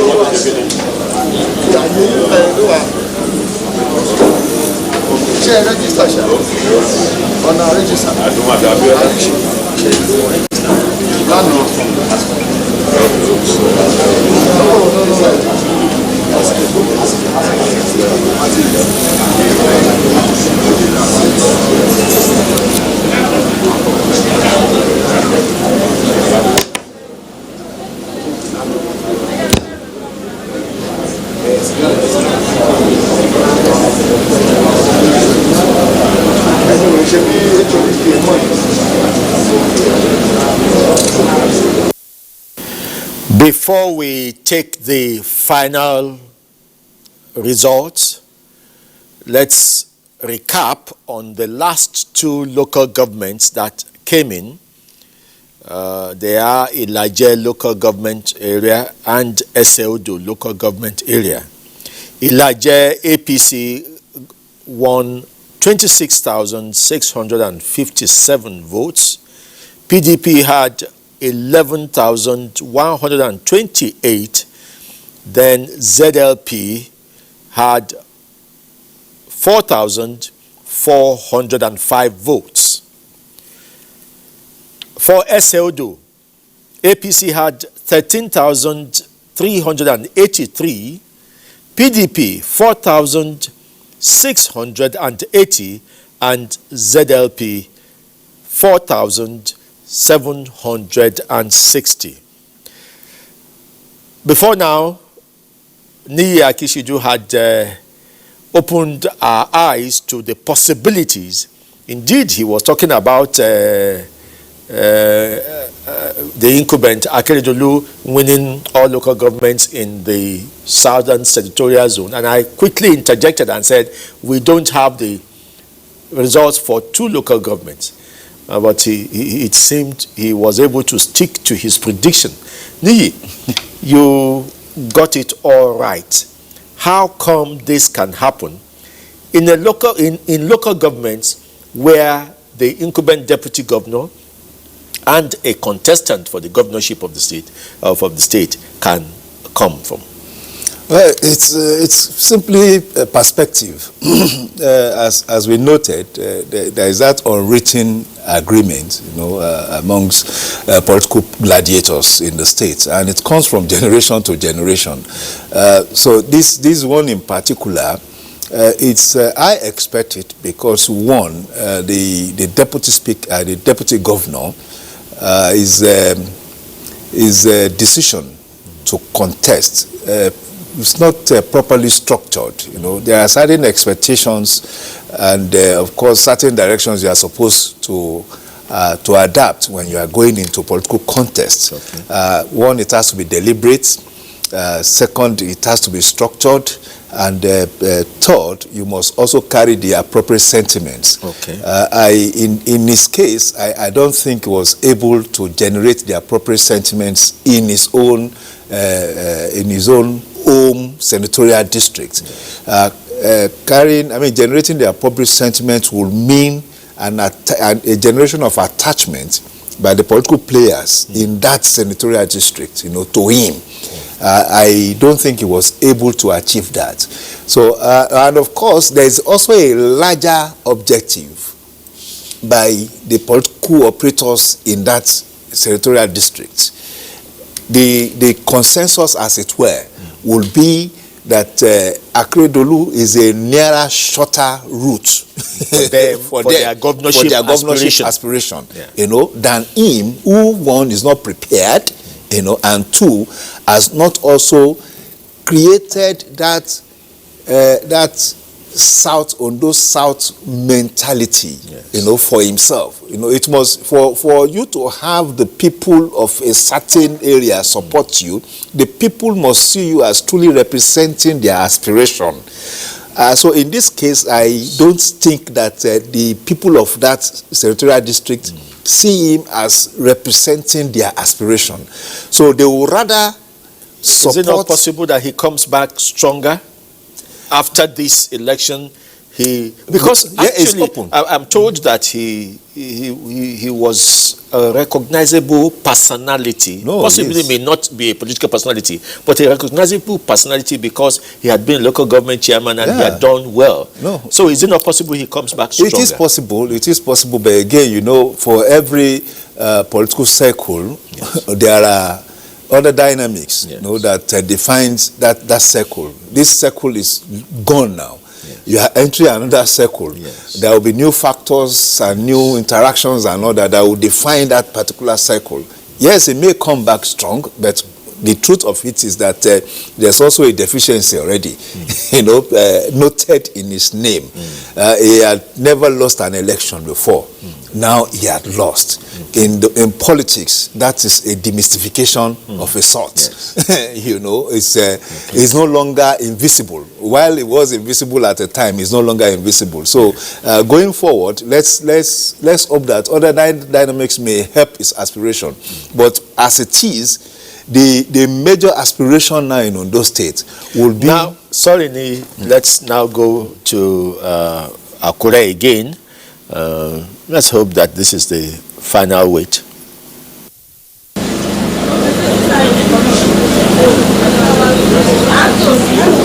So we enter only for the affected local government areas where some results had been cancelled. Those are the ones that will be entered into this from this 40G. 40G2.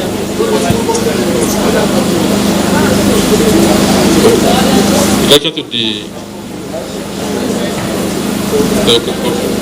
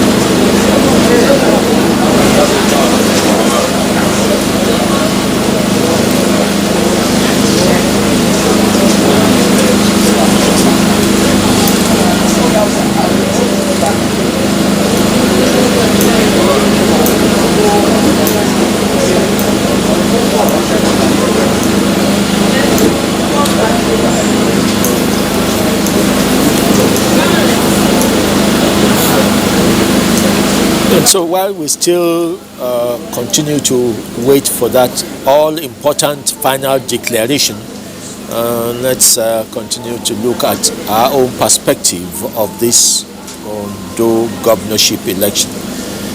So if we have said this much about Zenith Labour Party and Agbola Ajayi's incursion into the governorship race, this is the second time Eyitayo Jegede is going for a shot at the governorship. What is it that you think is holding him back? People say he's a gentleman, he's liked as a personality, but not liked possibly as a governor, yet at least. Yes, it's not. Well, perhaps the calculation is still not in his favor in the 2020 cycle. The field will be thrown open going forward towards the 2024 cycle. Permit me to, why would it be as open as you are making it when we have said that from the consensus of the state, somehow they always want to take it around the senatorial districts? You would expect that the next election, someone from the southern senatorial district would be going for it. Yeah, just as I noted, it's unwritten. Yes.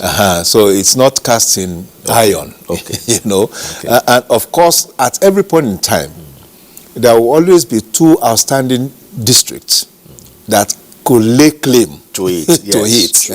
Yes. But again, by domestic rationalization and logic, there will be that also unwritten consensus that by certain factors and elements, this district is more has qualified credit, to claim the ultimate diadem, as it were. So and that's why I'm saying it will be open. It will be open between the central and the south districts. Now, theoretically, and even in practice, the North is out of it. Is out of the equation for 2024.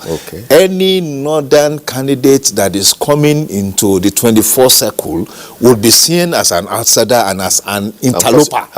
Possibly a spoiler. A spoiler, you know, no matter how qualified, how good intentioned and all that. Is anybody from the North may not, you know, be, I mean, and I'm using the word may not get the attention that he may actually deserve, you know, at that time. So now it's going to be between the Central and the South. The South may lay claim to it because by the calculation of the circle, the immediate past governor of the state was from Central. Though the circle had gone round. You had Ade Farati, you know, from the north. You had Agagu from the south, and you had Mimiko from the central. So it's like a new circle starting with Akredolu at the north. So, but it will now be by how do I call it? By sequencing. Who comes first? Is it the central or the south? Now you know? I see your usage of the word open. Exactly. So it now depends on the new factors and forces that will come into play going forward in the next 4 years. You know, who is able to pull the right string, who is able to generate the right sentiments, who is able to root a stronger structure, you know, than what is on ground now. All these are all the things that will now determine where the pendulum will swing. And possibly who is able to move to the political party that will be appropriate at that time. You know, that will have a relevance and all that. Okay, I think it's time. So now let's hope eventually the announcement has started, at least the... I am the returning officer of the Ondo State Governorship election held on the 10th day of October, year 2020. That the election was contested. That the candidates received the following votes. Rotimi Adeleye Akindejoye, male, A party, 292. 292. Joshua Oluwafemi Adewole, male, 093. 93 votes. Adeleye Adekunle Peter, male, of AAC, 814. 814 votes. Adilegan Adidapo Oluwaseyi, male, of ADC, 2,440. 2,440. 2440. Martin Kunle Olateru Olagbegi, male, of ADP, 3464. 3464. 3,464. 3,464. Oluwarotimi Odunayo Akeredolu, male, of APC, 292,830. 292,830. 292,830. 292,830. Olowoloba Dele, male, of Abga, 271. 271. 271. 271. Akim Olanrewaju Abinu, male, of APM, 309. 309. 309. 309. Olaoluwa Adesanya, male, of APP, 527. 527. 527. 527.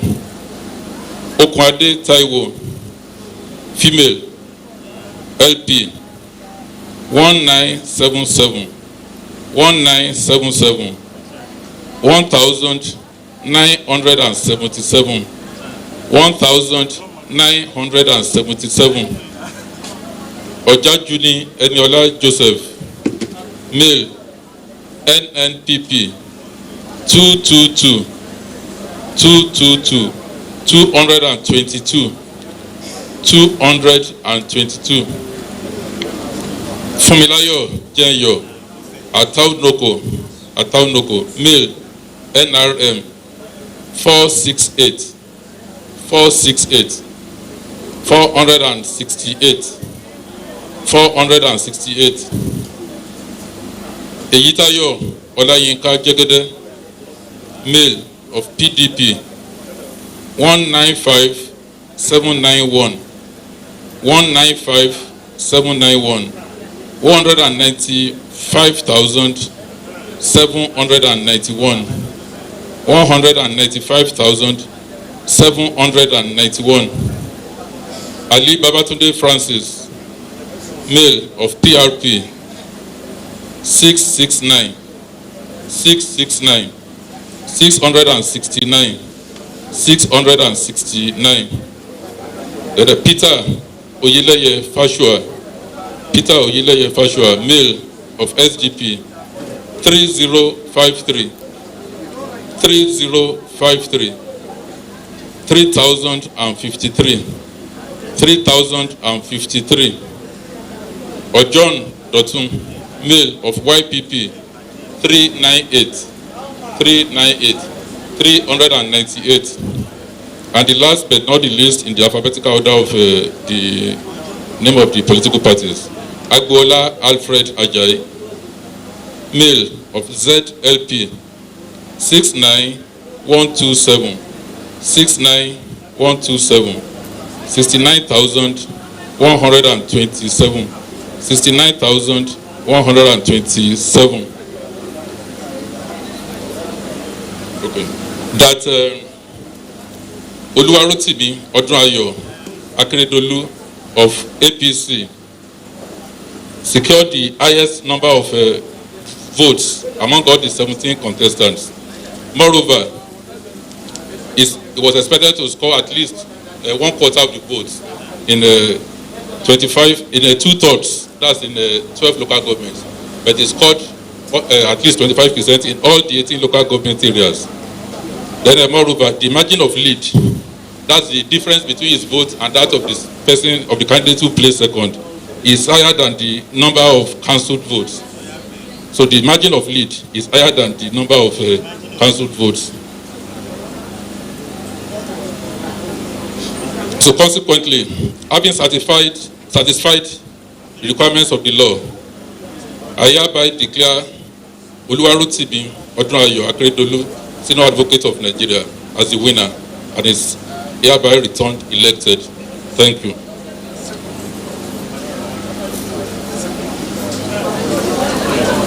What? Statistics of no, it's not on this particular sheet. That's on the previous one.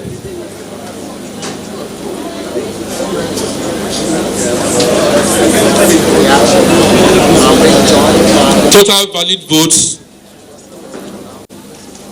was 572,745. 572,745. That's the total number of valid votes. 572,745. And the rejected 18,448. Rejected 18,448. Thank you.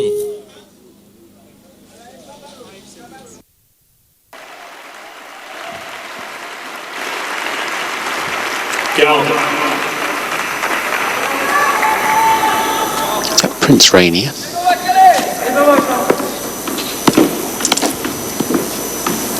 Could be, he's very keen on his turn.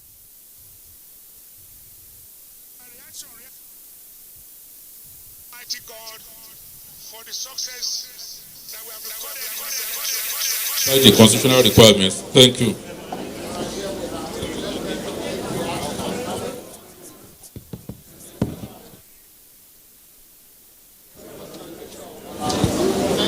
Information, please. Important information for you. Campaign Council, led by Jide Sanwo-Olu, for the wonderful work they have done. I think the Campaign Council have been most wonderful, they have been most supportive. We are grateful to you, and I thank you all for the great work you have done. So I want to thank also the great people of Ondo State. You are great. Ondo Asenwa. So I thank the great people of Ondo. The wonderful things you have done. I want to thank you, and I can assure you that this confidence you have reposed in us will not be thrown away. We will hold this as a sacred trust to continue in a style of leadership which I believe this is more or less a validation of that style of leadership. I thank you. I thank everybody. And what's the message to your opponents?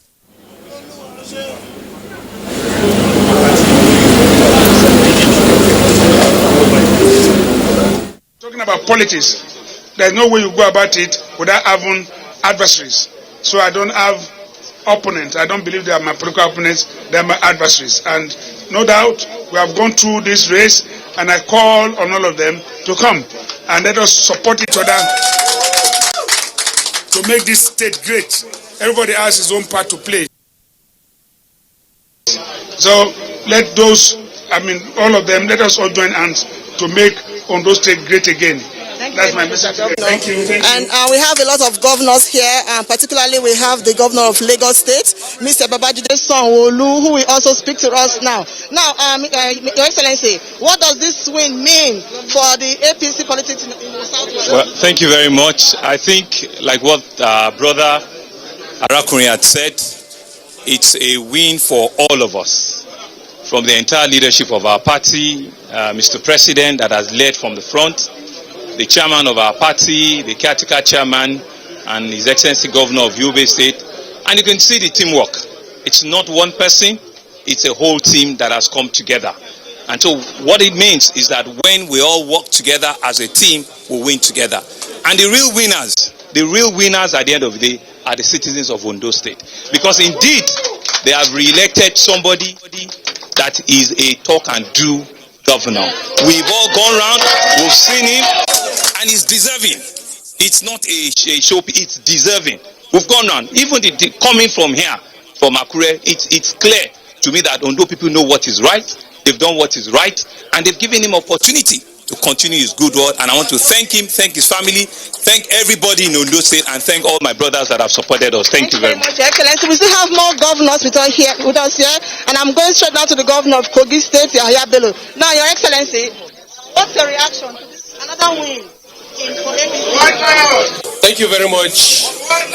We give glory to God Almighty for this wonderful victory for the people of Ondo State.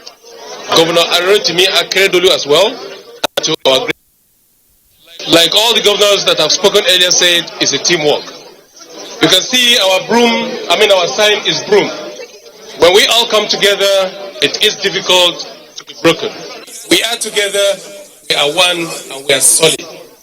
This election is to simply prove that APC is strong and united. And by the special grace of God, every election we shall continue to win because every governor and our legislators are performers. Thank God that I have a wonderful friend, brother, and a good neighbor. Kogi State requires and we need good neighbors. This is one of my neighbors that is joining me once again. And here is another neighbor that is seated here today. And I am being surrounded by APC and very wonderful friends and brothers. We give glory to God Almighty and all the youth of the country. I want to urge each and every one of us that we should continue to support this government, support Mr. President, support Governor Rotimi Akeredolu, support APC. Because through APC, we shall get to the promised land. We thank God. Thank you very much, Your Excellency. And we have the governor.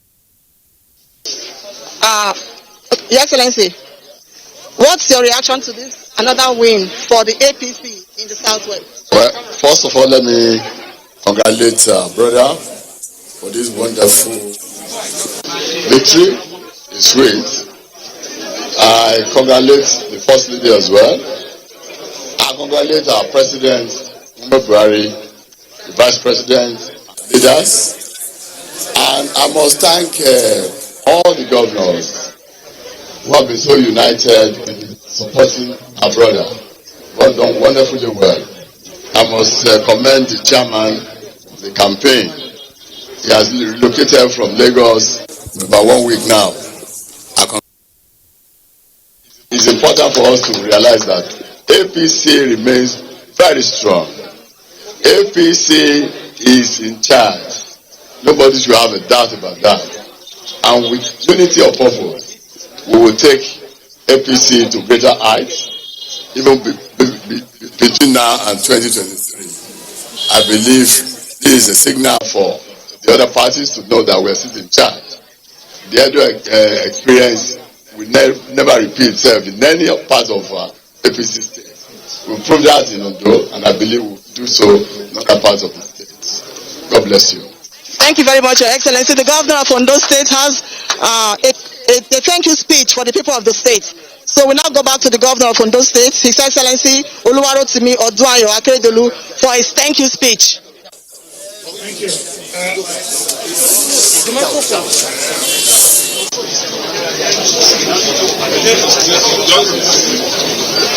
Then I will praise you with music on the harp, because you are faithful to your promises. Oh my God, I will sing praises to you with lyre. Oh Holy One of Israel, I will shout for joy and sing your praises, for you have ransomed me. I will tell about your righteous deed all day long. My dear people of Ondo State, join me in acknowledging the grace of the Almighty for the outcome of this exercise. I cannot thank all of you enough for the peaceful conduct witnessed generally in all the local government areas of the state. I cannot thank our security agencies also enough for the way they have behaved in these last 3 days. I thank all those whose resolve for growth in our state remain a steady source of inspiration. The renewal of a mandate in this election is an eloquent testimony to the degree of acceptance by you, the good people of Ondo State. It affirms that the confidence reposed in our administration remains unshaken. It is a statement of your assessment of our performance in the last 3.5 years. It is unequivocal, it is direct, inspiring, and soul lifting. It is awesome. It is a reward for hard work, dedication, focus, honesty, and patriotism.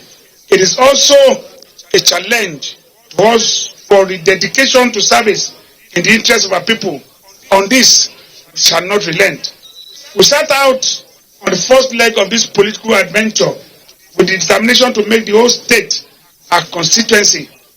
We have not relented on our mission, and we shall not relent to bridge the huge infrastructural deficit inherited on assumption of office.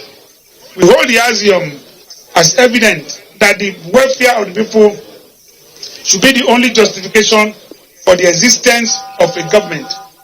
We have allowed this admonition to be the guiding principle of governance. We are elated to receive a scorecard through the statewide plebiscite. The resounding victory of our great party, All Progressives Congress, throws an open challenge to all stakeholders not to choose the path of complacency. We have noted the few dissenting voices of protest in this referendum. We heard them loud and clear. We intend to address genuine grievances. We shall continue to focus on the development of a God-given space, the Sunshine State. Our administration, that is, my humble self, including the Deputy Governor-elect, Lucky Orimison Ayedatiwa, will not be distracted in the discharge of our sacred mandate. The people will continue to be the center of all decisions. As you note in my speeches, that the people of this state, my romance in politics is with the people of this state. We will proceed with the administrative style which promotes transparency and accountability. We are determined to set our state on a progressive path of real development. Self-reliance is certainly attainable. Our state has no business with poverty. To be sincere, we will remain purposeful, we will remain focused, and we believe we should have little difficulty in harnessing the vast resources, both human and natural. We will put in everything to justify the trust reposed in us. Let me use this opportunity to thank the chairman and members of our party caretaker / extraordinary national convention planning committee, Governor Malabuni, for their cooperation and unalloyed support. I want to use this medium also to admonish them to all continue to assist the government with the same spirit of oneness, sincerity, and love. Our people stand to benefit immensely from our unity. I thank security agencies. I've done that earlier on, and I want to thank our election umpires too. I want to thank all our traditional rulers here, community leaders. I want to thank especially our youth for ensuring that there was peace in the state during the exercise. Let me congratulate my brother, Malanef colleague, Eyita Ojegede, SAN, the candidate of the People Democratic Party, for participating in this historic process. His patriotism is not in doubt. His love for the people is unassailable. He is indeed a worthy adversary. Our state is indeed blessed to have someone of his quality, and I want to mention it specifically. Let me commend the chairman. I think I've done this. Let me thank Mr. President and Commander-in-Chief of the Federal Republic of Nigeria, President Muhammadu Buhari, GCFR, for the support and love. I salute his courage in the defense of the tenets of democracy. I also acknowledge my brother, also my learned brother, the Vice President, Professor Yemi Oshibaju, SAN, GCON, for his support. Let me equally acknowledge the unflinching support of our national leader, Ashaju Bola Ahmed Tinubu. Posterity remember all of them for good. I must acknowledge my chairman, a great chairman, a young man that has done seriously and tremendously well. Governor Babajide Sanwo-Olu.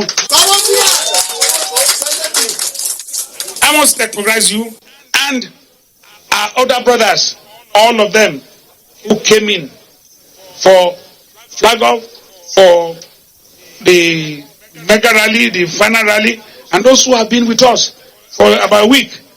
All of them are still here. I must acknowledge the governor of Osun, Boyega, Oyetola, Ilerioluwa. I must acknowledge the governor of Kogi, Yaya Bello.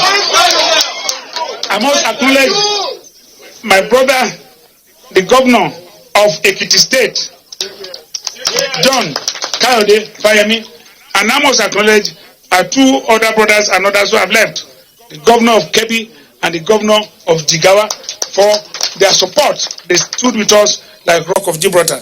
And other governors, particularly my own very good friend, the past governor, immediate past governor of Ogun State, Sia Oye Omo Ajiri Ibukule Amosu. I thank you for your support. I will pay. So let me also seize the opportunity to recognize the chairman of our great party in Ondo State, Engineer Adetimehin, Mr. Johnson, and members of the State Working Committee for their resilience. I think they have tried. I must not fail to mention again my running mate, who I'm sure will remain very loyal. Abi, he will be loyal. He will be loyal to the end. And that's Lucky Orimiso Ayedatiwa and his amiable wife, who had, as you know, was not resident here before. I'm sure he will relocate, because before they take this man from you, come back from London. And lastly, we couldn't have done this without the First Lady of the state. We have done it. She's a wonderful lady, and as I said before, this state, by this election also, this is one for the price of two. So I want to thank the First Lady for her support. Again, let me thank the Almighty for this overwhelming victory, and make this solemn pledge not to betray this most liberal trust reposed in us by the people of this state. I thank Ondo State people.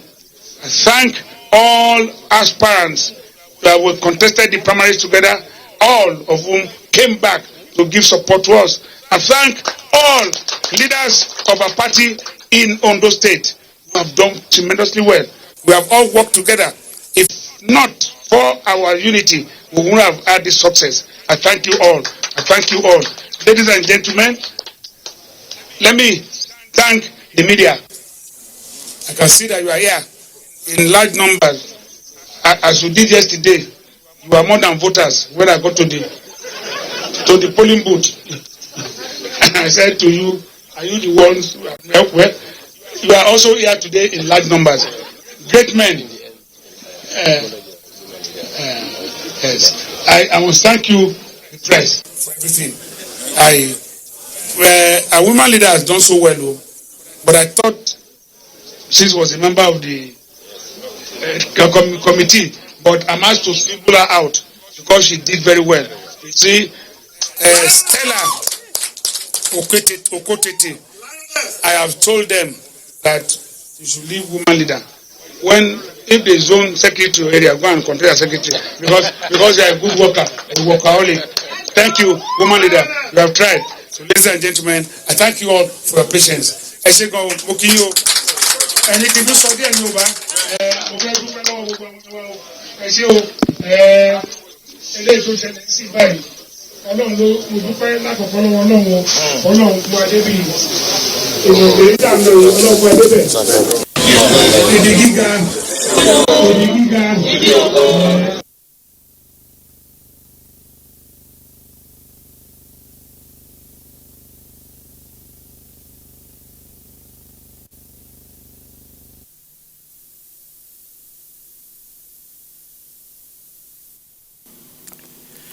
Just as we did after the Edo governorship election, I think we can confidently do again after the Ondo elections.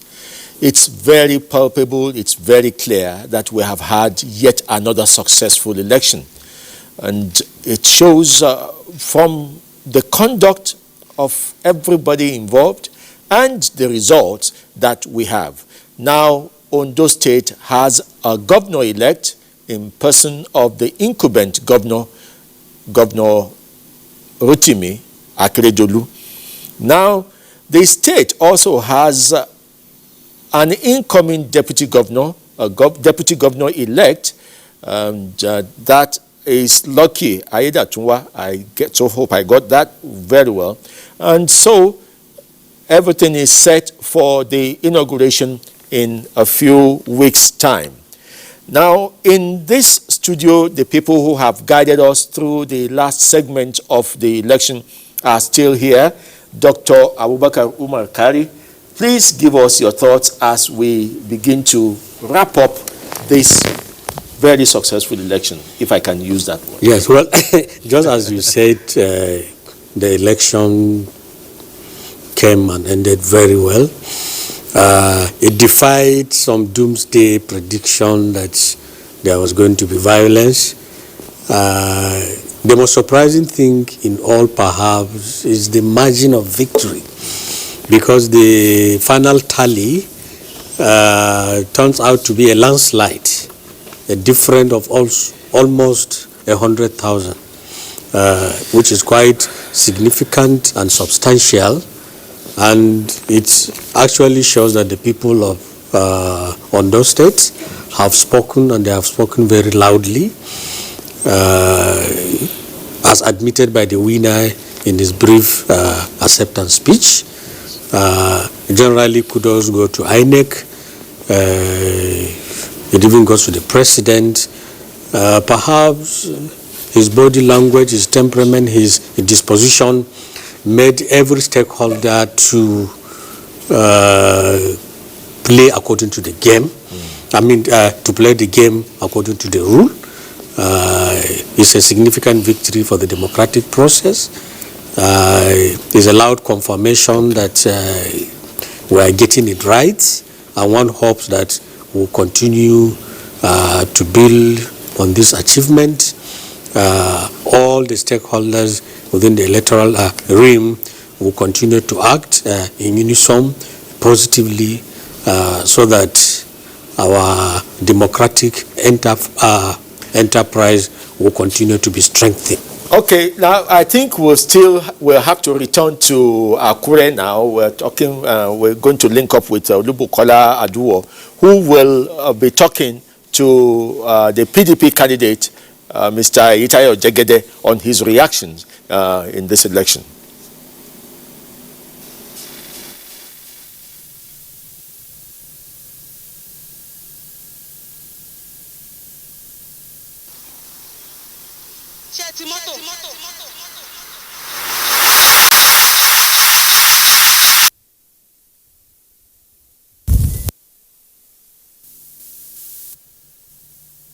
Okay. Thank you. We link up as soon as we are able to get what we actually want. It's the reaction of the PDP contestant, Itayo Jegede. But now, before we went briefly to Akure, we started to look at the margin of the result. And Niyi Akishiju, you can see that it's such a wide gap, close to 100,000 votes, very, a few thousand short of 100,000. And here we already have it on our board. So, your comment about this? Well, as I noted, it's. I mean, what is obvious first is that if there had been a merger, because at the point in time there was a merger talk between PDP and ZLP. Yes. You know, so what this tells us is that even if there had been a merger, a merger would not have done. It wouldn't have upturned the result. So it's and again the figures are showing an impressive turnout. You know, relative to the last election, and relative to the total numbers of voters card collected. I think out of total 1.8 plus registered voters, you had 1.4 collected voters card, and you have something over 600,000, if my calculation is right. You have about 600,000 total votes, as it were, more than 600,000 total votes. And that should be in the region around 40% of total votes, voters card collected. Okay. By the Nigerian benchmark, I think it's impressive. Okay. It's impressive. Yeah, the total, close to 600,000 voters turned out, which is very impressive, and to use your word, by our current benchmark, it's just a good turnout. We would have, for 1.4 million voters who collected their PVCs. Of course, we don't expect that everybody who collected PVCs will turn out to vote, but 1.4, and this is close to 600,000, is quite a large turnout. Dr. Umar, let's look at what the speech of the governor and he spoke about, we have heard your protests loud and clear. What do you think he was talking about? Well, okay, perhaps he was talking about those who did not vote for him. Naturally, not everybody was going to vote for him. And those who did not vote for him are also substantial, more than 40%. So it's a significant majority. And it is always good to take cognizance of a significant majority. The best thing for him to do now is to be the governor for all, to put behind election and be a statesman, a leader for all. Generally, the speech showed a lot of candor, even though there is hidden meaning to certain statements he made, but he's a politician, and politicians have their own ways of doing things and saying things. And I think it is quite good that he made the speech almost immediately after the declaration. Yes. This is also significant. And I'm particularly impressed by the superlatives he employed to describe his major opponent, Jegede. I think this is an open invitation, which one would have expected Jegede to accept. But again, in Nigerian politics, it is not surprising if tomorrow or next week somebody goes to court. Okay. Let's quickly return to Akure again and see the mood on the streets of Akure.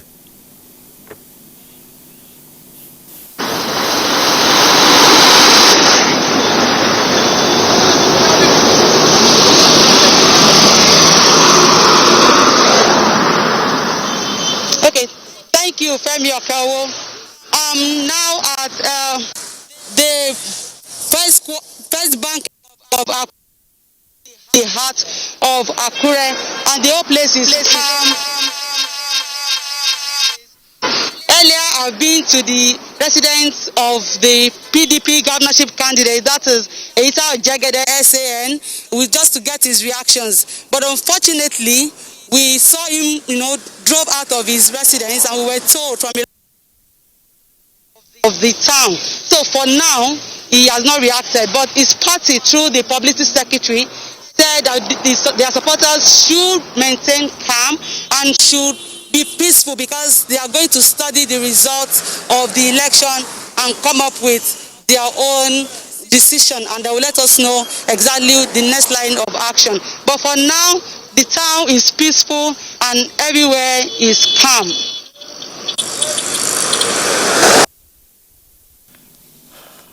Thank you. That's a very valuable update, because we had given the earlier impression that you are going to talk to the PDP candidate, Eita Jegede. Thank you very much for giving us that situation report. Now let's come back to the studio here. Do you know anything about the incoming deputy governor, the deputy governor-elect, Lucky? Give us a picture of how he is. Is he a replacement of the southern senatorial personalities in government? Let's know from you if you know. Yeah, I from the little I know of him is one, of course, is stepping into the allocation, the quota of the South. Yes. A direct replacement for the incumbent deputy governor. Yes. He has also been he has been in the mainstream of the larger politics, more or less. I think he's a member of the UMPADEC, in Ondo State, the commission in Ondo State, and that commission is quite powerful in the South, because it's supposed to actually be a commission responsible, for expenditure of oil money. In the South. So I think to that extent. But what really struck me is that sometimes destiny played this role, in our lives. Nobody was actually looking his ways when Ajayi was to be replaced. His first name is actually Lucky. Lucky, so so it's nobody. I know that a number of pundits, were playing with some other names, who was to be filled up and all that, and all of a sudden his name came up, and perhaps the Lucky also drove this new result, as it were. Okay, thank you. And back again in Akure, Agatha, you must be loaded with a number of updates for us. Let's hear from you what has been happening at the Collation Center. And earlier we heard from Governor Oluwarotimi Akeredolu thanking the people for re-electing him for a second term in office. Of course, we also got an update from our reporter in town, Olubukola Aduwo, telling us of what the situation is like in town and the reaction of the PDP candidate to the declaration of the results.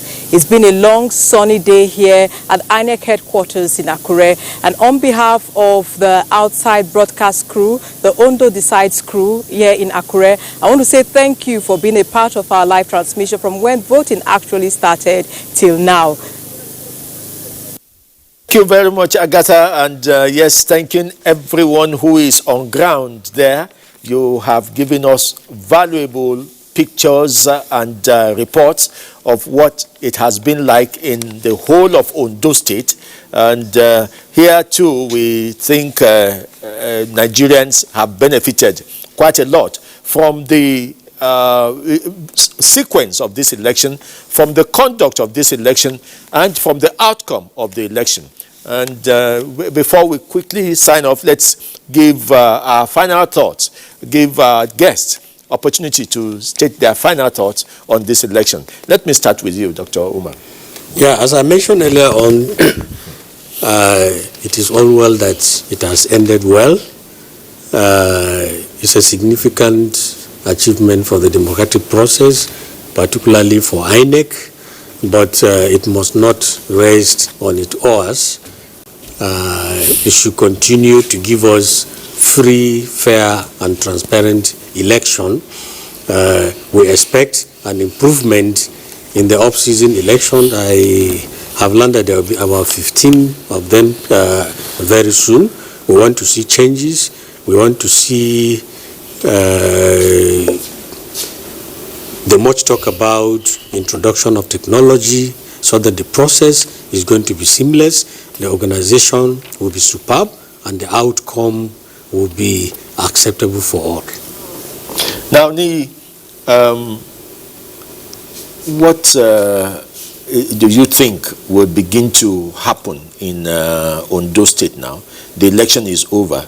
Do you have a picture of what the citizens will be expecting, would be doing now? Everybody must settle back home now.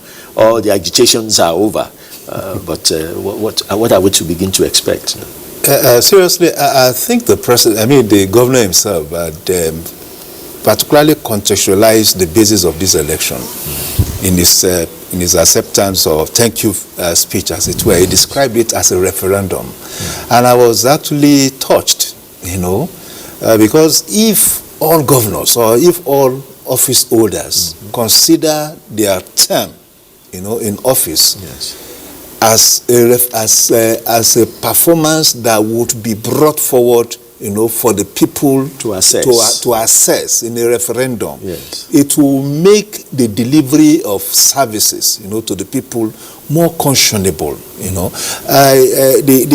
What the governor had told us is that he had done so much, and that in this election, the people had voted, as an endorsement or otherwise of what he had done. Fortunately for him, the people had given him a pass mark, and that pass mark would mean that he needs to do more, going forward into his next cycle of administration. So, if the governor is coming with this setup of mind, I think it's good for the people of the state, as it were. But more importantly, I think there will start now being some form of realignments, towards towards 2024. Yes. Because for politicians, yes, it's the next election. It's the next election. Exactly. This one had won. Yes. We thank God he had been able to showcase some achievements. Yes.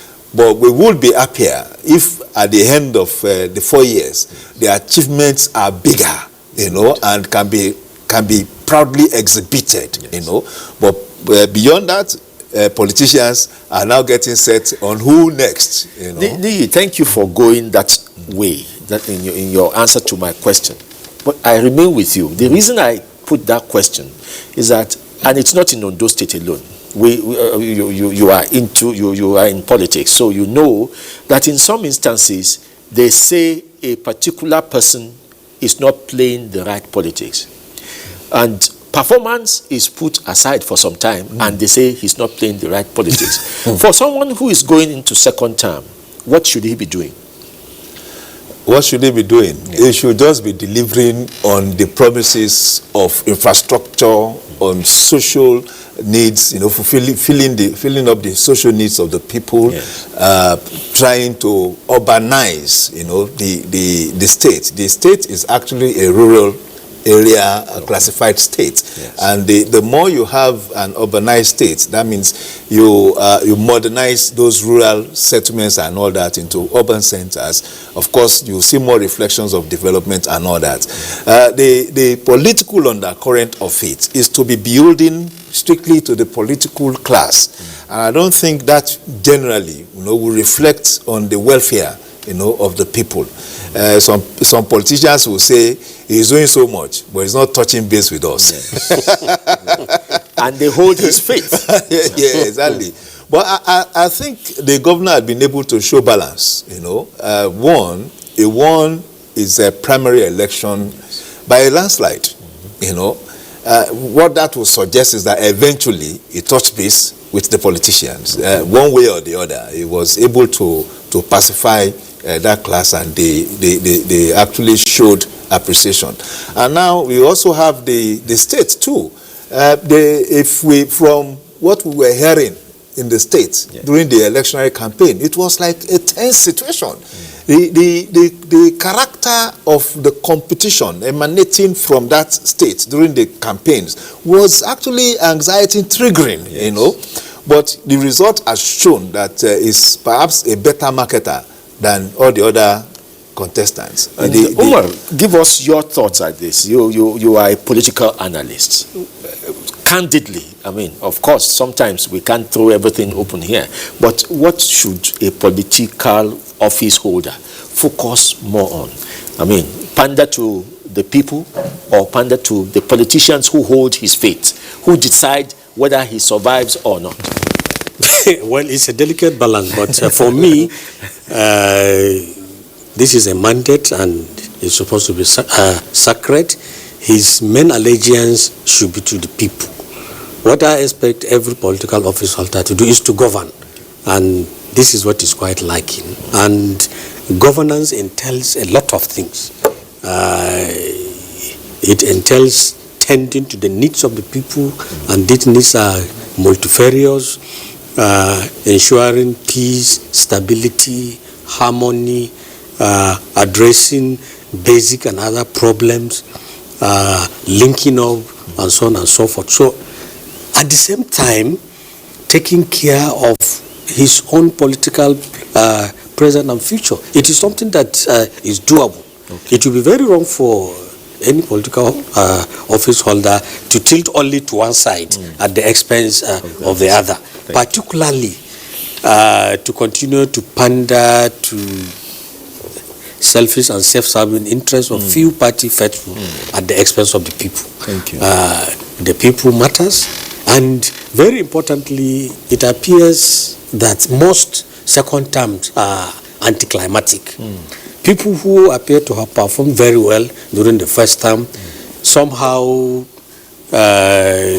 release their foot on the gas, pedal, so to say, and then begin to play politics. But for me, it should have been the other way around. Okay. Second term is when you are not actually looking for another time again. So you should be able to work more for the people. You must have started certain things, ensure that they are all concluded before the term limit. So it should be a golden opportunity to deliver. And I expect this governor and every other person that has been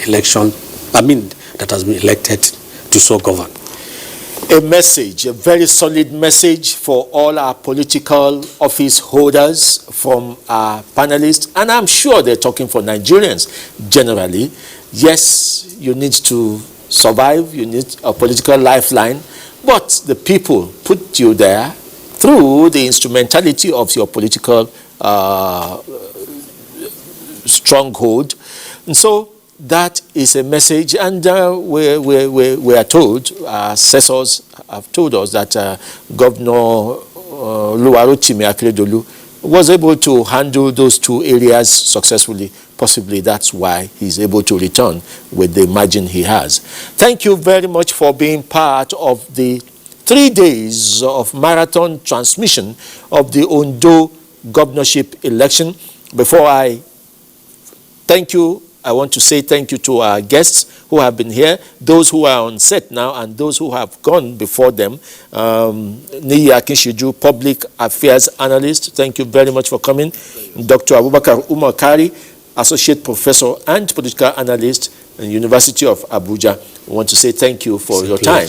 And our beloved viewers, without you, we would not have that tube on. Thank you for staying on with us, and I hope that we have learned a few things about the politics of Nigeria and how our electoral system can continue to improve. Again, we think this is an improvement over Edo elections. We will be looking forward to the Anambra elections next year, but before then, there will be senatorial, National Assembly elections that will be held in November this year. And so we hope that our political and electoral system will continue to improve. Once again, on behalf of the management and staff of the Nigerian Television Authority and all the backroom staff, I am Femi Okewo saying thank you and see you again.